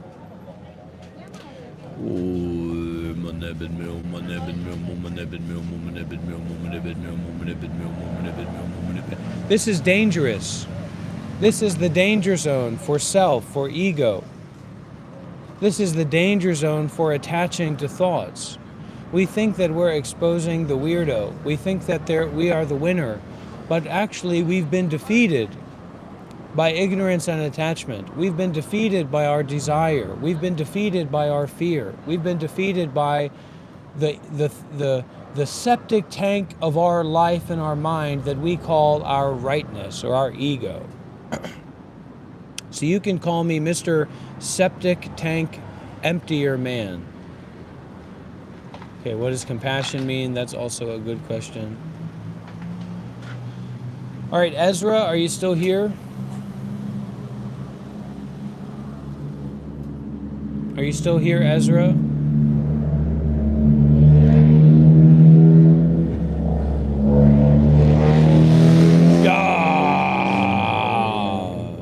The cars are allowed to scream, but I'm not allowed to scream. Who made up that rule? All right. So when we're talking about not even like, okay, real wisdom or fake wisdom, right? Real crazy wisdom or fake crazy wisdom. But when we're talking about abusive situations between a teacher and a student, that's really what we're talking about here. It's 100% a matter of involvement and engagement and control that one has over the other's life.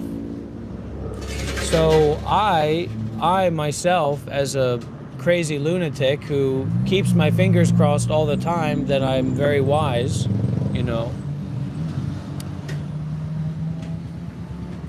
I don't try to tell anybody what to do. I don't want to build up a personalistic guru-disciple relationship with anyone, so that these kinds of situations or experiences don't happen. You can come freely. You can go freely. You can make me as big in your mind as you want, or you can make me as small in your mind as you want, and you're welcome to be here. You're welcome to practice together with me, because mostly I like to be alone. So is it crazy wisdom, or is it just fake crazy wisdom and a kind of wrath and negativity?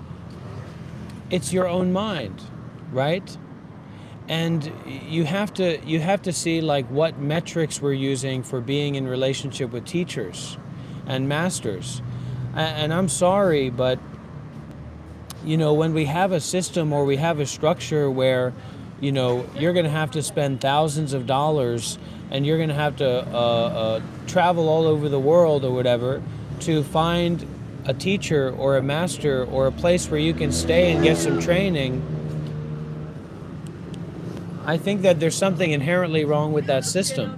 As much as I love Tibetan Buddhism, a lot of Tibetan Buddhism is patriarchal, political, authoritarian, and I'm looking for another word for political, but bullshit. A lot of it. The fancy hats and the tulkus and the different heads of different traditions. It's a political system. It's an incredible culture. The last thing I would ever want in the world is for Tibet to not be able to be Tibet. You know what I mean? But that's the way that it is. You know, China's taken over Tibet. So in terms of getting in a relationship with a teacher, what I say is that they should give freedom.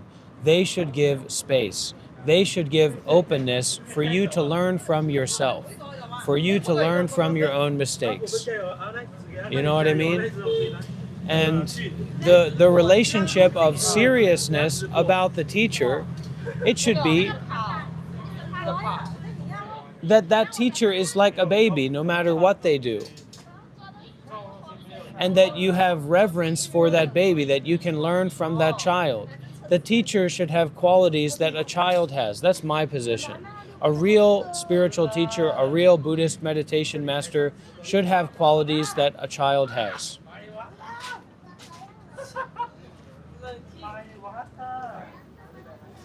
When we get involved in these big contrived, convoluted institutions where someone's in charge, and that a part of that person being in charge is that they're either telling everyone what to do and follow the schedule, or they're telling someone that they can tell other people what to do to follow the schedule. That's a bunch of bullshit.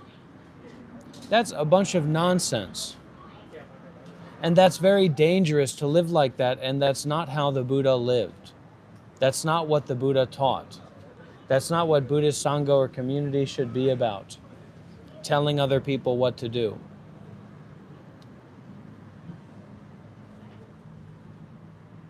So it's the abuse or the danger and things like that. It's when you get wrapped up in these systems of control. So don't get wrapped up in any system of control. I say you should be able to be there through generosity. That your very being there is an act of generosity. And the people who are running that place and managing that place are doing it as an action of generosity.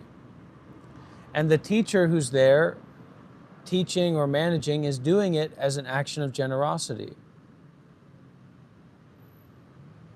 And you, honestly, you get what you sign up for, you know, so you can't, there is a thing about being an adult and signing up for something and not liking what you've signed up for and then going along with it and then turning back and complaining about it, and, and wanting to make a big mess about it. You're an idiot, excuse me. It doesn't excuse what the person did or how that person is, but, you also are suffering from ignorance and attachment. And that's the problem to begin with. You know what I mean? Doesn't mean you shouldn't speak out and step out and try to do things, but ultimately it's your problem that you're dealing with. Especially as an adult, as an independent person, Not to excuse anything, but if your Zen master says, it's time for me to grab your breasts, because that's the Zen mindset, I'm sorry that you're, and it's not blaming that person, but you are exceptionally retarded to not be able to say that is clearly bullshit nonsense. And that kind of stuff has happened before. That kind of stuff is like in American Soto Zen tradition. They've had those kinds of things in the past. It's not blaming the victim, but it's also not blaming the abuser. It's not blaming everybody. It's just cause and effect. So that is also why it's so important that we take opportunities for relationships with mentors and teachers and people who are more experienced than us, or it seems that way, seriously. That we open up our hearts to that. And I'm sure there can be this feeling, this one for intimacy, this one for closeness, this one for deeper connection. We do that by practicing generosity with our whole body and mind, and being more and more involved in the path, and developing ourselves, developing our own path, developing our own resources. So when the time comes, we're ready to help, we're ready to support, we're ready to be inspired. We're ready to start a meditation center, or we're ready to go and live at a meditation center, or we're ready to start a meditation retreat, or we're ready to go and stay at a meditation retreat. And so that it's not actually interpersonal, it's just about generosity. It's connection and trust through generosity, through sharing, through giving, without an expected outcome.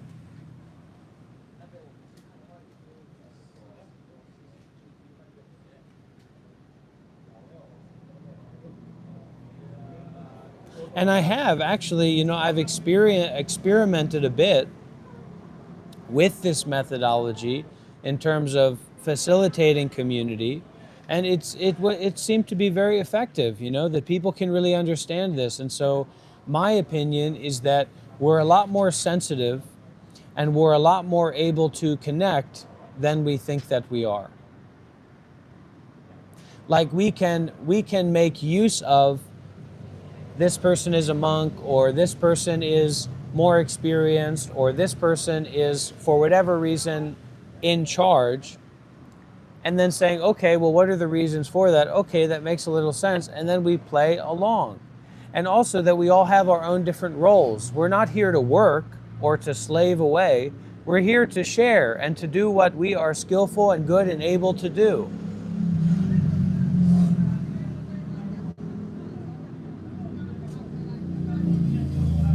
And so we're not in competition. Why do I have to clean the toilets? Why do they get to cook? This, that, this, all, you know, we're always comparing and contrasting. We just practice to do good and to offer and to support and help and to serve, and that's our joy. You know what I say about Portugal? I say Portugal schmortugal. Any place you can have a meditation center. Any place you can start a meditation center. Any moment you can start a meditation retreat. Any moment you can practice mindfulness and detachment freely, without any expectation.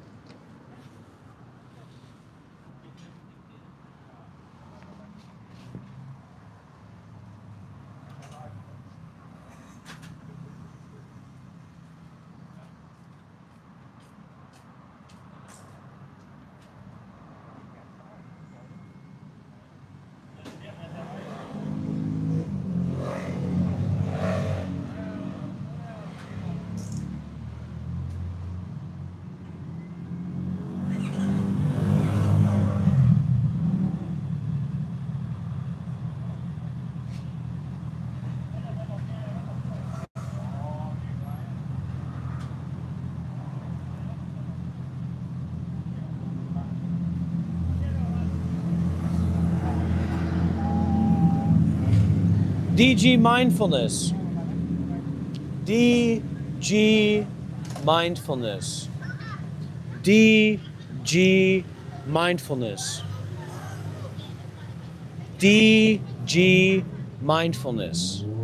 DG mindfulness. DG mindfulness. DG mindfulness. DG mindfulness. Why don't you introduce yourself a little bit, DG Mindfulness? Share a little bit about yourself, your experience. How did you become a mindfulness teacher? Amitofo. How did you become a mindfulness teacher? What are your qualifications?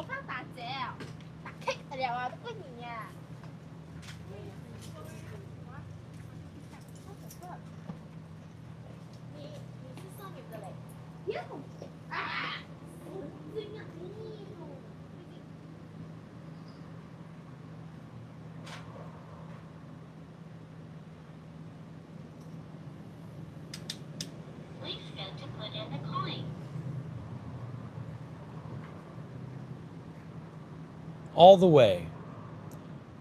the way, from the top to the bottom, from the tip of the head to the tops of the toes.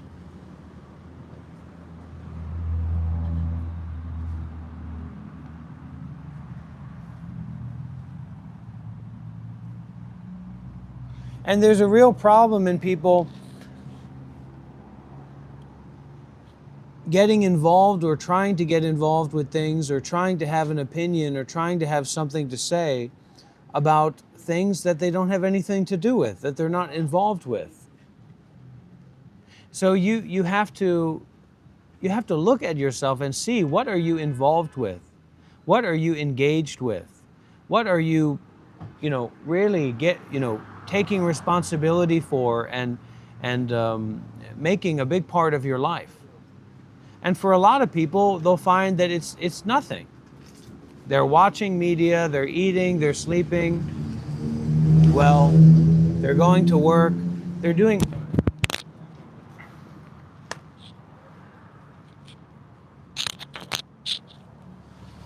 They're seeking for something instead of making use of what they already have. So this is the teaching concerned with making use of what you already have, to go deeper, to be more free, to become more enlightened. More and more and more enlightened, until you're full up with enlightenment. Until you're all the way full up with enlightenment.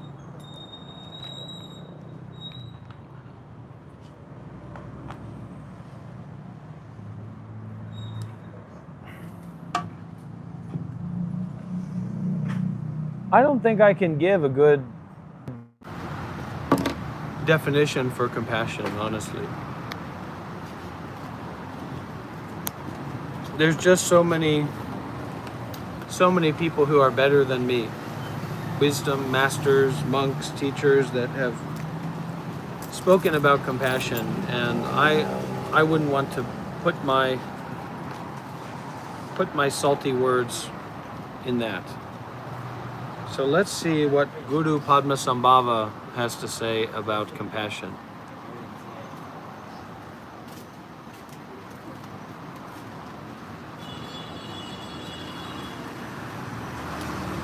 I need some quotes from Guru Padmasambhava about what compassion is.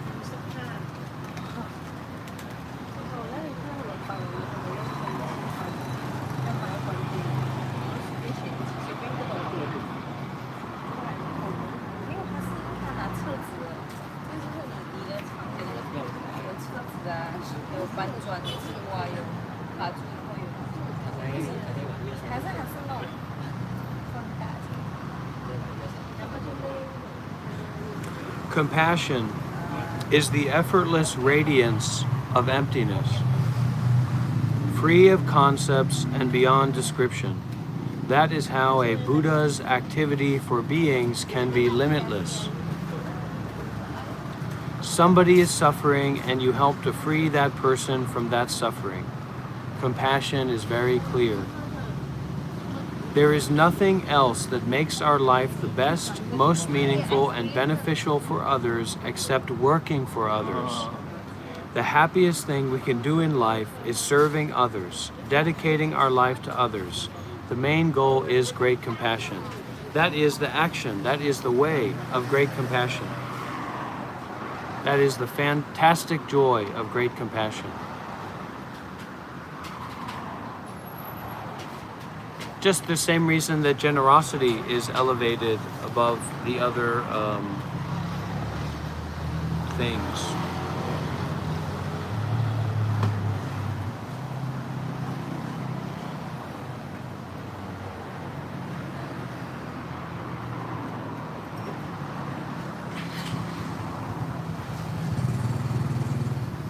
I also didn't notice.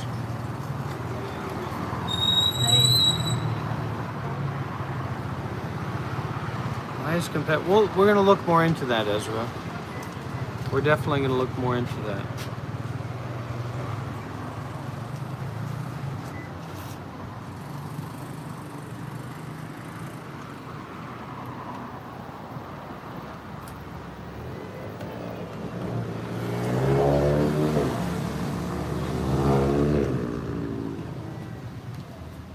Be right back.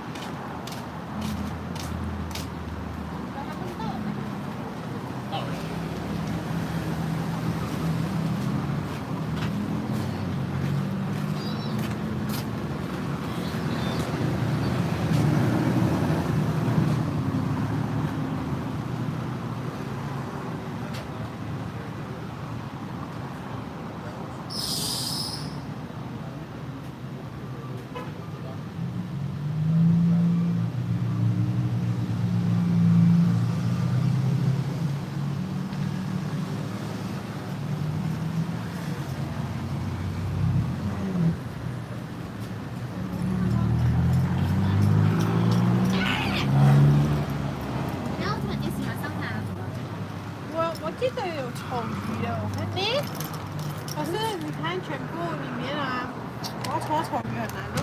喂，sorry 啊，可以。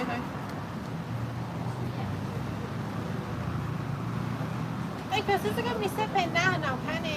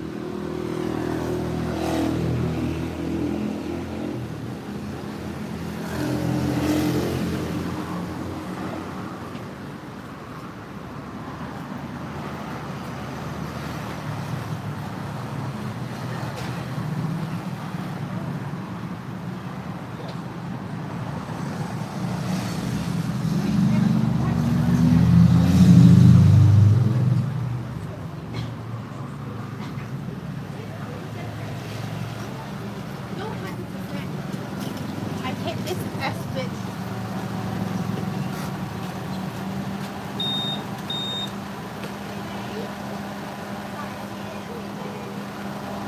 那今天你的手机忘了一下就忘了。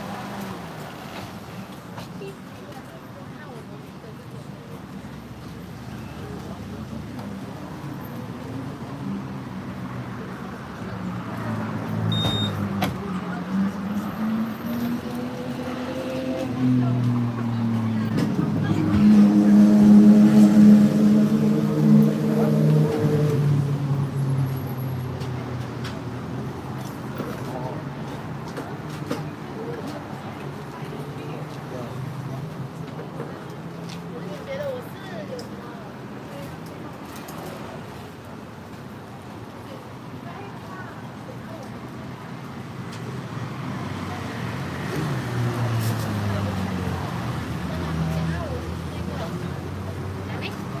你有干嘛？你讲我们吃甜水。有，旁边家还要去甜水。啊？是。你跟我讲吗？吃盐的，是哦。讲讲哦。啊？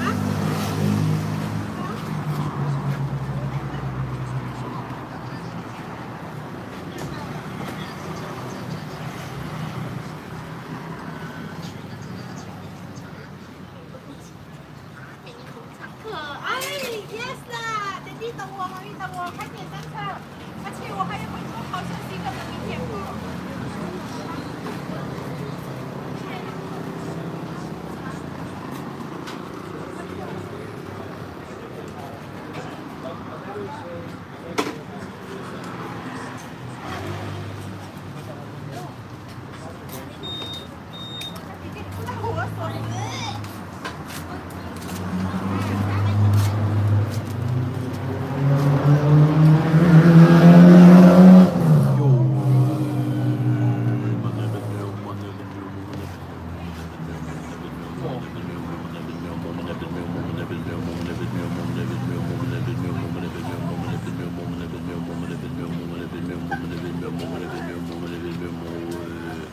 Break up, break out the string of thinking. Break up, break out the compulsive thinking. Break up, break out the compulsive action. Not all things we can break up or break out very quickly. We have to let go of that big idea of becoming exactly who we want to be in an instant. In that way, we are already the person that we want to be. And for DJ Mindfulness, the market is totally oversaturated. The market for people who want to teach meditation or do some kind of meditation class or something like that, even if you're the greatest meditation teacher in the world, which probably you're not, right? Probably I'm not.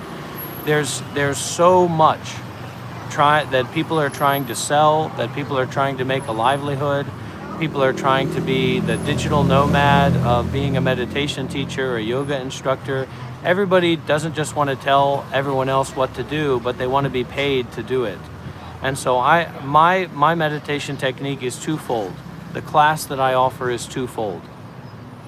Okay, and it's a kind of art, yes, but it's a very high level class. I've got two options in my meditation course that I sell for free. Well, it's priceless, so you can't buy it. One is I offer a head from ass removal program. So I help people remove their head from their own rear end. I give people kind of like the steps to do that. And once they have taken their head out of their own rear end, you know, people talk about having a website. Well, you know, we can set up a website for these two courses, but I don't know how much that's...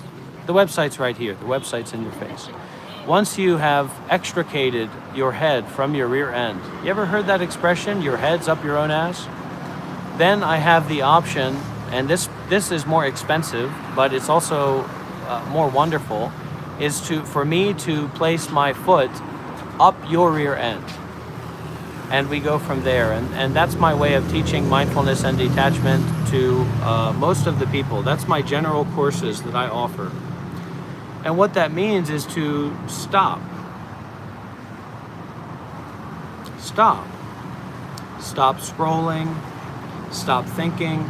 Stop pretending to know what's going on. Stop pretending to know who I am and who you are and what the world is. Okay? And to stop this compulsive thinking and this grasping onto and this attaching onto thoughts. So it's the teachings of just stop and just step back. Because there's a lot of things in life that are really interesting. There's a lot of people and places and situations and experiences that are very interesting, you know what I mean? But when we're so lost in kind of those two problems that I talked about, it's just an untenable situation. There's no room for success. There's no possibility for enlightenment or deepening, because we're just going around and around and around in the circle of attachment to thoughts and seeking something over there. Everybody wants to go over there, but there is no over there. Over there, over where? And who is it that wants to go over there? Okay? Now, in terms of when you're ready to be a meditation teacher, well, my teacher says, everybody, try to help, try to teach, try to support, but there's a big problem in everyone trying to do their own thing. We have to learn how to start cooperating with each other. If you're concerned with mindfulness and detachment, if you're concerned with the way of helping others, then let's collaborate. Let's learn and grow and develop and practice together, instead of trying to make up our own thing, instead of trying to create our own kingdom. I was a monk for 7 years. I've trained and practiced with meditation masters over the world. Where's my meditation system? Where, my meditation center? Where are my followers? When am I going to get back what I've given in my life? So we have to learn how to stop and find the cistern of mindfulness and detachment within ourselves that's not about getting something or getting rid of something. That's where our real practice is.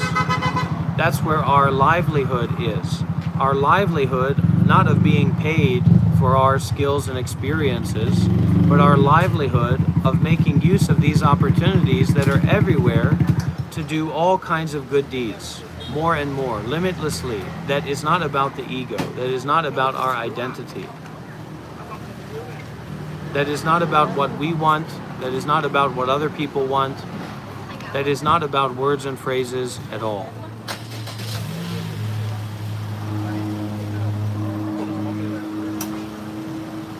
And this also is to go into the very dangerous territory, the very sensitive territory of vulnerability, of being exposed, of being seen through, of I'm not the teacher, you're not the student.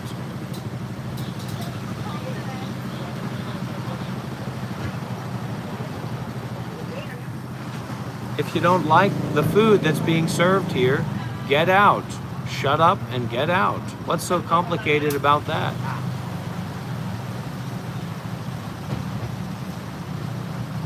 If you don't like it, sacrifice it, give it away, abandon it, forgive it.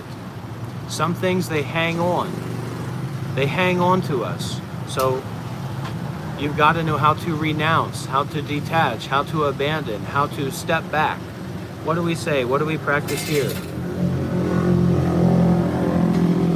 Not about what you think, not about what I think, but the practice. Breathing in, I go back to the island within myself. There are beautiful trees within the island. There are blue skies and water. There are birds, sunshine and fresh air. Breathing out, I feel safe. I enjoy going back to my island. Now, when we have this mindset, that's not going to change, DG Mindfulness. I'm really glad you're here. I hope you stay tuned because we have a lot to talk about. This is a big subject, and usually those people who are in this situation that you're in, they don't want to listen to anybody. They don't want to talk about it. They just want to buy a new coaching program or sell a new coaching program, right?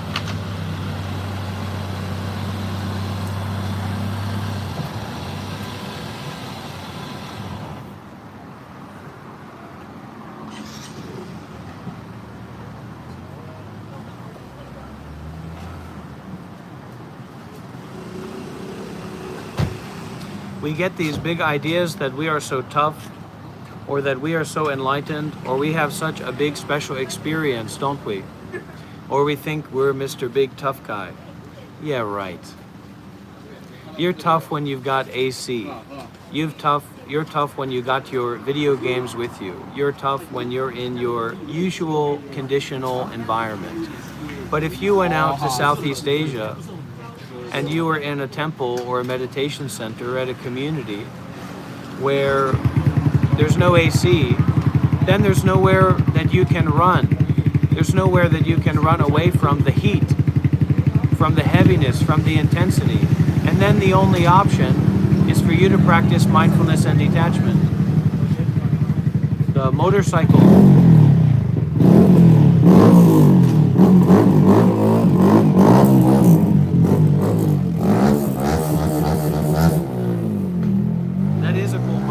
Isn't it? You wouldn't know from looking at it. You'd think, well, that's just a normal motorcycle. But then when you look more closely or when you listen, you say, oh my gosh, that's a heck of a bike.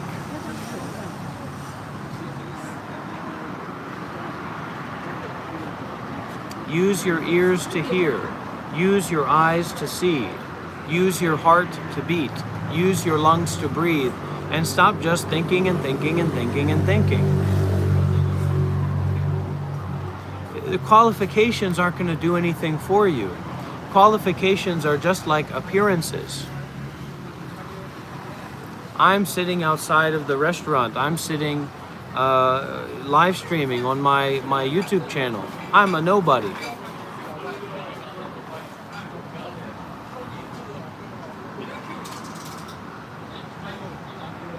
Or I could be a nobody, right? Now, hey skunk. Now in the other way, what if I was sitting in a big temple, a big meditation center that I'm in charge of, and I was covered in gold and purple and a big headdress, and there were hundreds of people there following me and looking to me, right? And then what if I was talking to the camera just like this, and somebody said, you're just a faker. And then I took the camera and I pointed it around to the hundreds of people that were following and listening to me. And anyone could stand up and say, hey, let me tell you about this situation. So it's two options.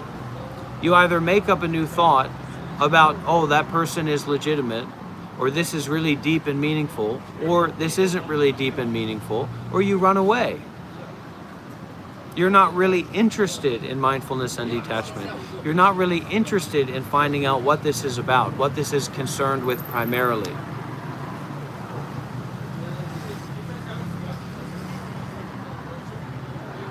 So the reason that I have to live stream hour after hour after hour after hour is because I have to set the standard. If you're not interested, shut up and go away. If you are interested, shut up and listen. And then, from this way of shut-upping up and listening closely, you can learn about my side of things, my side of the experience, and you can share about your side of the experience. And we can talk about that. But most people are not interested in enlightenment or mindfulness and detachment. Most people are interested in eating and sleeping and eating, drugs, getting high, having sexual experiences. I'm not saying there's anything inherently wrong with that, but that's not what this live stream is about.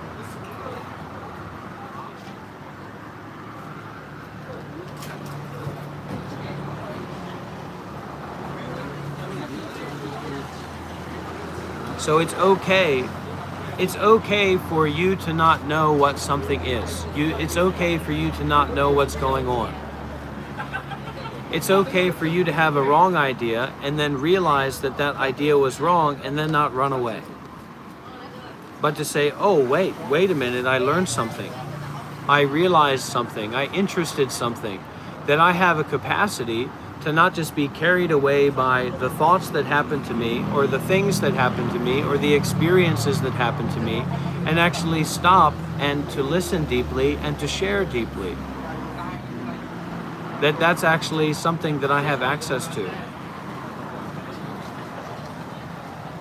It's very difficult to hear what's being said when our head is up our rear end. I know, Moon Year June, I know that pain, and it's not just that, it's also the fear of embracing that which we don't want to embrace, accepting that which we don't want to accept. And it's that fear or that not willingness to embrace that gives power to that thing.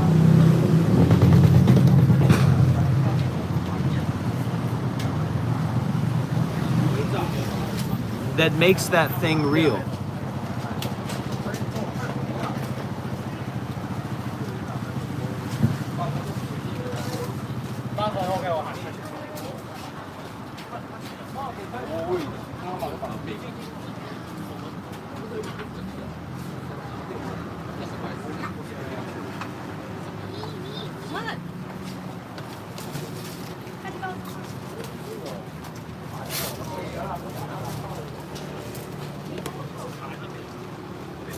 This lifestyle, if you want to call it that, which is not really much of a life.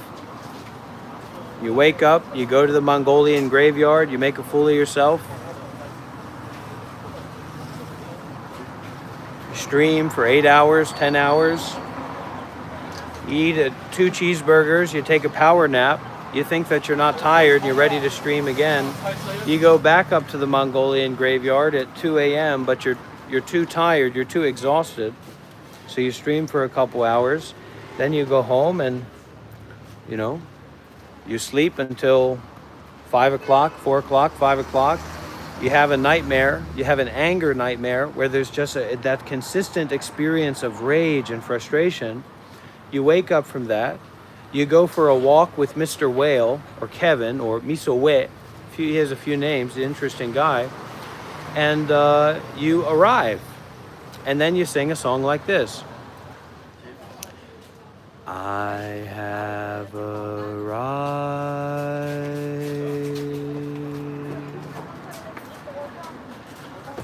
I am home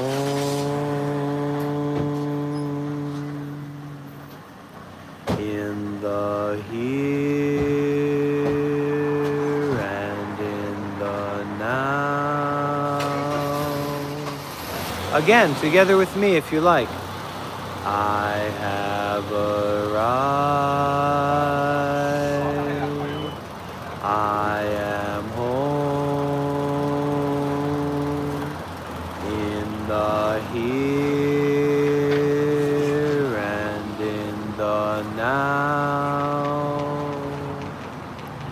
I am solid.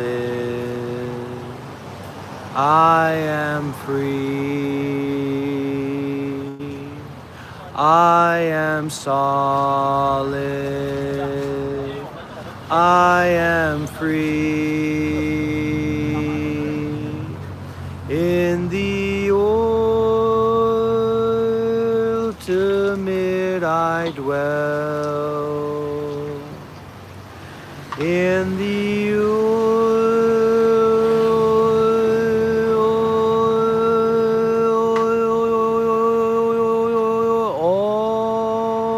ultimate I dwell. Boom, boom. We're all the leaves of one tree. We're all the leaves of one tree. The time has come for all to live as one. We're all the waves of one sea. We're all the waves of one sea. The time has come for all to live as one. We're all the stars of one sky. We're all the stars of one sky. The time has come for all to be as one. I open up my heart to the sky. Now, back to funding this lifestyle, which is a major concern for a lot of people.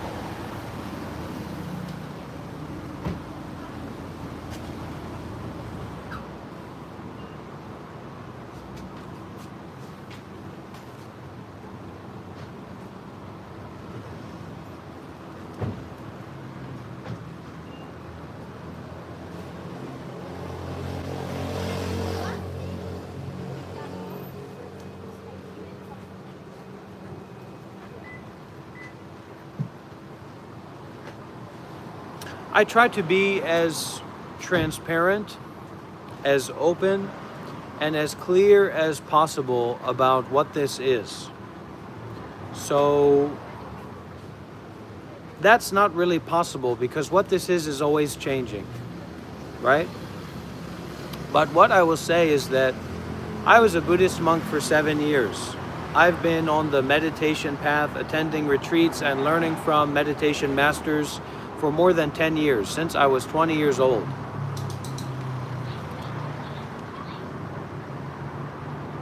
So now, I'm not a Buddhist monk, but I am still concerned with mindfulness and detachment.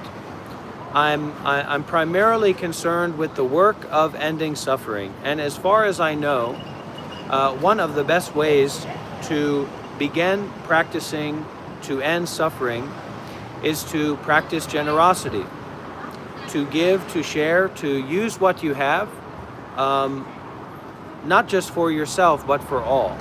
So for me, what I have, what is most important to me, is my life of meditation, my experience of being a Buddhist monk for 7 years, and my kind of commitment and my aspiration to becoming enlightened. So,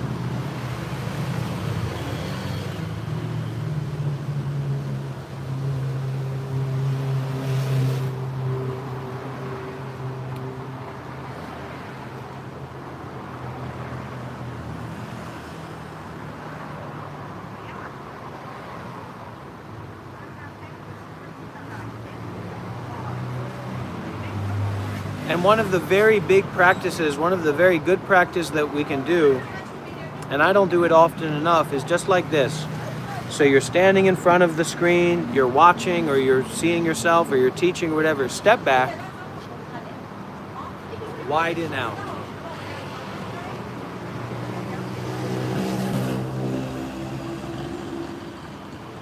all of that contraction, all of that energy, all of that thinking, all of that fixation, all of that involvement comes into the body, becomes contractions, tensions, involvements in the body. Thoughts are getting into the body. They're poisoning the body, right? So what we do is we step out, we step back, and we give out those thoughts. What we're giving out is the uninvolvement with thinking, the uninvolvement with self, the uninvolvement with thoughts about thoughts about thoughts. Give out the forgiveness, give out the ending, give out the involvement, give it all away.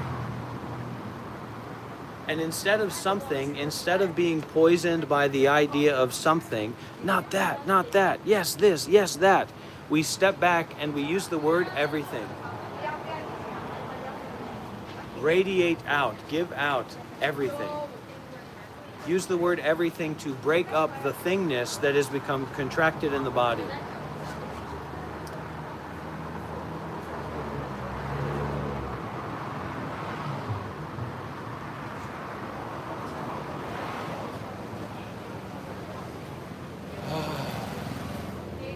Stop trying to do something. Stop trying to get something.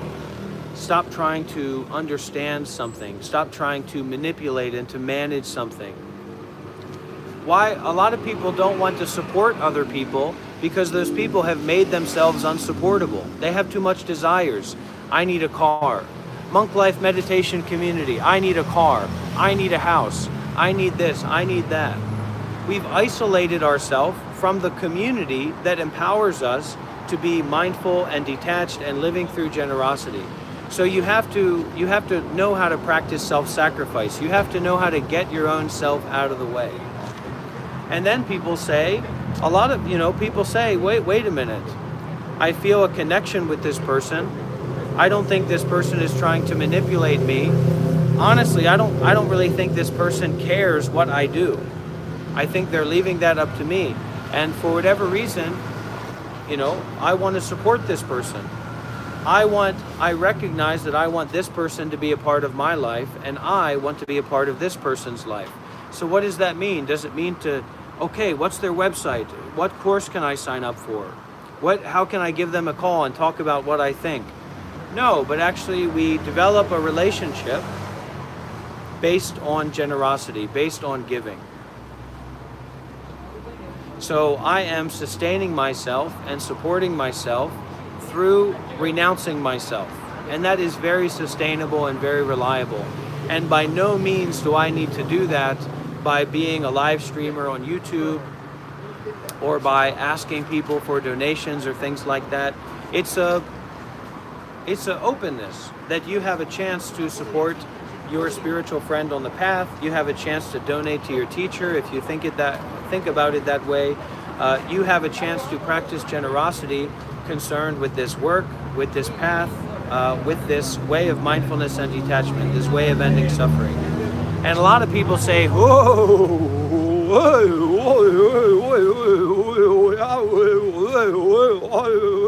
wait a minute, whoa, Nelly. I'm just here to check things out. Don't expect me to pay up. And what I have to say to those people is that this is about paying up. This is about sacrificing your life. You're either here to practice or to volunteer or to serve or to shut up and listen or to donate or to what have you. This isn't for people to be entertained. Especially if you're an adult, you're a wealthy, smart, intelligent person. I got a foot with all the intelligence that you need right here. This isn't about what we think about things. So we're here to practice self-sacrifice seriously. We're here to give. We're not here to think or to hold an opinion. A lot of people come in here and they think that somehow they're going to be involved in the community because they like this. Oh, I like this. Nobody cares. That's not what this is about, if you like it or not. Of course you can be here, but you're in the wrong place if you're not ready to sacrifice, to detach, to abandon, to forgive, to renounce, to give, to practice generosity. So that's kind of how we do it.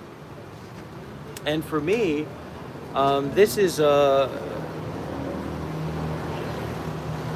very natural because I'm not an organizer man. I'm not much of a capitalist.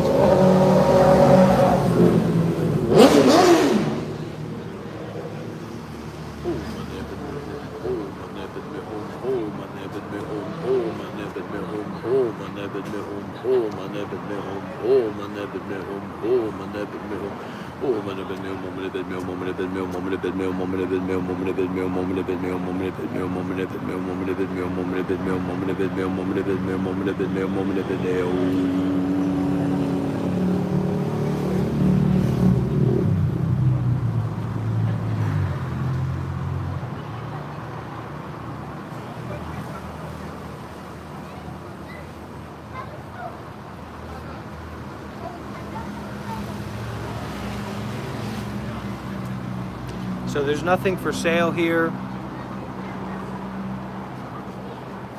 This is a place for practice, and this is a place for naturalness. So to be as non-contrived as possible, and for contrived people, honestly, I'm sure I could present myself in a way, I'm sure that I could present myself in a way where I seem to be much more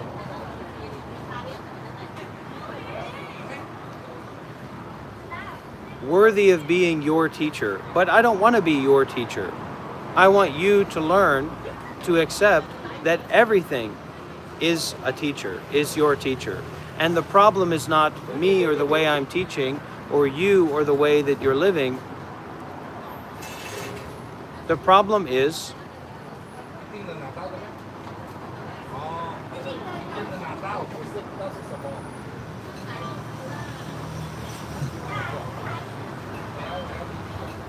seeking, chasing, trying to get, trying to hold, trying to have. And it's, you know, I'm not here to round up followers and round up supporters. I'm here to help people get out of their own way. And I'm here to help myself get out of my own way. So probably a reason that a lot of people feel inspired or comfortable to support me or to be involved with this is because they may be able to key into that this is my practice. This is my sadhana. This is me trying to pull myself out of the muck of suffering. That it's not about me selling something here. Nothing's for sale. Okay, skunk. Good, good, good. Give me a moment. This is incorrect understanding, Leaf's Vine. The suffering is our medicine. The teaching here is not to remove suffering, but to embrace suffering, to face suffering, to endure suffering, and to stop making up stories about ourselves and other people and about the world just as a way to cope with or avoid or understand what suffering is.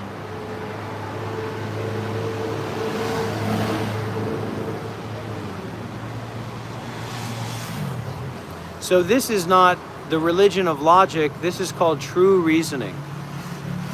And it's a very high art, and you're not going to find it in most philosophy schools.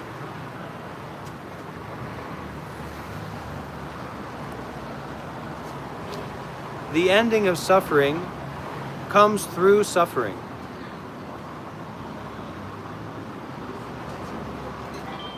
The ending of understanding comes through understanding. The ending of not understanding comes through not understanding.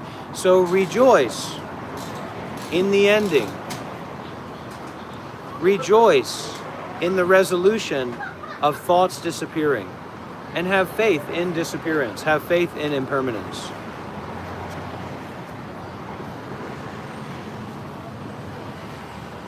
Well, skunk, you have to relax. You have to relax a bit. Not trying to meditate, not trying to get enlightened. Our meditation should be a way of relax and release the whole body and mind. You have to remember when you're practicing mindfulness or when you're practicing meditation, practice meditation as not someone. Practice meditation at not somewhere. So we have to bring this concern with wisdom, or this being informed by wisdom, to our meditation practice, right? Because the highest goal that we might have, Skunk, if we're concerned with Buddhism and enlightenment, we want to get enlightened. We want to become the real power Buddha. We want to become totally free, right? So, the teaching in being totally free is that there's not someone to become totally free. So our meditation and our way of being has to now orient itself towards non-self. And if you're trying and striving and fixating in meditation, there's all kinds of weird things that are going to come up. So what I would recommend is that you can try and you can experiment, you can practice with listening to Dharma talks as a meditation. Not trying to meditate for and by yourself. Especially, you can listen to Ajahn Sumedho. I think that you might like that. That's right, DG Mindfulness, the Two Arrows Sutra. Skunk 32, and I've got something to say to you, DG Mindfulness. I've got something to say to everybody here, especially those mysterious interlocutors, those unknown forces, those unknown watchers that are here. You know about quantum entanglement, right? Bing, bang, boom, bop. You better watch out. Sitting in the sidelines, sitting back, watching, listening, determining, discerning. Watch out.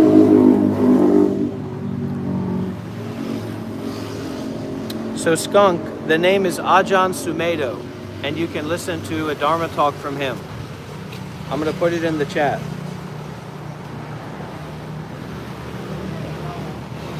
Ajahn Sumedho. So you just look for this name on YouTube. Amitofo. You look for this name on YouTube, Skunk.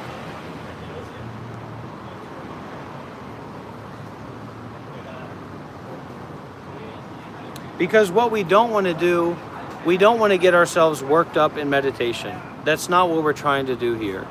It's a way of renewal, it's a way of refresh, restart, it's a way of, oh my gosh, I've crashed my car, my life is a disaster, my worst nightmares have come true, and yet,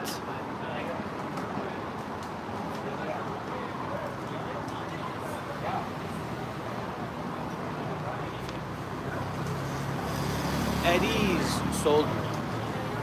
At ease, soldier. You get what I'm saying? So relax the relaxing itself. Ajahn Sumedho. Now, DG Mindfulness. I want you to think about meditation experience or being a great meditation teacher or whatever in the realm of arm wrestling. The realm of arm wrestling. I'm a big arm wrestler. Maybe that's why so many people are interested in my teachings, because I'm a great arm wrestler. Happens to me all the time, Skunk. Just relax. Not a big deal. Not real. So, if you love arm wrestling and you've been training arm wrestling in your gym, in your home, in whatever, with your friends, with people that you happen to come across, you may have this idea that you are a quite high level of arm wrestler, right? Because you can wrestle with the best of them. But what you didn't realize is that you've been stuck in a bubble according to your ignorance and attachments, according to your, the purview of your ego will only sacrifice so much. And only being willing to sacrifice so much means that you are limited to that breadth, that wideness of your ego. Now, what I can tell you is that if you go outside of your bubble, and it's a lot of it's according to blessings, but certainly if you start to listen to Dharma talks from Ajahn Sumedho, if you go to train at a monastery in Southeast Asia, I can certainly give some recommendations for Dharma talks and monasteries and meditation centers to practice at. What you will find out is that your strength is, and your power and your skill to win, to be skillful, is far, far, far, far, far, far less than what you had imagined. America is not a spiritual country. Most meditation centers in America are not filled with people who have much experience in meditation, or at least in wisdom. And meditation without wisdom is just a mental masturbation, a mental exercise, some kind of self-improvement scheme. So it ain't easy and it ain't cheesy, and you get back what you give. So if you give more, you'll get back more. But the world of like pseudo mindfulness teachers and yoga teachers, I think we should have a tournament. I said it. I think we should have an American tournament of mindfulness teachers and meditation instructors. Head to head, arm to arm, strap on together. Who's got the Dhamma? Who's got the juice for the people?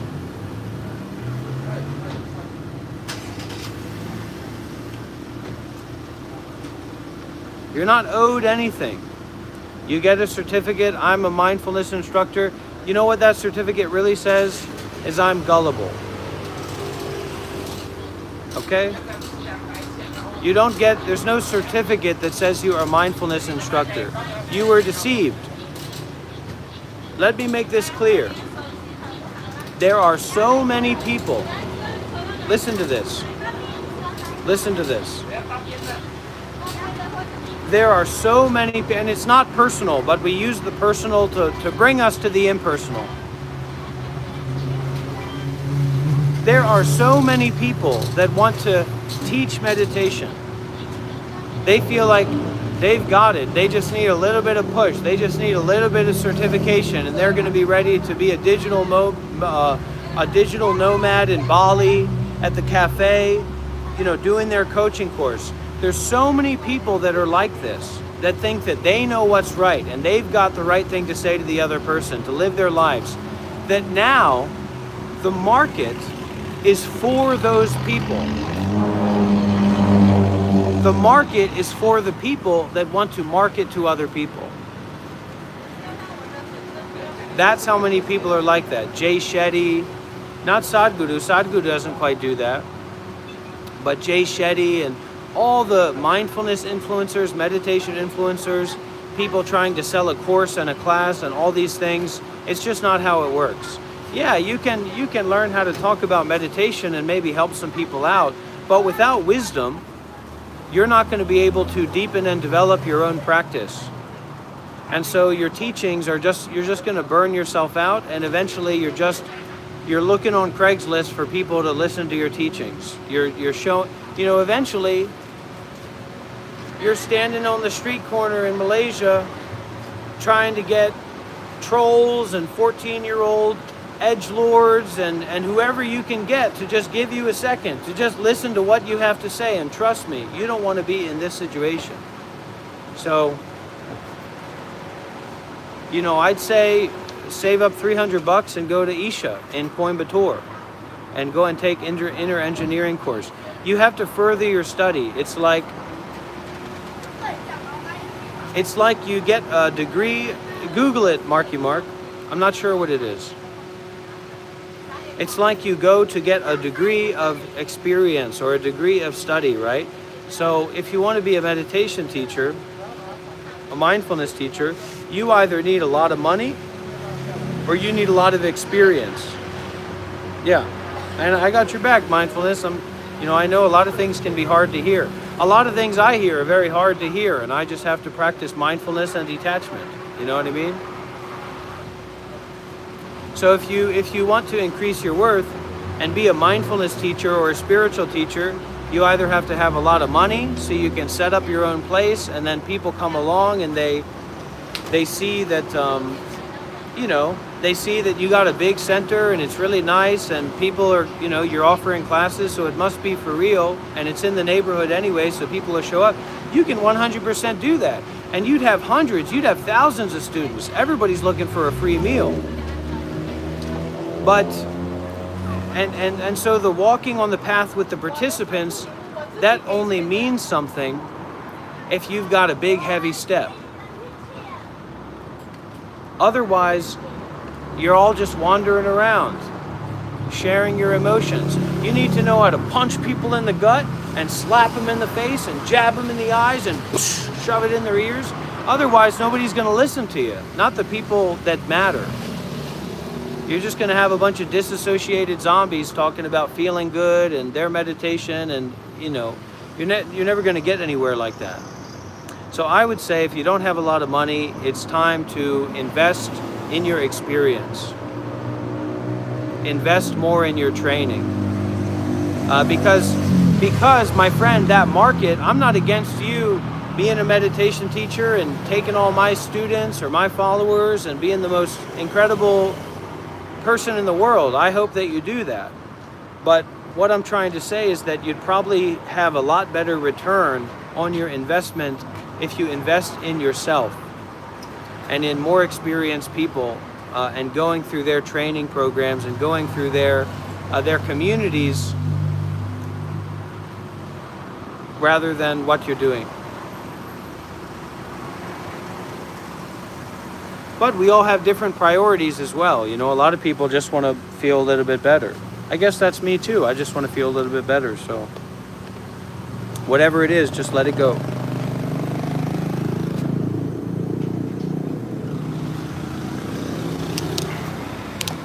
Whatever you think about, just don't think about that.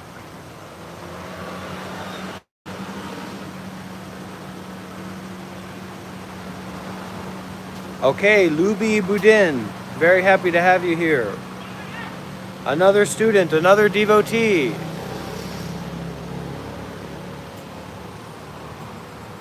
Yes, Zach, that's right. That's right, Zach. And we can talk more about it, but at the end of the day, it's, this idea of being a meditation teacher and trying to find students, it can just be, I want money. I want to be able to live in Bali. I want people to look up to me. I want people to see me as a meditation teacher. I want to be a leader, etc. And, there's no guarantee at all that will happen. It's a very unreliable path to kind of be going down.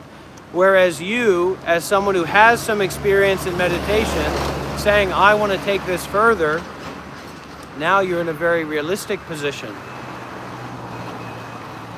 You're in a very practical position to develop and have more to offer. And then, it's possible that more people may be interested or get involved or have a sense that this is something unique.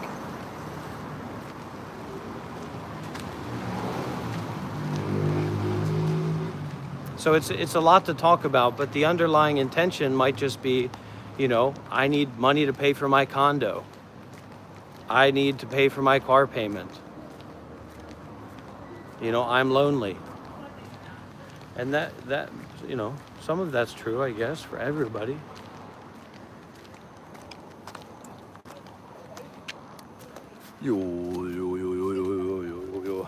Namaste, how you guys doing?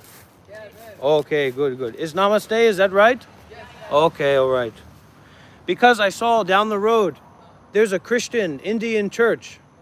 You see that? They're talking in tongues, so I said namaste to them, but they said no. The Christian, right. So I just said amen, hallelujah. All right.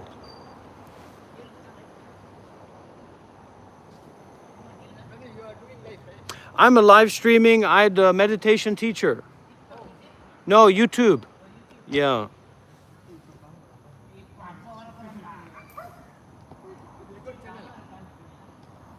You can come to see if you like. Come to say hello, introduce yourself.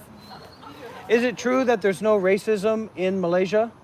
God, but some people only. Sometimes, but really, mostly no, right? Yes. That's what someone told me at the beach. Okay. Because I'm from America, so we love racism. We're the racism kings of the world. Okay. Well, the British and the Americans. Okay. Yeah. Yeah, it's the history. Yes, the history is there, right? Yeah. What's your name, sir? Navinesh. Naminesh. Nice to meet you. What's your business? I'm studying. You're studying. Uh. Are you smart? Not, but little bit. Little bit. How old are you? 20. Oh, young man. Very good young man. Okay. Well, it's nice to meet you, man. Yeah. I just come here. I come to stay at my teacher, my guru. He have ashram Buddhism, so not Hinduism, but he have the ashram down the road a little bit, very close to here. Very close to here. Yeah. So where is the place? Just down the road, just next to the, just down the road like that. Very. It's right in. It's like down the. It's not up that road. It's over in that direction. Yeah. You guys can come by sometime if you want to meditation or yoga. You're welcome anytime.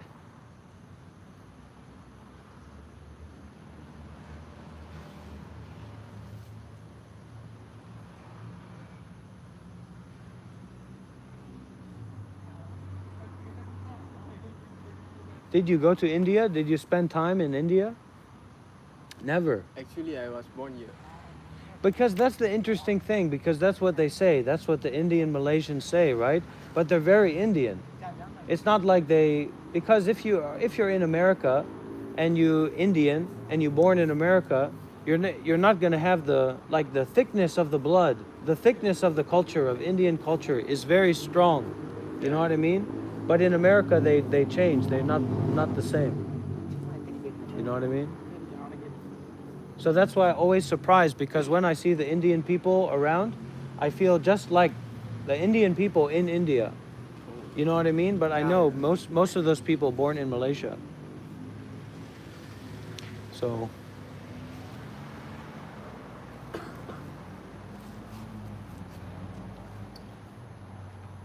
yeah, I just do live stream and answer the question and different thing like that. Also do a funny things, because a lot of the people they have a very strong thought about the way the world is or the way that people are supposed to be. And also many people they're drunk on their thoughts. They just swipe. Nothing is real for them. Nothing is deep for them, right? Everything is just trash garbage, trying to sell them something, right? So sometimes I have to shake, I have to kamehameha, I have to yell to try to wake the people up from their slumber, from their disassociation. So it can get very exciting. I do the live streaming in the graveyard, in the Chinese graveyard. Oh, yeah. Okay. Yeah. Really good place. Nobody goes there. Yeah, It's very peaceful. quiet. Yeah, really peaceful. Unbelievable.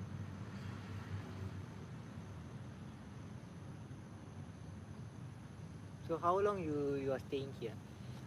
Well, I tell you what, I've never been to a country like this with the data.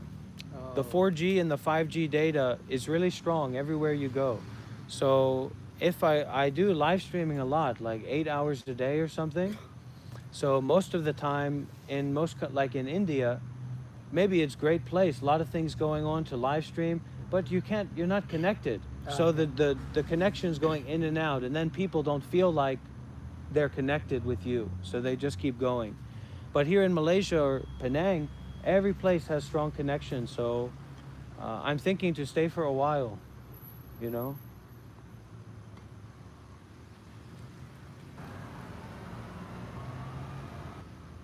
Then after this, you will be going back where? To your country back? No, because I don't have a country that I live in. I don't have a home. Oh. Because I was the sadhu for 7 years. I was the Buddhist monk for 7 years, so always traveling around and different meditation center and things like that. So I don't really have a home anywhere. I don't have anywhere I have to go. Which place did you start to become a monk? In Thailand. In 2018. Oh, okay. And then early this year, that's when I stopped to be the monk. Oh. Yeah.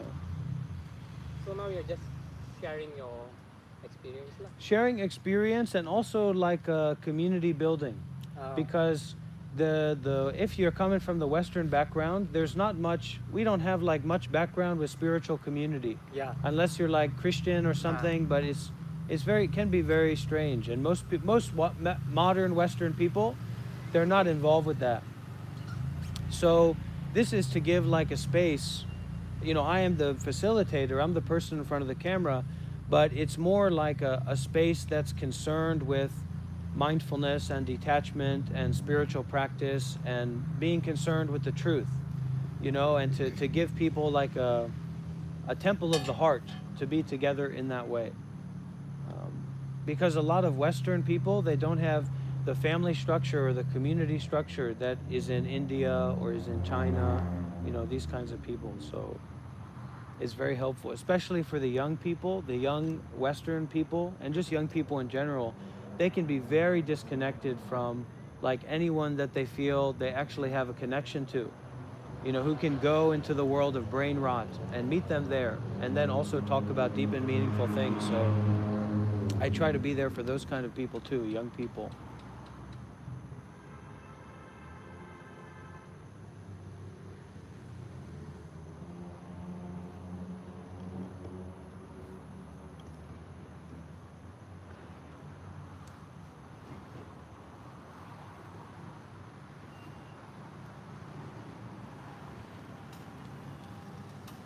So which country you are born? America. Yeah.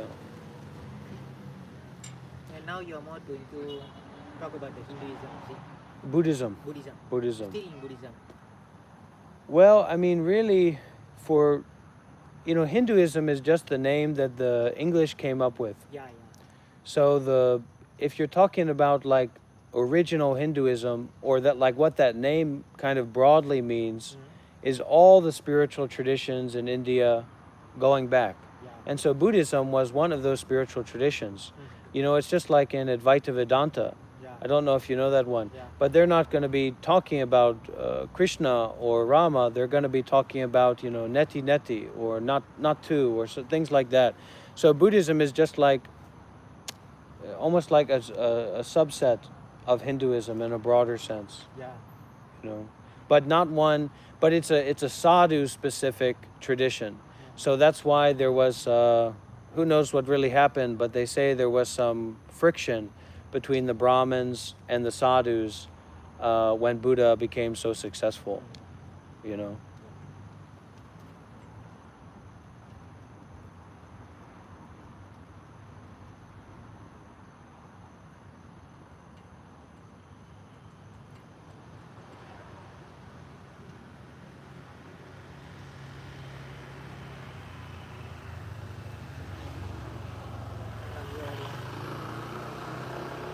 So now where you go? I would just sit here and do the live streaming because I would go to the graveyard, but there's no light in the graveyard. Yeah. So the people have to see.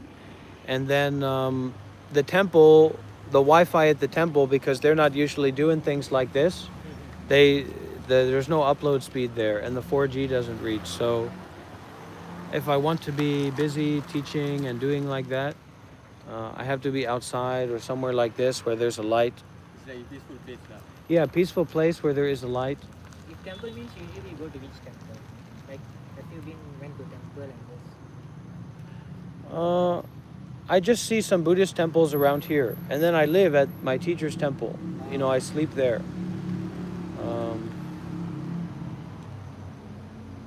Because I staying very busy.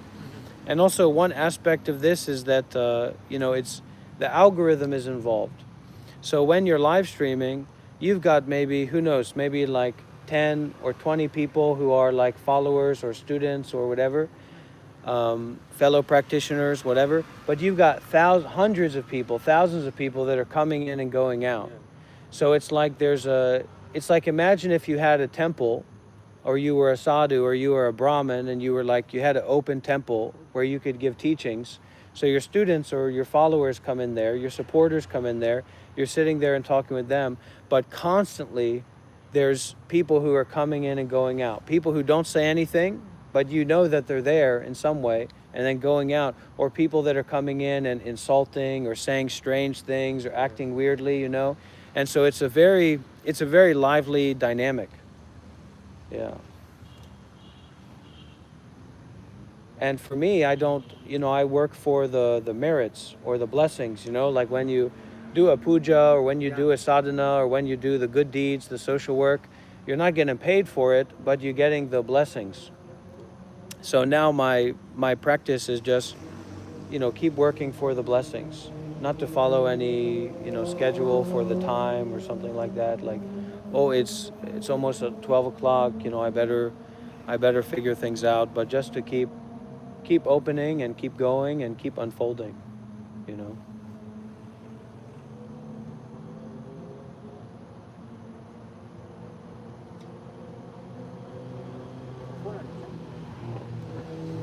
What? May I know your YouTube channel name? Yeah, yeah. Macam ada macam. I'll show you. Sometimes I act very crazy, but I promise I'm not a crazy person. Sometimes I even do the mantra, I'm not crazy, I'm not crazy, I'm not crazy, I'm not crazy, I'm not crazy, I'm not crazy, I'm not crazy, I'm not crazy, I'm not crazy, I'm not crazy. Because stuff like that, that's really what gives people, Yeah, people minds like they that. feel, well, they feel that people's minds are like that, aren't they? Yeah. But also for the young people, they get excited, they feel, their heart opens up, their bellies feel relaxed, you know, they're really happy, those little boys and people who come in. So the channel name is Monk Life Meditation. But have you ever got try before here in the graveyard? Got. What is it? You got try before in the graveyard, like doing this chanting like this? I would do every day. Yeah, I will do regularly. So this one. Yeah, that's it. That's the You channel. will just go near the, or you'll go deep inside now. Go in. It's. I know it goes very deep, Yeah. so I don't go. I haven't been so deep, but I've been around the temple. The entrance to the graveyard is nearby the temple. The housing area is a bit lah. Yeah, yeah, it's very close. Right. Number come on.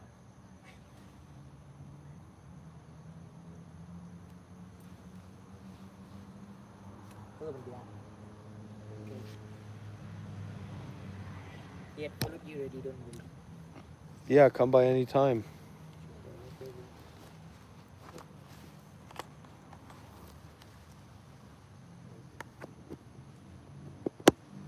What is your name? Navinesh. Navinesh? Yugentiran? Varahan. Do you do any arm wrestling? I see you have some good muscle. No. You want to try? No. I work out only. What is it? I only go for Well, then you need to feel your power just a little bit, just to feel. To feel another man's power is a great gift, right? Just a little bit, we can try. For the people at home. Arm wrestling meditation. Okay. Not for competition, just for the blessing. Okay. just a try, huh? Yeah. Here, we can do... No, I will show you. This is a standing way. You can come to stand here. Okay. Right? And then you can put your hand on my shoulder and I put my hand on your shoulder. Okay. And we can feel. Okay, go ahead. Ooh. Very good, very nice.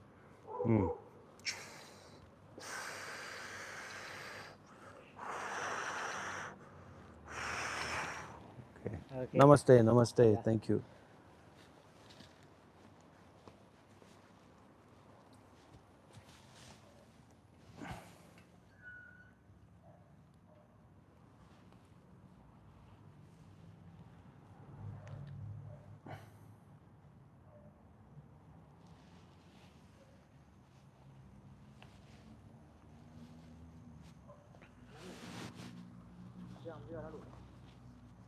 Okay. Nice meeting you. Namaste.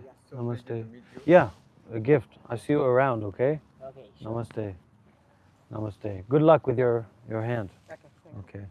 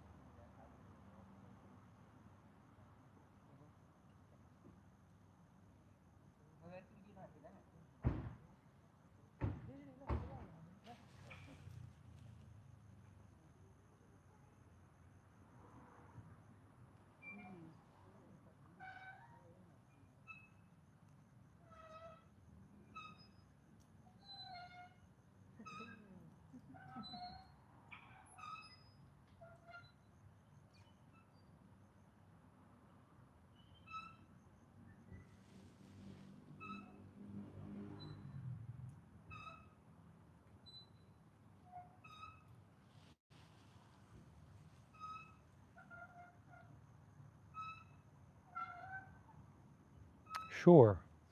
Sure, Michael. I've had experiences like that. But the Zen idea that we're working with, oh, there was a question about, is this related to Zen Buddhism or do I follow Zen Buddhism? And I missed that question, I'm sorry. If that person is still here, you can ask again.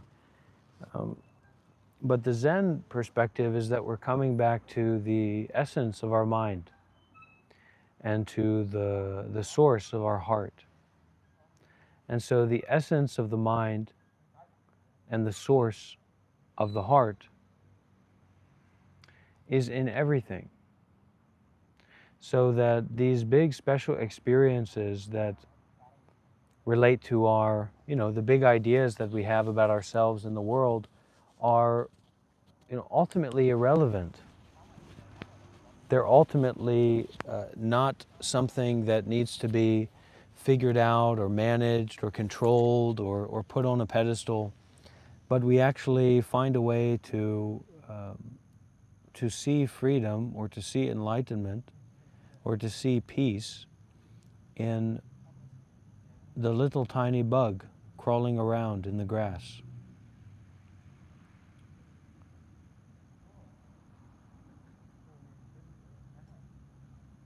Stop looking for it. Stop seeking for anything. Shut up, sit down, and listen.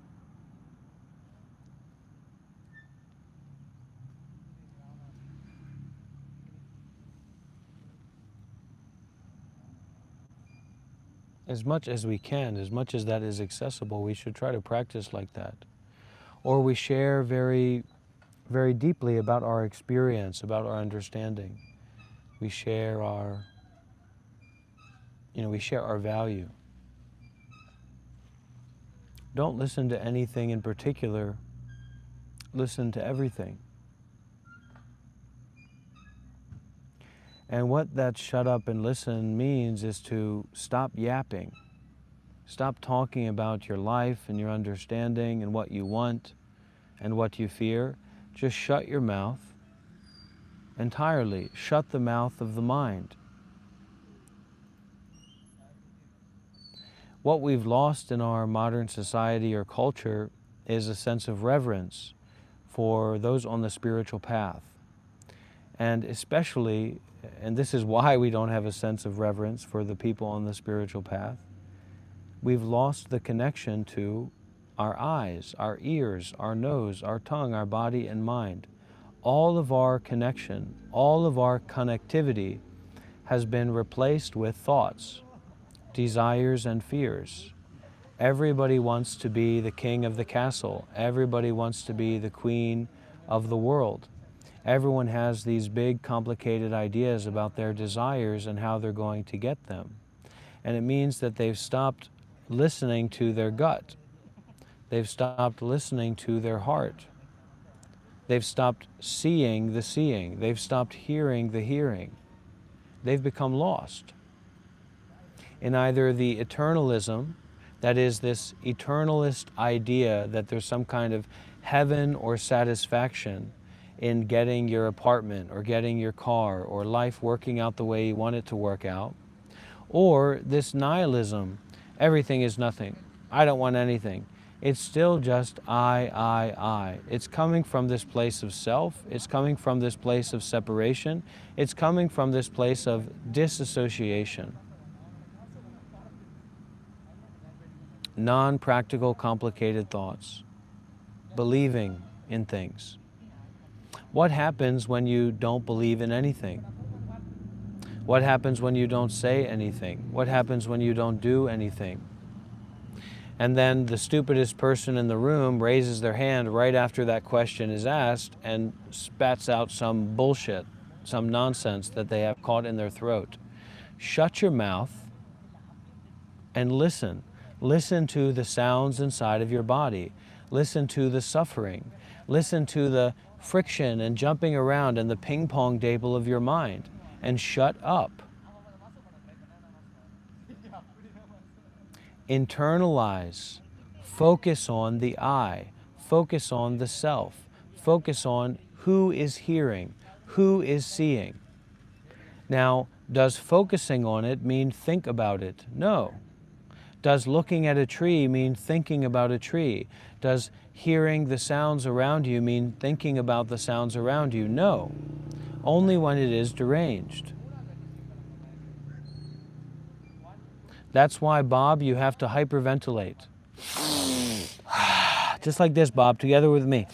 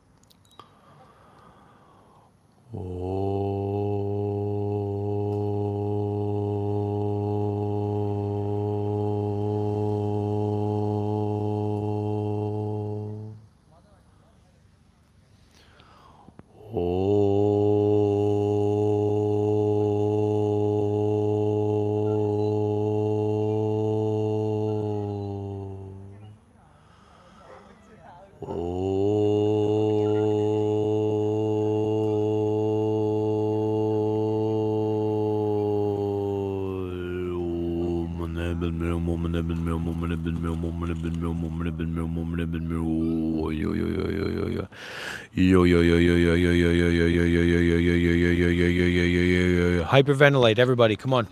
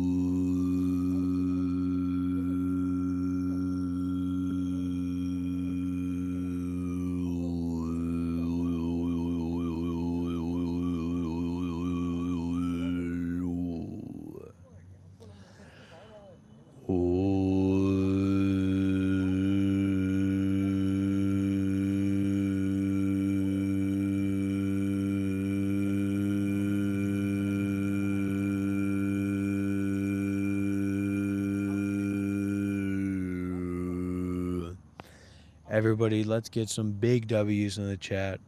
Leave a like if you haven't already. We are on our way to 200 likes in this live stream.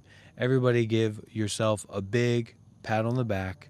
This is an amazing opportunity to get some big W's, to get some big happiness, to get some big transformation of suffering in our life. Leave a like if you haven't already. Put a big W in the chat. Let's keep going in our meditation practice.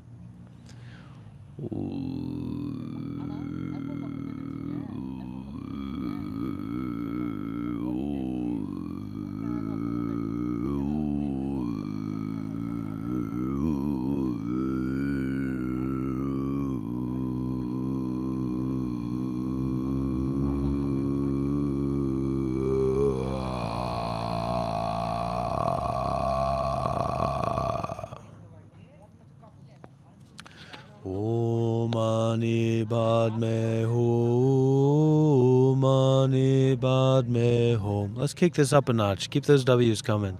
I've got a little bit of an idea. Let's get those W's coming, everybody. I've got an idea, and you know what that means. It means we're about to take this to the next level.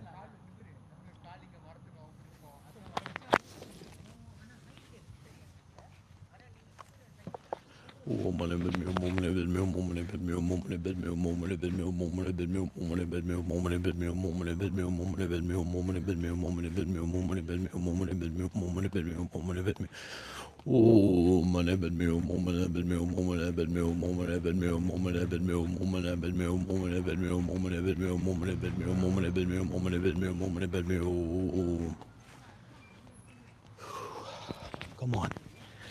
You got this. You're the power man. You're the real power man. Come on. You can do this. I know that you can do this.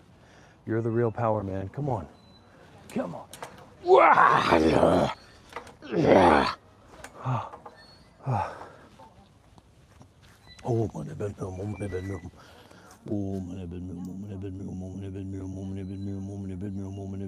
Keep those W's coming, everybody. Don't give up. You're the power man. You're the power man. Everybody's depending on you. Come on, you can do this. Show everybody you're the power man. Here we go. Come on. Come on. Come on.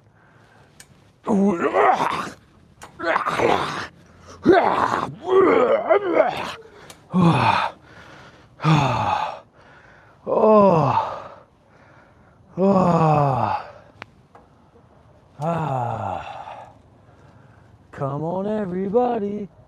W's in the chat. Come on, everybody. W's in the chat.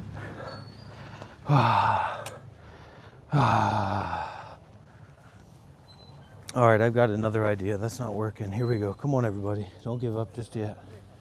We can do this. We can do this. Come on, everybody.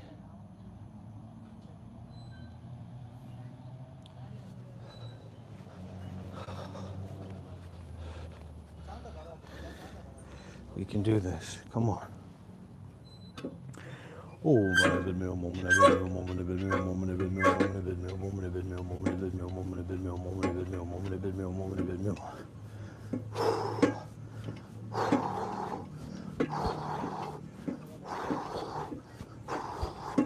Namo Guan Shu Yin Bu Sa, Namo Guan Shu Yin Bu Sa, Namo Guan Shu Yin Bu Sa, Namo Guan Shu Yin Bu Sa, Namo Guan Shu Yin Bu Sa, Namo Guan Shu Yin Bu Sa, Namo Guan Shu Yin Bu Sa, Namo Guan Shu Yin Bu Sa, Namo Guan Ji Bu Sa, Namo Guan Ji Bu Sa, Namo Guan Ji Bu Sa, Namo Guan Ji Bu Sa. Oh yeah.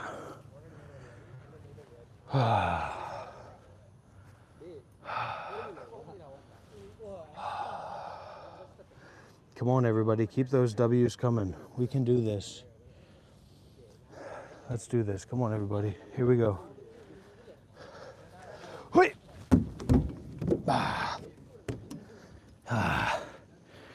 Yo yo yo yo yo yo yo yo yo yo yo yo yo yo yo yo yo yo yo yo.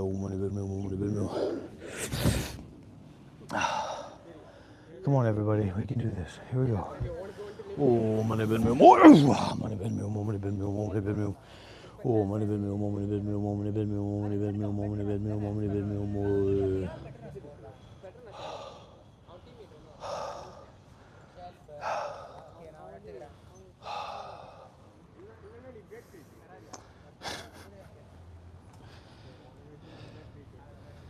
All right, everybody. Let's calm down. Let's take it easy. Let's take it easy. Remember,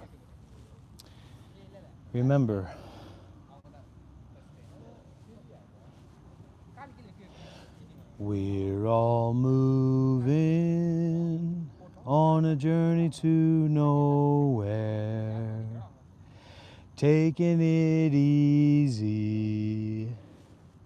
taking it slow, no more worries, no need to hurry.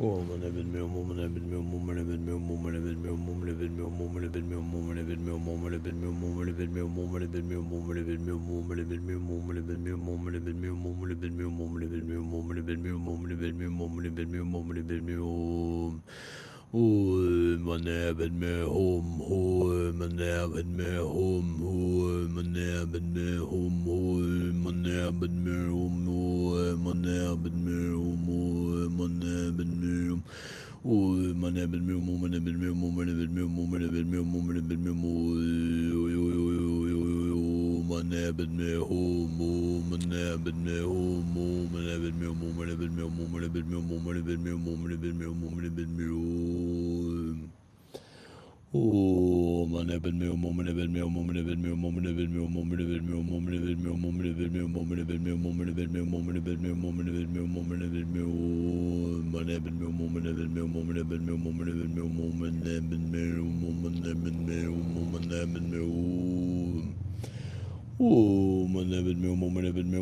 Padme Hum, Mani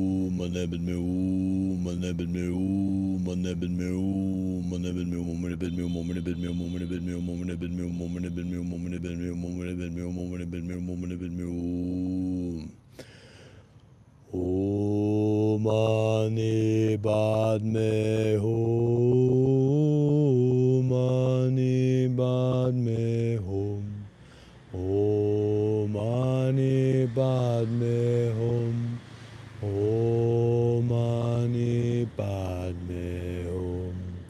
Om Mani Padme Hum, Om Mani Padme Hum, Om Mani Padme Hum, Mani Padme Hum.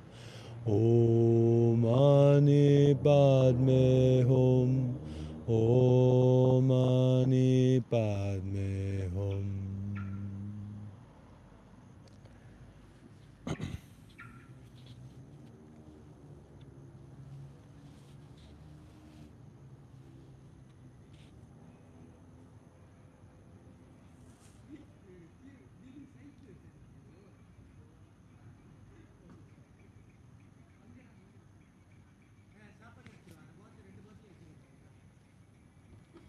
So when our work to end suffering is still desire-based, then of course we're going to go back to the things that make us suffer, because that's what makes sense to desire.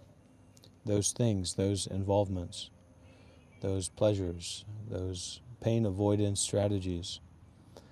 So instead of using the body and the mind for ourselves, we can consider how to use our body and minds for the others. We can see some of the people here, they use the space for themselves to ramble on, to talk about nonsense, they use it as a way to entertain themselves. And that means that the ego is continuing to perpetuate. It's like they are not able to unlodge their head from their rear ends. So all of that waste, all of that excrement from what is being shared out is going into their mouth. They're consuming their feces, basically. And then they're, taking their head out of their rear end just long enough to show their face covered in their own shit. So what we're doing here is to be shitless. What we're doing here is to be thoughtless. What we're doing here is to practice mindfulness and detachment, and to forgive the seeking, to offer the ending of seeking through forgiveness. Because if the enlightenment or the end of suffering is something that we want to get, now we're in big trouble. So instead of trying to get the ending of suffering,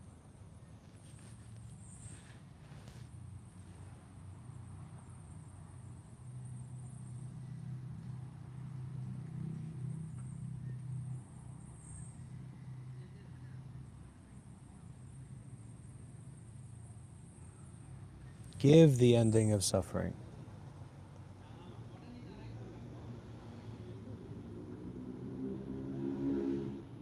Give out the mindfulness and detachment.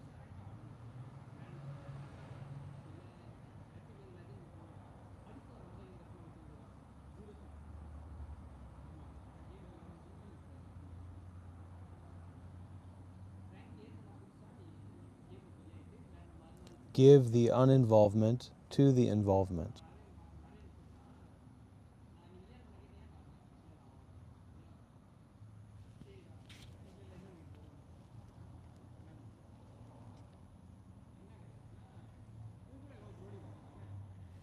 And a lot of patience. A lot of patience.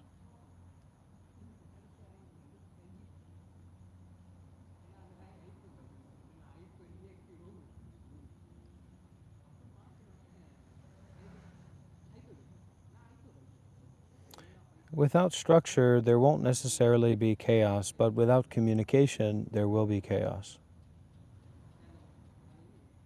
Empty the emptiness.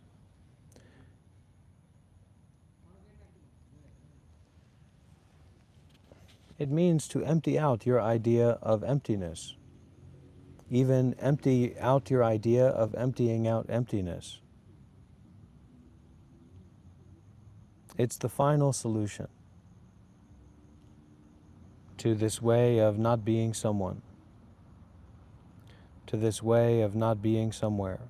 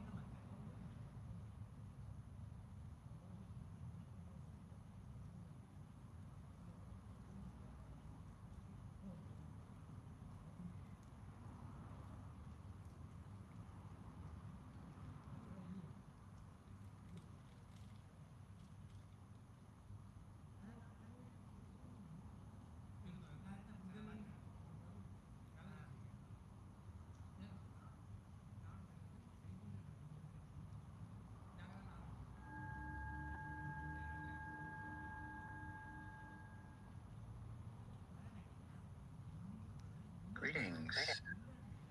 Welcome everyone to another Wednesday evening with the Clear Mountain Monastery community. This evening we're very happy to have Venerable Kemarato Bhikkhu zooming in with us from Thailand. Venerable, thanks so much for joining us. Thanks so much for the invite. Nice to meet you. Yeah, so I'll read a quick bio of you because there's actually not that much information available about you on the internet. Hopefully we'll maybe flesh out a little bit more of that this evening, but also a bit more about Open Buddhist University, which is something you've created and curated. So, a former software engineer from Silicon Valley, Kemarato Bhikkhu is the founder and chief librarian of the Open Buddhist University. He ordained in 2019 and currently lives in Thailand. Open Buddhist University is a free digital resource founded in 2020. Though unaccredited, it offers an English language curriculum in Buddhist studies from an early Buddhist pan-sectarian historical perspective, as championed by scholars like Bhante Analio. Designed for English speakers, the Open Buddhist University, or OBU, organizes content from across the web into self-directed syllabi. With 16 courses on Buddhist fundamentals, it provides a place to chill and learn about Buddhism. That's a quote. Combining academic rigor with open source accessibility for the digital generation. And just to give people an idea about the evening, we were thinking about maybe asking Venerable if you would give us a brief tour of the Open Buddhist University, doing a screen share, and then we'll probably ask you questions just focusing on a programmer's renunciation. So perspectives from Silicon Valley coming into this Buddhist life that you live now. But if you'd be willing, can you take us on a short tour of Open Buddhist University? Sure, sounds good. All right. So let me get my screen share started.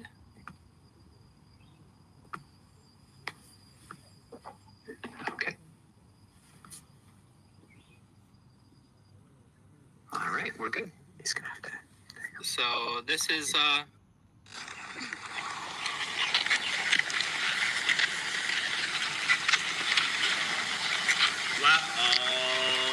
breakthrough, cut through, brighten out, out, from both out, not out. Dissolve realms of existence, all becomings.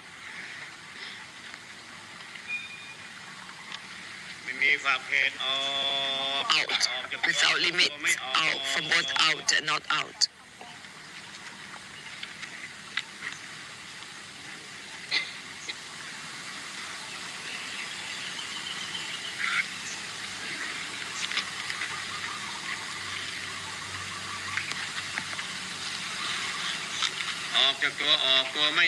Out from the out, not out. So it becomes emptiness, dissolving everything.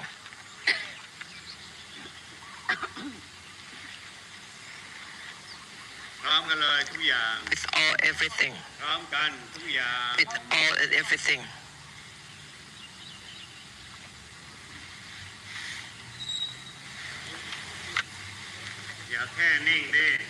Just stay with stillness. Don't be still in the stillness. Indifferent in the indifference. Don't stay with the state in the state of mind. Don't hold on to any condition. Out beyond all limits. Breakthrough, cut through, brightening out. Out from the out and not out.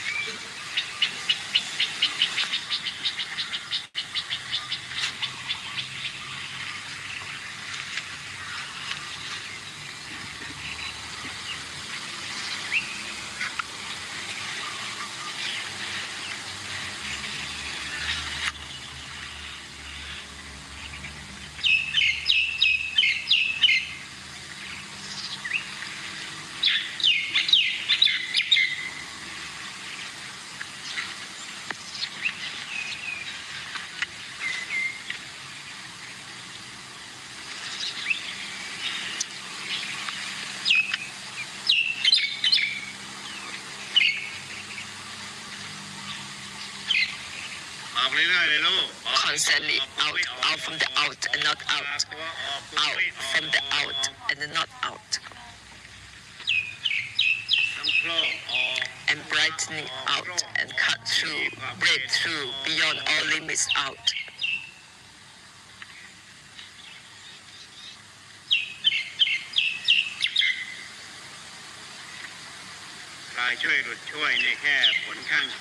To release, relax for everything that is a byproduct. But it is the emptiness, the dissolution for everything. Use the language that dissolves itself. Do it well. Use it well. The sentences that dissolve themselves. These sentences enlightened in themselves. Use them well. These are the language that is not creating any burden, is not holding on to themselves. They are not creating any burden within themselves. Break through from out and not out.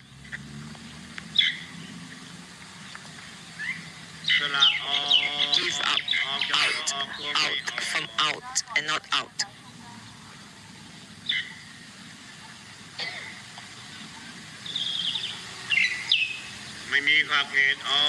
Out beyond all boundaries, from out and not out.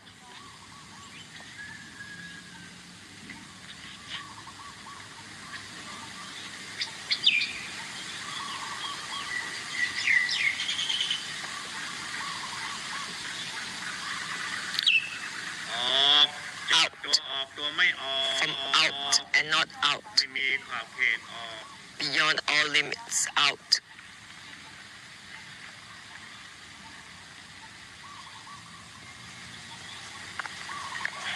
อย่ามาแค่นี้อย่ามาแค่นั้น Don't identify, focus, here, there, anything. อย่ามาแค่ If we become a realm of existence, don't even identify state, stillness, or any condition. วาง Not about letting go แค่มันจะเป็นข้อเป็น or feeling light. That is still a realm of existence. Look out, out from out and not out.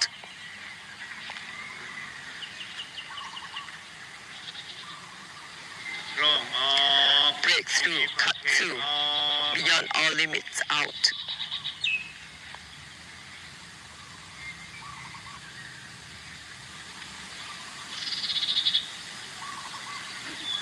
วักออก Break through. วักไหมอ่ะนะวักออกมันก็เหมือนกับบานออกเลย Bloom out แต่อนุภาพหน่อยนะมีกำลังหน่อย with force.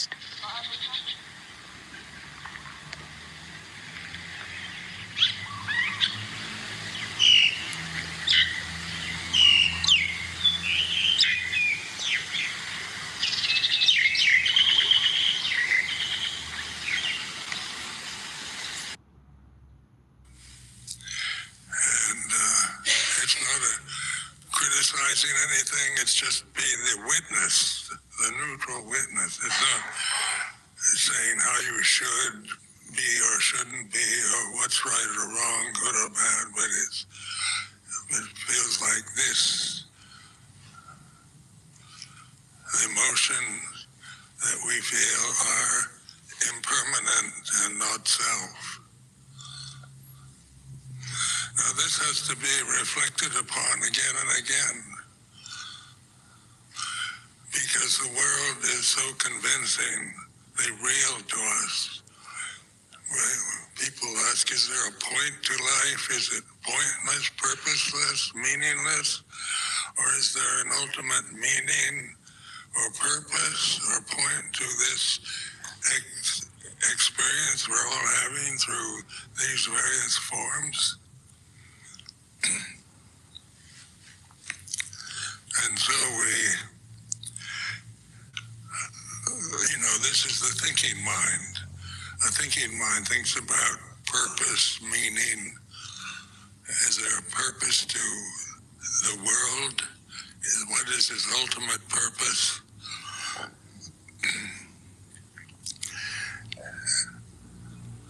So notice that this is a way of thinking that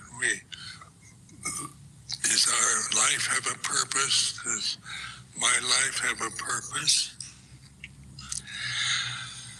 And so when I think about my life, my view, my opinion, my desires, my ideals, we listen to this sense of me and mine, what I think, what I want, what I desire, what should be.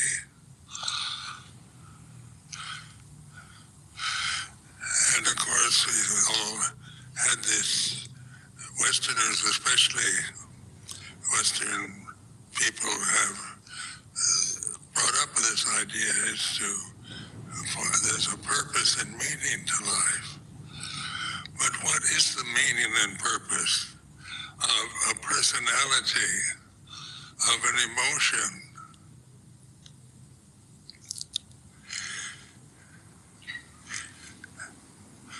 And so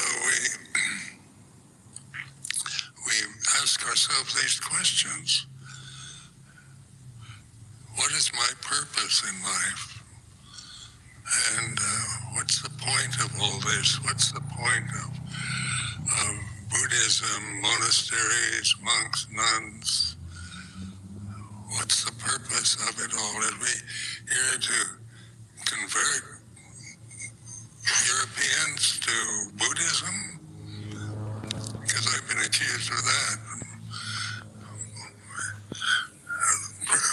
I think I'm some kind of Buddhist missionary. My purpose is to convert the citizens of this country to become Buddhists.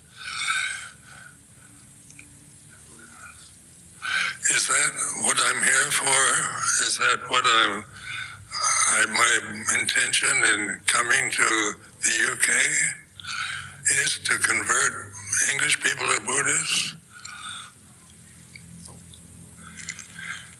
And I must say, no, definite no, not to convert anybody, but make the teaching of the Buddha available to people who are interested. It's not about forcing religion on anybody or beliefs, or to establish some kind of ultimate meaning and purpose. Because the point of it is to realize Dhamma, which is perfect already. It's not a created condition that has a purpose. And we can only realize this through awareness of the impermanence, the emptiness of sankharas or conditions or phenomena.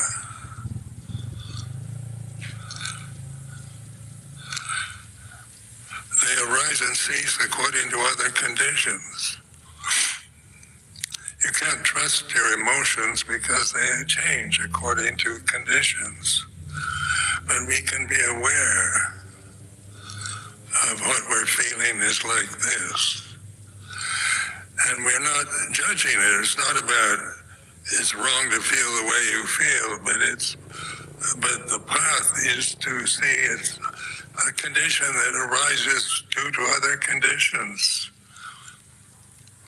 And not to attach to it, or if attached, to let go of it.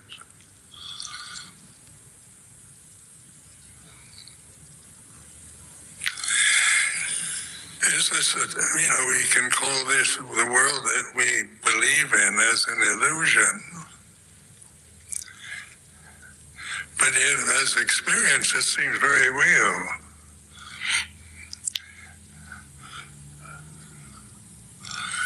And so just calling it an illusion is to be questioned. What is illusory about it? What is the illusionary aspect to this world that we live in, this samsara?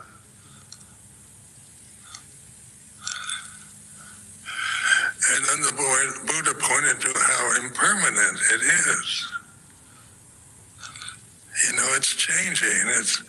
You're getting old, you get sick, you get depressed, you feel despair, you feel anger, you feel lust or greed. And these feelings, arise due to conditions. They're not permanent. They have no kind of permanent core of reality to them. And the Buddha pointed to their like empty phenomena, like soap bubbles, like foam on the sea, like a wave in a pond. They arise and cease. And our reflective ability as human beings is to reflect on this the way it is, not to grasp and to hold to anything whatsoever.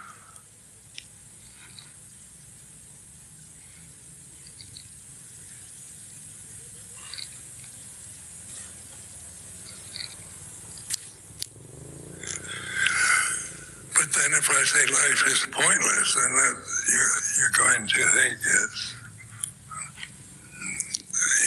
how does that affect you if someone in my position says life is just pointless? How does that affect your mind? And you can watch.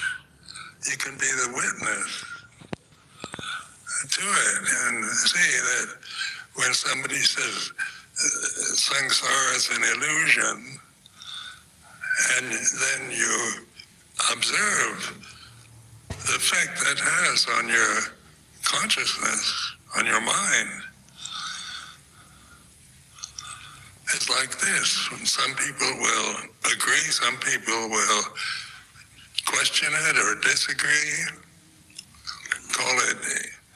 give it some kind of bad name as wrong and heretical, or, whatever words you use, right, wrong, true or false, these are words created by human beings. They're not created by Dhamma,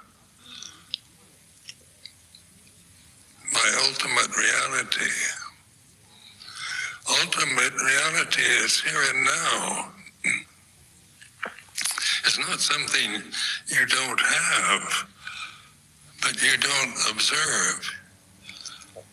Because you grasp what's unreal, what's changing, what's impermanent, and form opinions, views, make decisions around what you're feeling rather than being observing of grasping emotions is like this.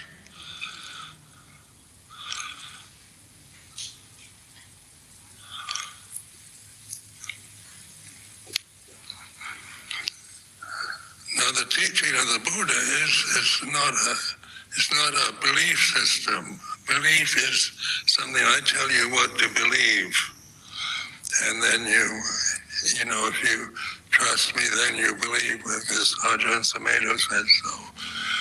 Or I tell you what's wrong with other religions, or if you're a Theravadan Buddhist, what's wrong with the Tibetan Buddhism, or what's right? And we form these opinions about right and wrong, true or false.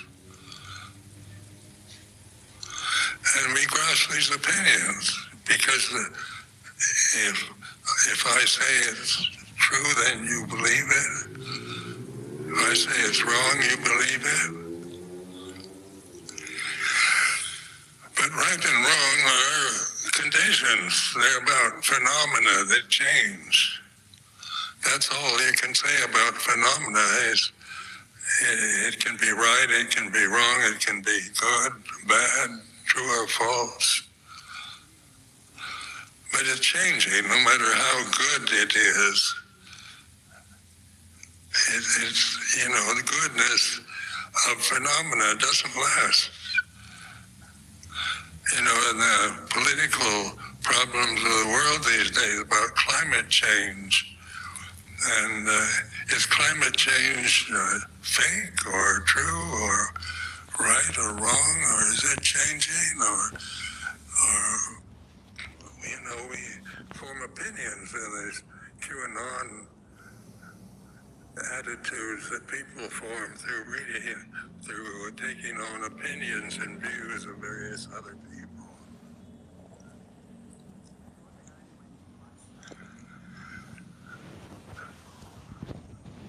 But wrong is like this. When you feel something's wrong, it's like this. And then you can see that the feeling of something's wrong is like, it's impermanent. It doesn't last unless you grasp it. And grasping views and opinions is like this. You know, whatever you believe is wrong, grasp it completely and observe what it's like to really grasp your view and opinion about what's wrong is like this, or what's right, or that we're better than others, or we're the true interpretation of Buddha Dhamma, or we're the true ultimate real form of Buddhism tracing back to the Buddha in India. These are views and opinions. And the grasping of them, no matter how righteous they are, is still grasping something impermanent that changes. So we contemplate time and space. Is time our reality? Is time really true? Is it permanent? And of course, you know, when you really contemplate time, you know, it's always changing. There's a beginning and an end. We assemble, we leave the temple, we go back to our meditation huts, we go to our cars, we go back home, next day we go somewhere else. This is about change, impermanence. Our lives as forms in space is about change. Time is definitely impermanent.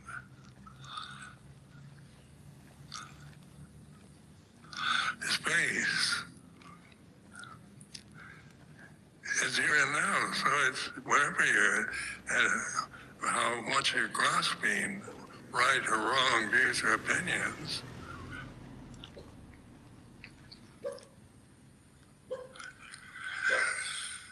It's always in space. The space, is it right or wrong? Does space have a quality to it of being beautiful or ugly or big or small? Unless we say the space in this temple is big, or we might consider it small. But the space doesn't have a beginning there, and the buildings have a beginning there. The temple was built, and eventually it will collapse because it's a time-bound condition made out of the four elements: earth, fire, water, and air. And that's all these forms are made out of. My body is just a collection of earth, fire, water, and air in space. So if I grasp this as my life, my purpose as a person, there's something to affirm or deny. I'm deluded. I'm not a Buddhist anymore. I'm caught in the delusions that the Buddha pointed to.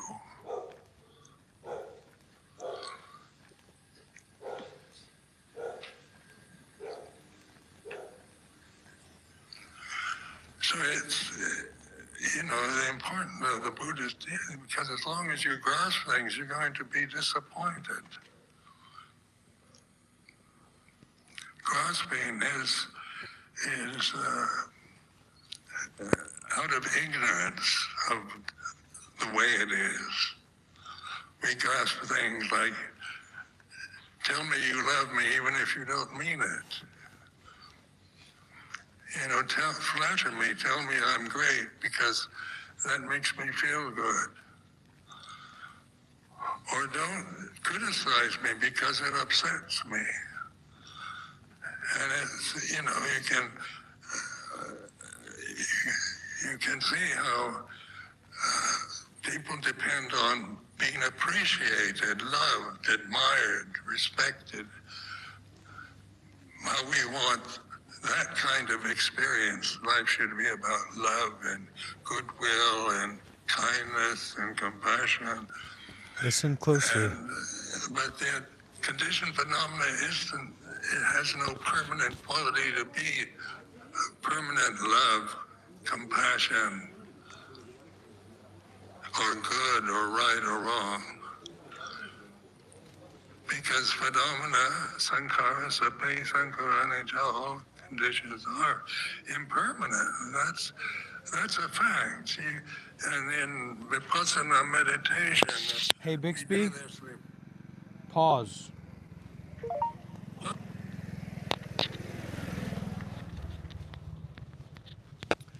So when we're talking about, getting more involved in this pathfinding or path making, this is one of our big activities. This is one of our go-tos. This is one of our refuges, listening to the Dhamma. You can walk and listen to the Dhamma. You can live stream and listen to the Dhamma. You can be in your car listening to the Dhamma. You can sit down or lay down in the night and listen to the Dhamma.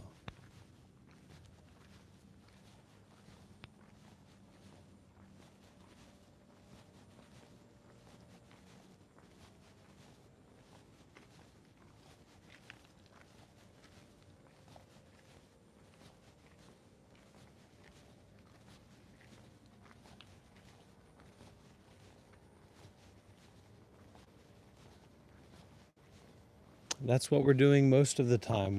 We're not just listening to the drama, but we're looking for drama.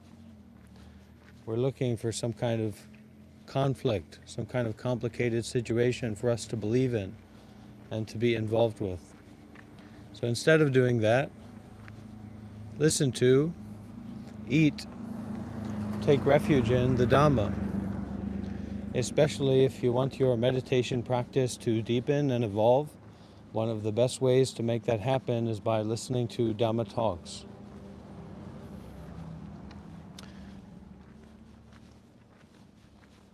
My favorite Dhamma teachers are Buddhist monks or nuns. There's a lot of options out there, but know how to ask, know how to remember to ask again and again. Try to remember that we're human beings and we don't just see each other or know each other through our tablet or through our phone. But if we need help, we can reach out to one another and say, hey, I'm trying to listen to a Dhamma talk. Who was that Dhamma teacher you were listening to, etc. So that's Ajahn Sumedho. Many, many talks. He's a wonderful old man. He's a real Dhamma king, a real Dhamma kingpin. And there's a lot of wonderful teachers like that available online. And you pick your poison. You may get more in line or more along with one over the other. But try to really listen to what they say. And if you can, try to incorporate it into your life. Because if we're open, if we listen deeply, when we listen to the Dhamma, then it's not just like we're kind of watching somebody who's trying to sell us a belief or like a coaching program, but it's literally like we're receiving that person's mind, like we're bringing them into our heart and our family, as Shelley said there, Grandpa Sumedho.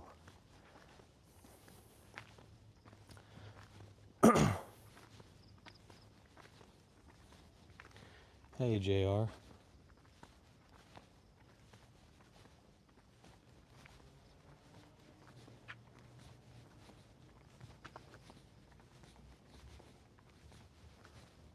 And don't be too idealistic about finding, your perfect teacher or something like that, because your perfect teacher might be out there, but they don't speak English. So you have to make use of what you can get your hands on and try to receive that and digest that.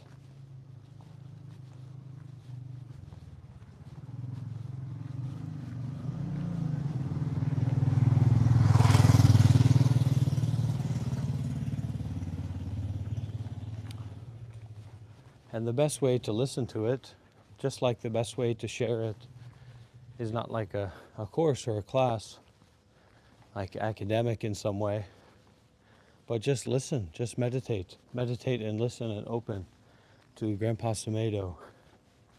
And I tell you what, as far as I believe, if you can really open and listen deeply and practice like that, Grandpa Sumedho is going to be with you. It's like when the children go to school, it's oftentimes the children that are neglected or the children that don't have good relationships with mentors and elders that get bullied or isolated or picked on. True or not true? So who do we want in our retinue? Who do we want in our heart lineage?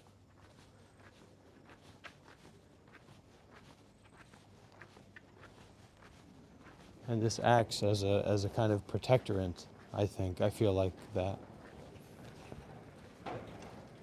Yeah, Chris, that's a good way to say it. I have arrived, I am home in the here and the now. Roof, roof, roof. That's that's also what the dogs are saying in some way, isn't it? Roof, roof, roof. I am here, I am now.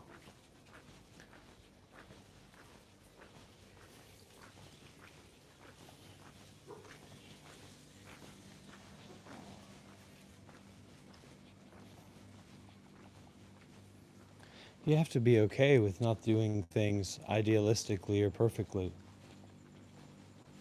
because that's when you have that strong idea in your mind, like, okay, now I need to be relaxed and meditative and, you know, whatever. Well, then you don't necessarily feel that way, and you miss out on that opportunity to learn how to practice with not feeling that way, but feeling the way that you tend to feel. And to be okay with that, and to not hold that belief that that's wrong, that it's wrong to be a little bit worked up, that it's wrong to not be able to sleep. It's not wrong. Nor is the opposite right. You get into a same trap like that on the other side, right? I'm super positive, I'm super spiritual, everything's going well for me.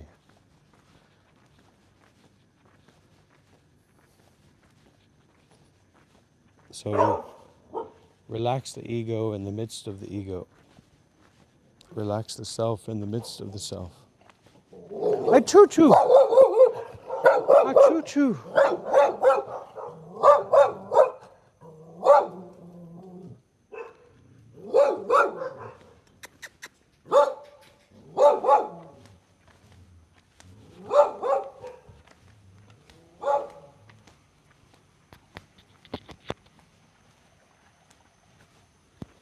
I don't know about you, but most of the monks that I've met have phones.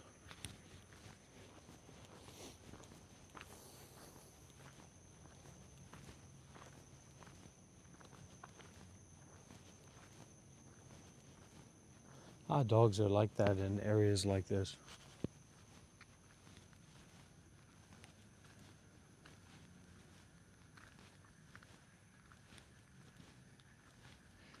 And I think there's also a part of ourselves where everything is new for us. We miss out on it. We don't remember that. We don't recognize that. And that's why we get into these traps, these cages of judgment, when there's no need to do that. Because it's not what it used to be, it's new.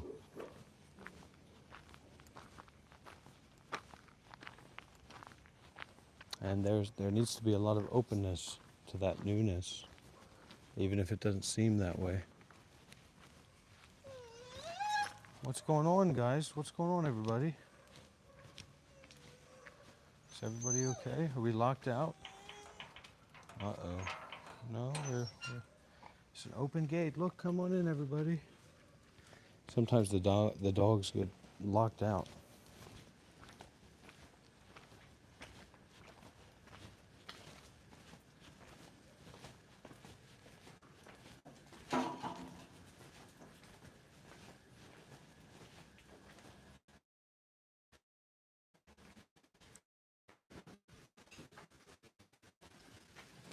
This is where you'll find the rats out of the mice in the kitchen.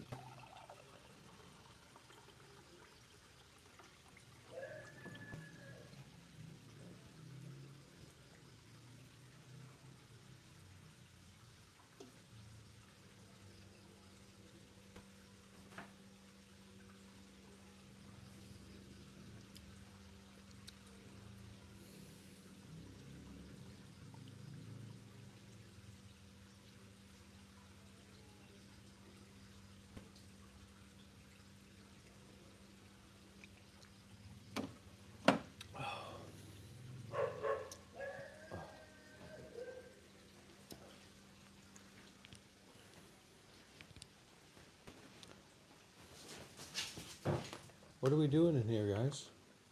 Catching rats?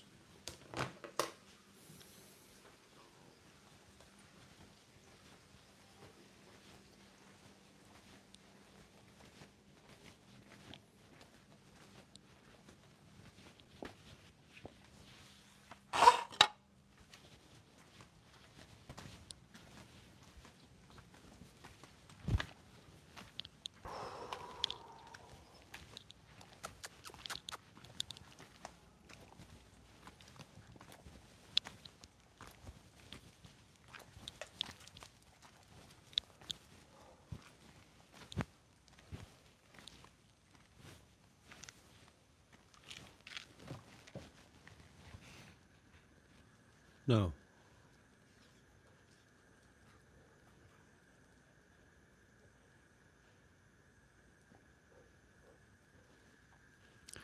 Oh, no.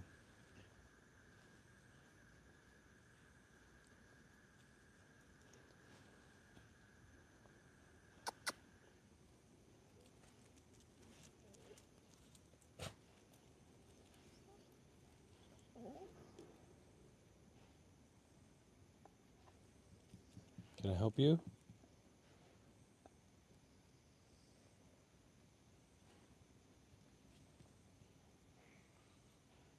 Can I help you?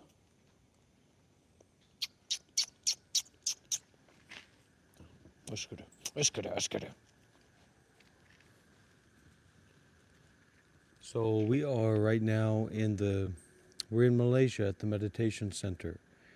I was a Buddhist monk for 7 years, and I turned to live streaming as a way to straighten out, to stay consistent in the way of doing good deeds with mindfulness and detachment. This is meant to be a space and a time of newness and freshness, a new beginning, and a place to not fall into belief, a place to not fall into views, and in a certain way, a place of trust and exposure.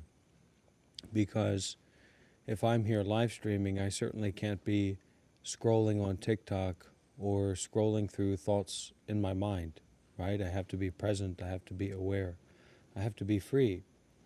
And so this is the invitation to the exposure of freedom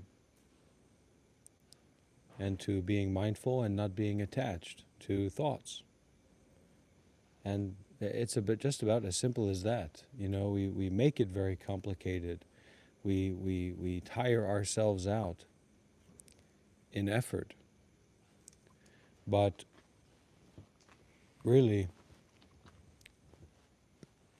it's just a matter of arriving where we already are.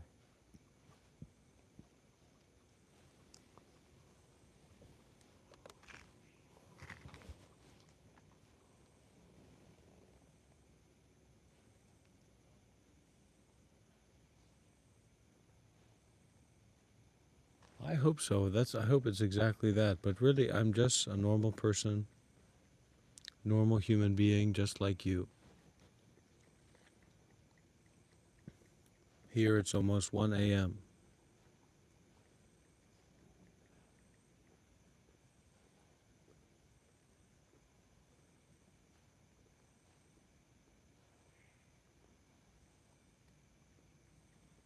That's right, we're all normal. We're all ordinary. Even those things that we think make us off or make us unique in a good way or a bad way, we may find out that that's just a part of our society. That's normal. It's a normal thing. We all have sufferings, traumas, things that we're not comfortable talking about, things that we're afraid of, things that make us feel frustrated or worried, things that make us feel that we're not worthy of love or not worthy of acceptance or not worthy of forgiveness, or that we have to feel ashamed, or that it's us against the world owes us something and we're not getting what we're owed. We all have that in different ways. And so this is the way to put all of that down and to really, to say to that person, they did, the energy that says, they never deserved me anyway, they never wanted me, they never supported me, they never took care of me. And to say, enough is enough. Now it's time to come to a rest. Now it's time to stop thinking and to tune into the embodiment, to be embodied, to be in the here and in the now, not to be lost in thinking. Do you concur?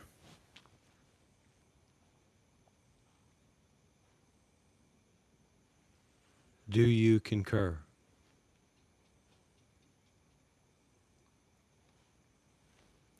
All right, we can see, we're going to go into the temple. We can see if the connection holds out. But if it doesn't, you know what to do. Okay, here we go. And we're going to see a little bit of the temple, I hope, because it's interesting.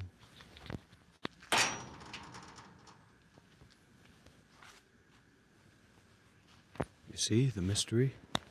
Yo. What's over here? What is this? What's going on? What's this live stream about? What is this? What's going on? Oh, there's the Buddha. There he is. There he is. How's the connection, everybody?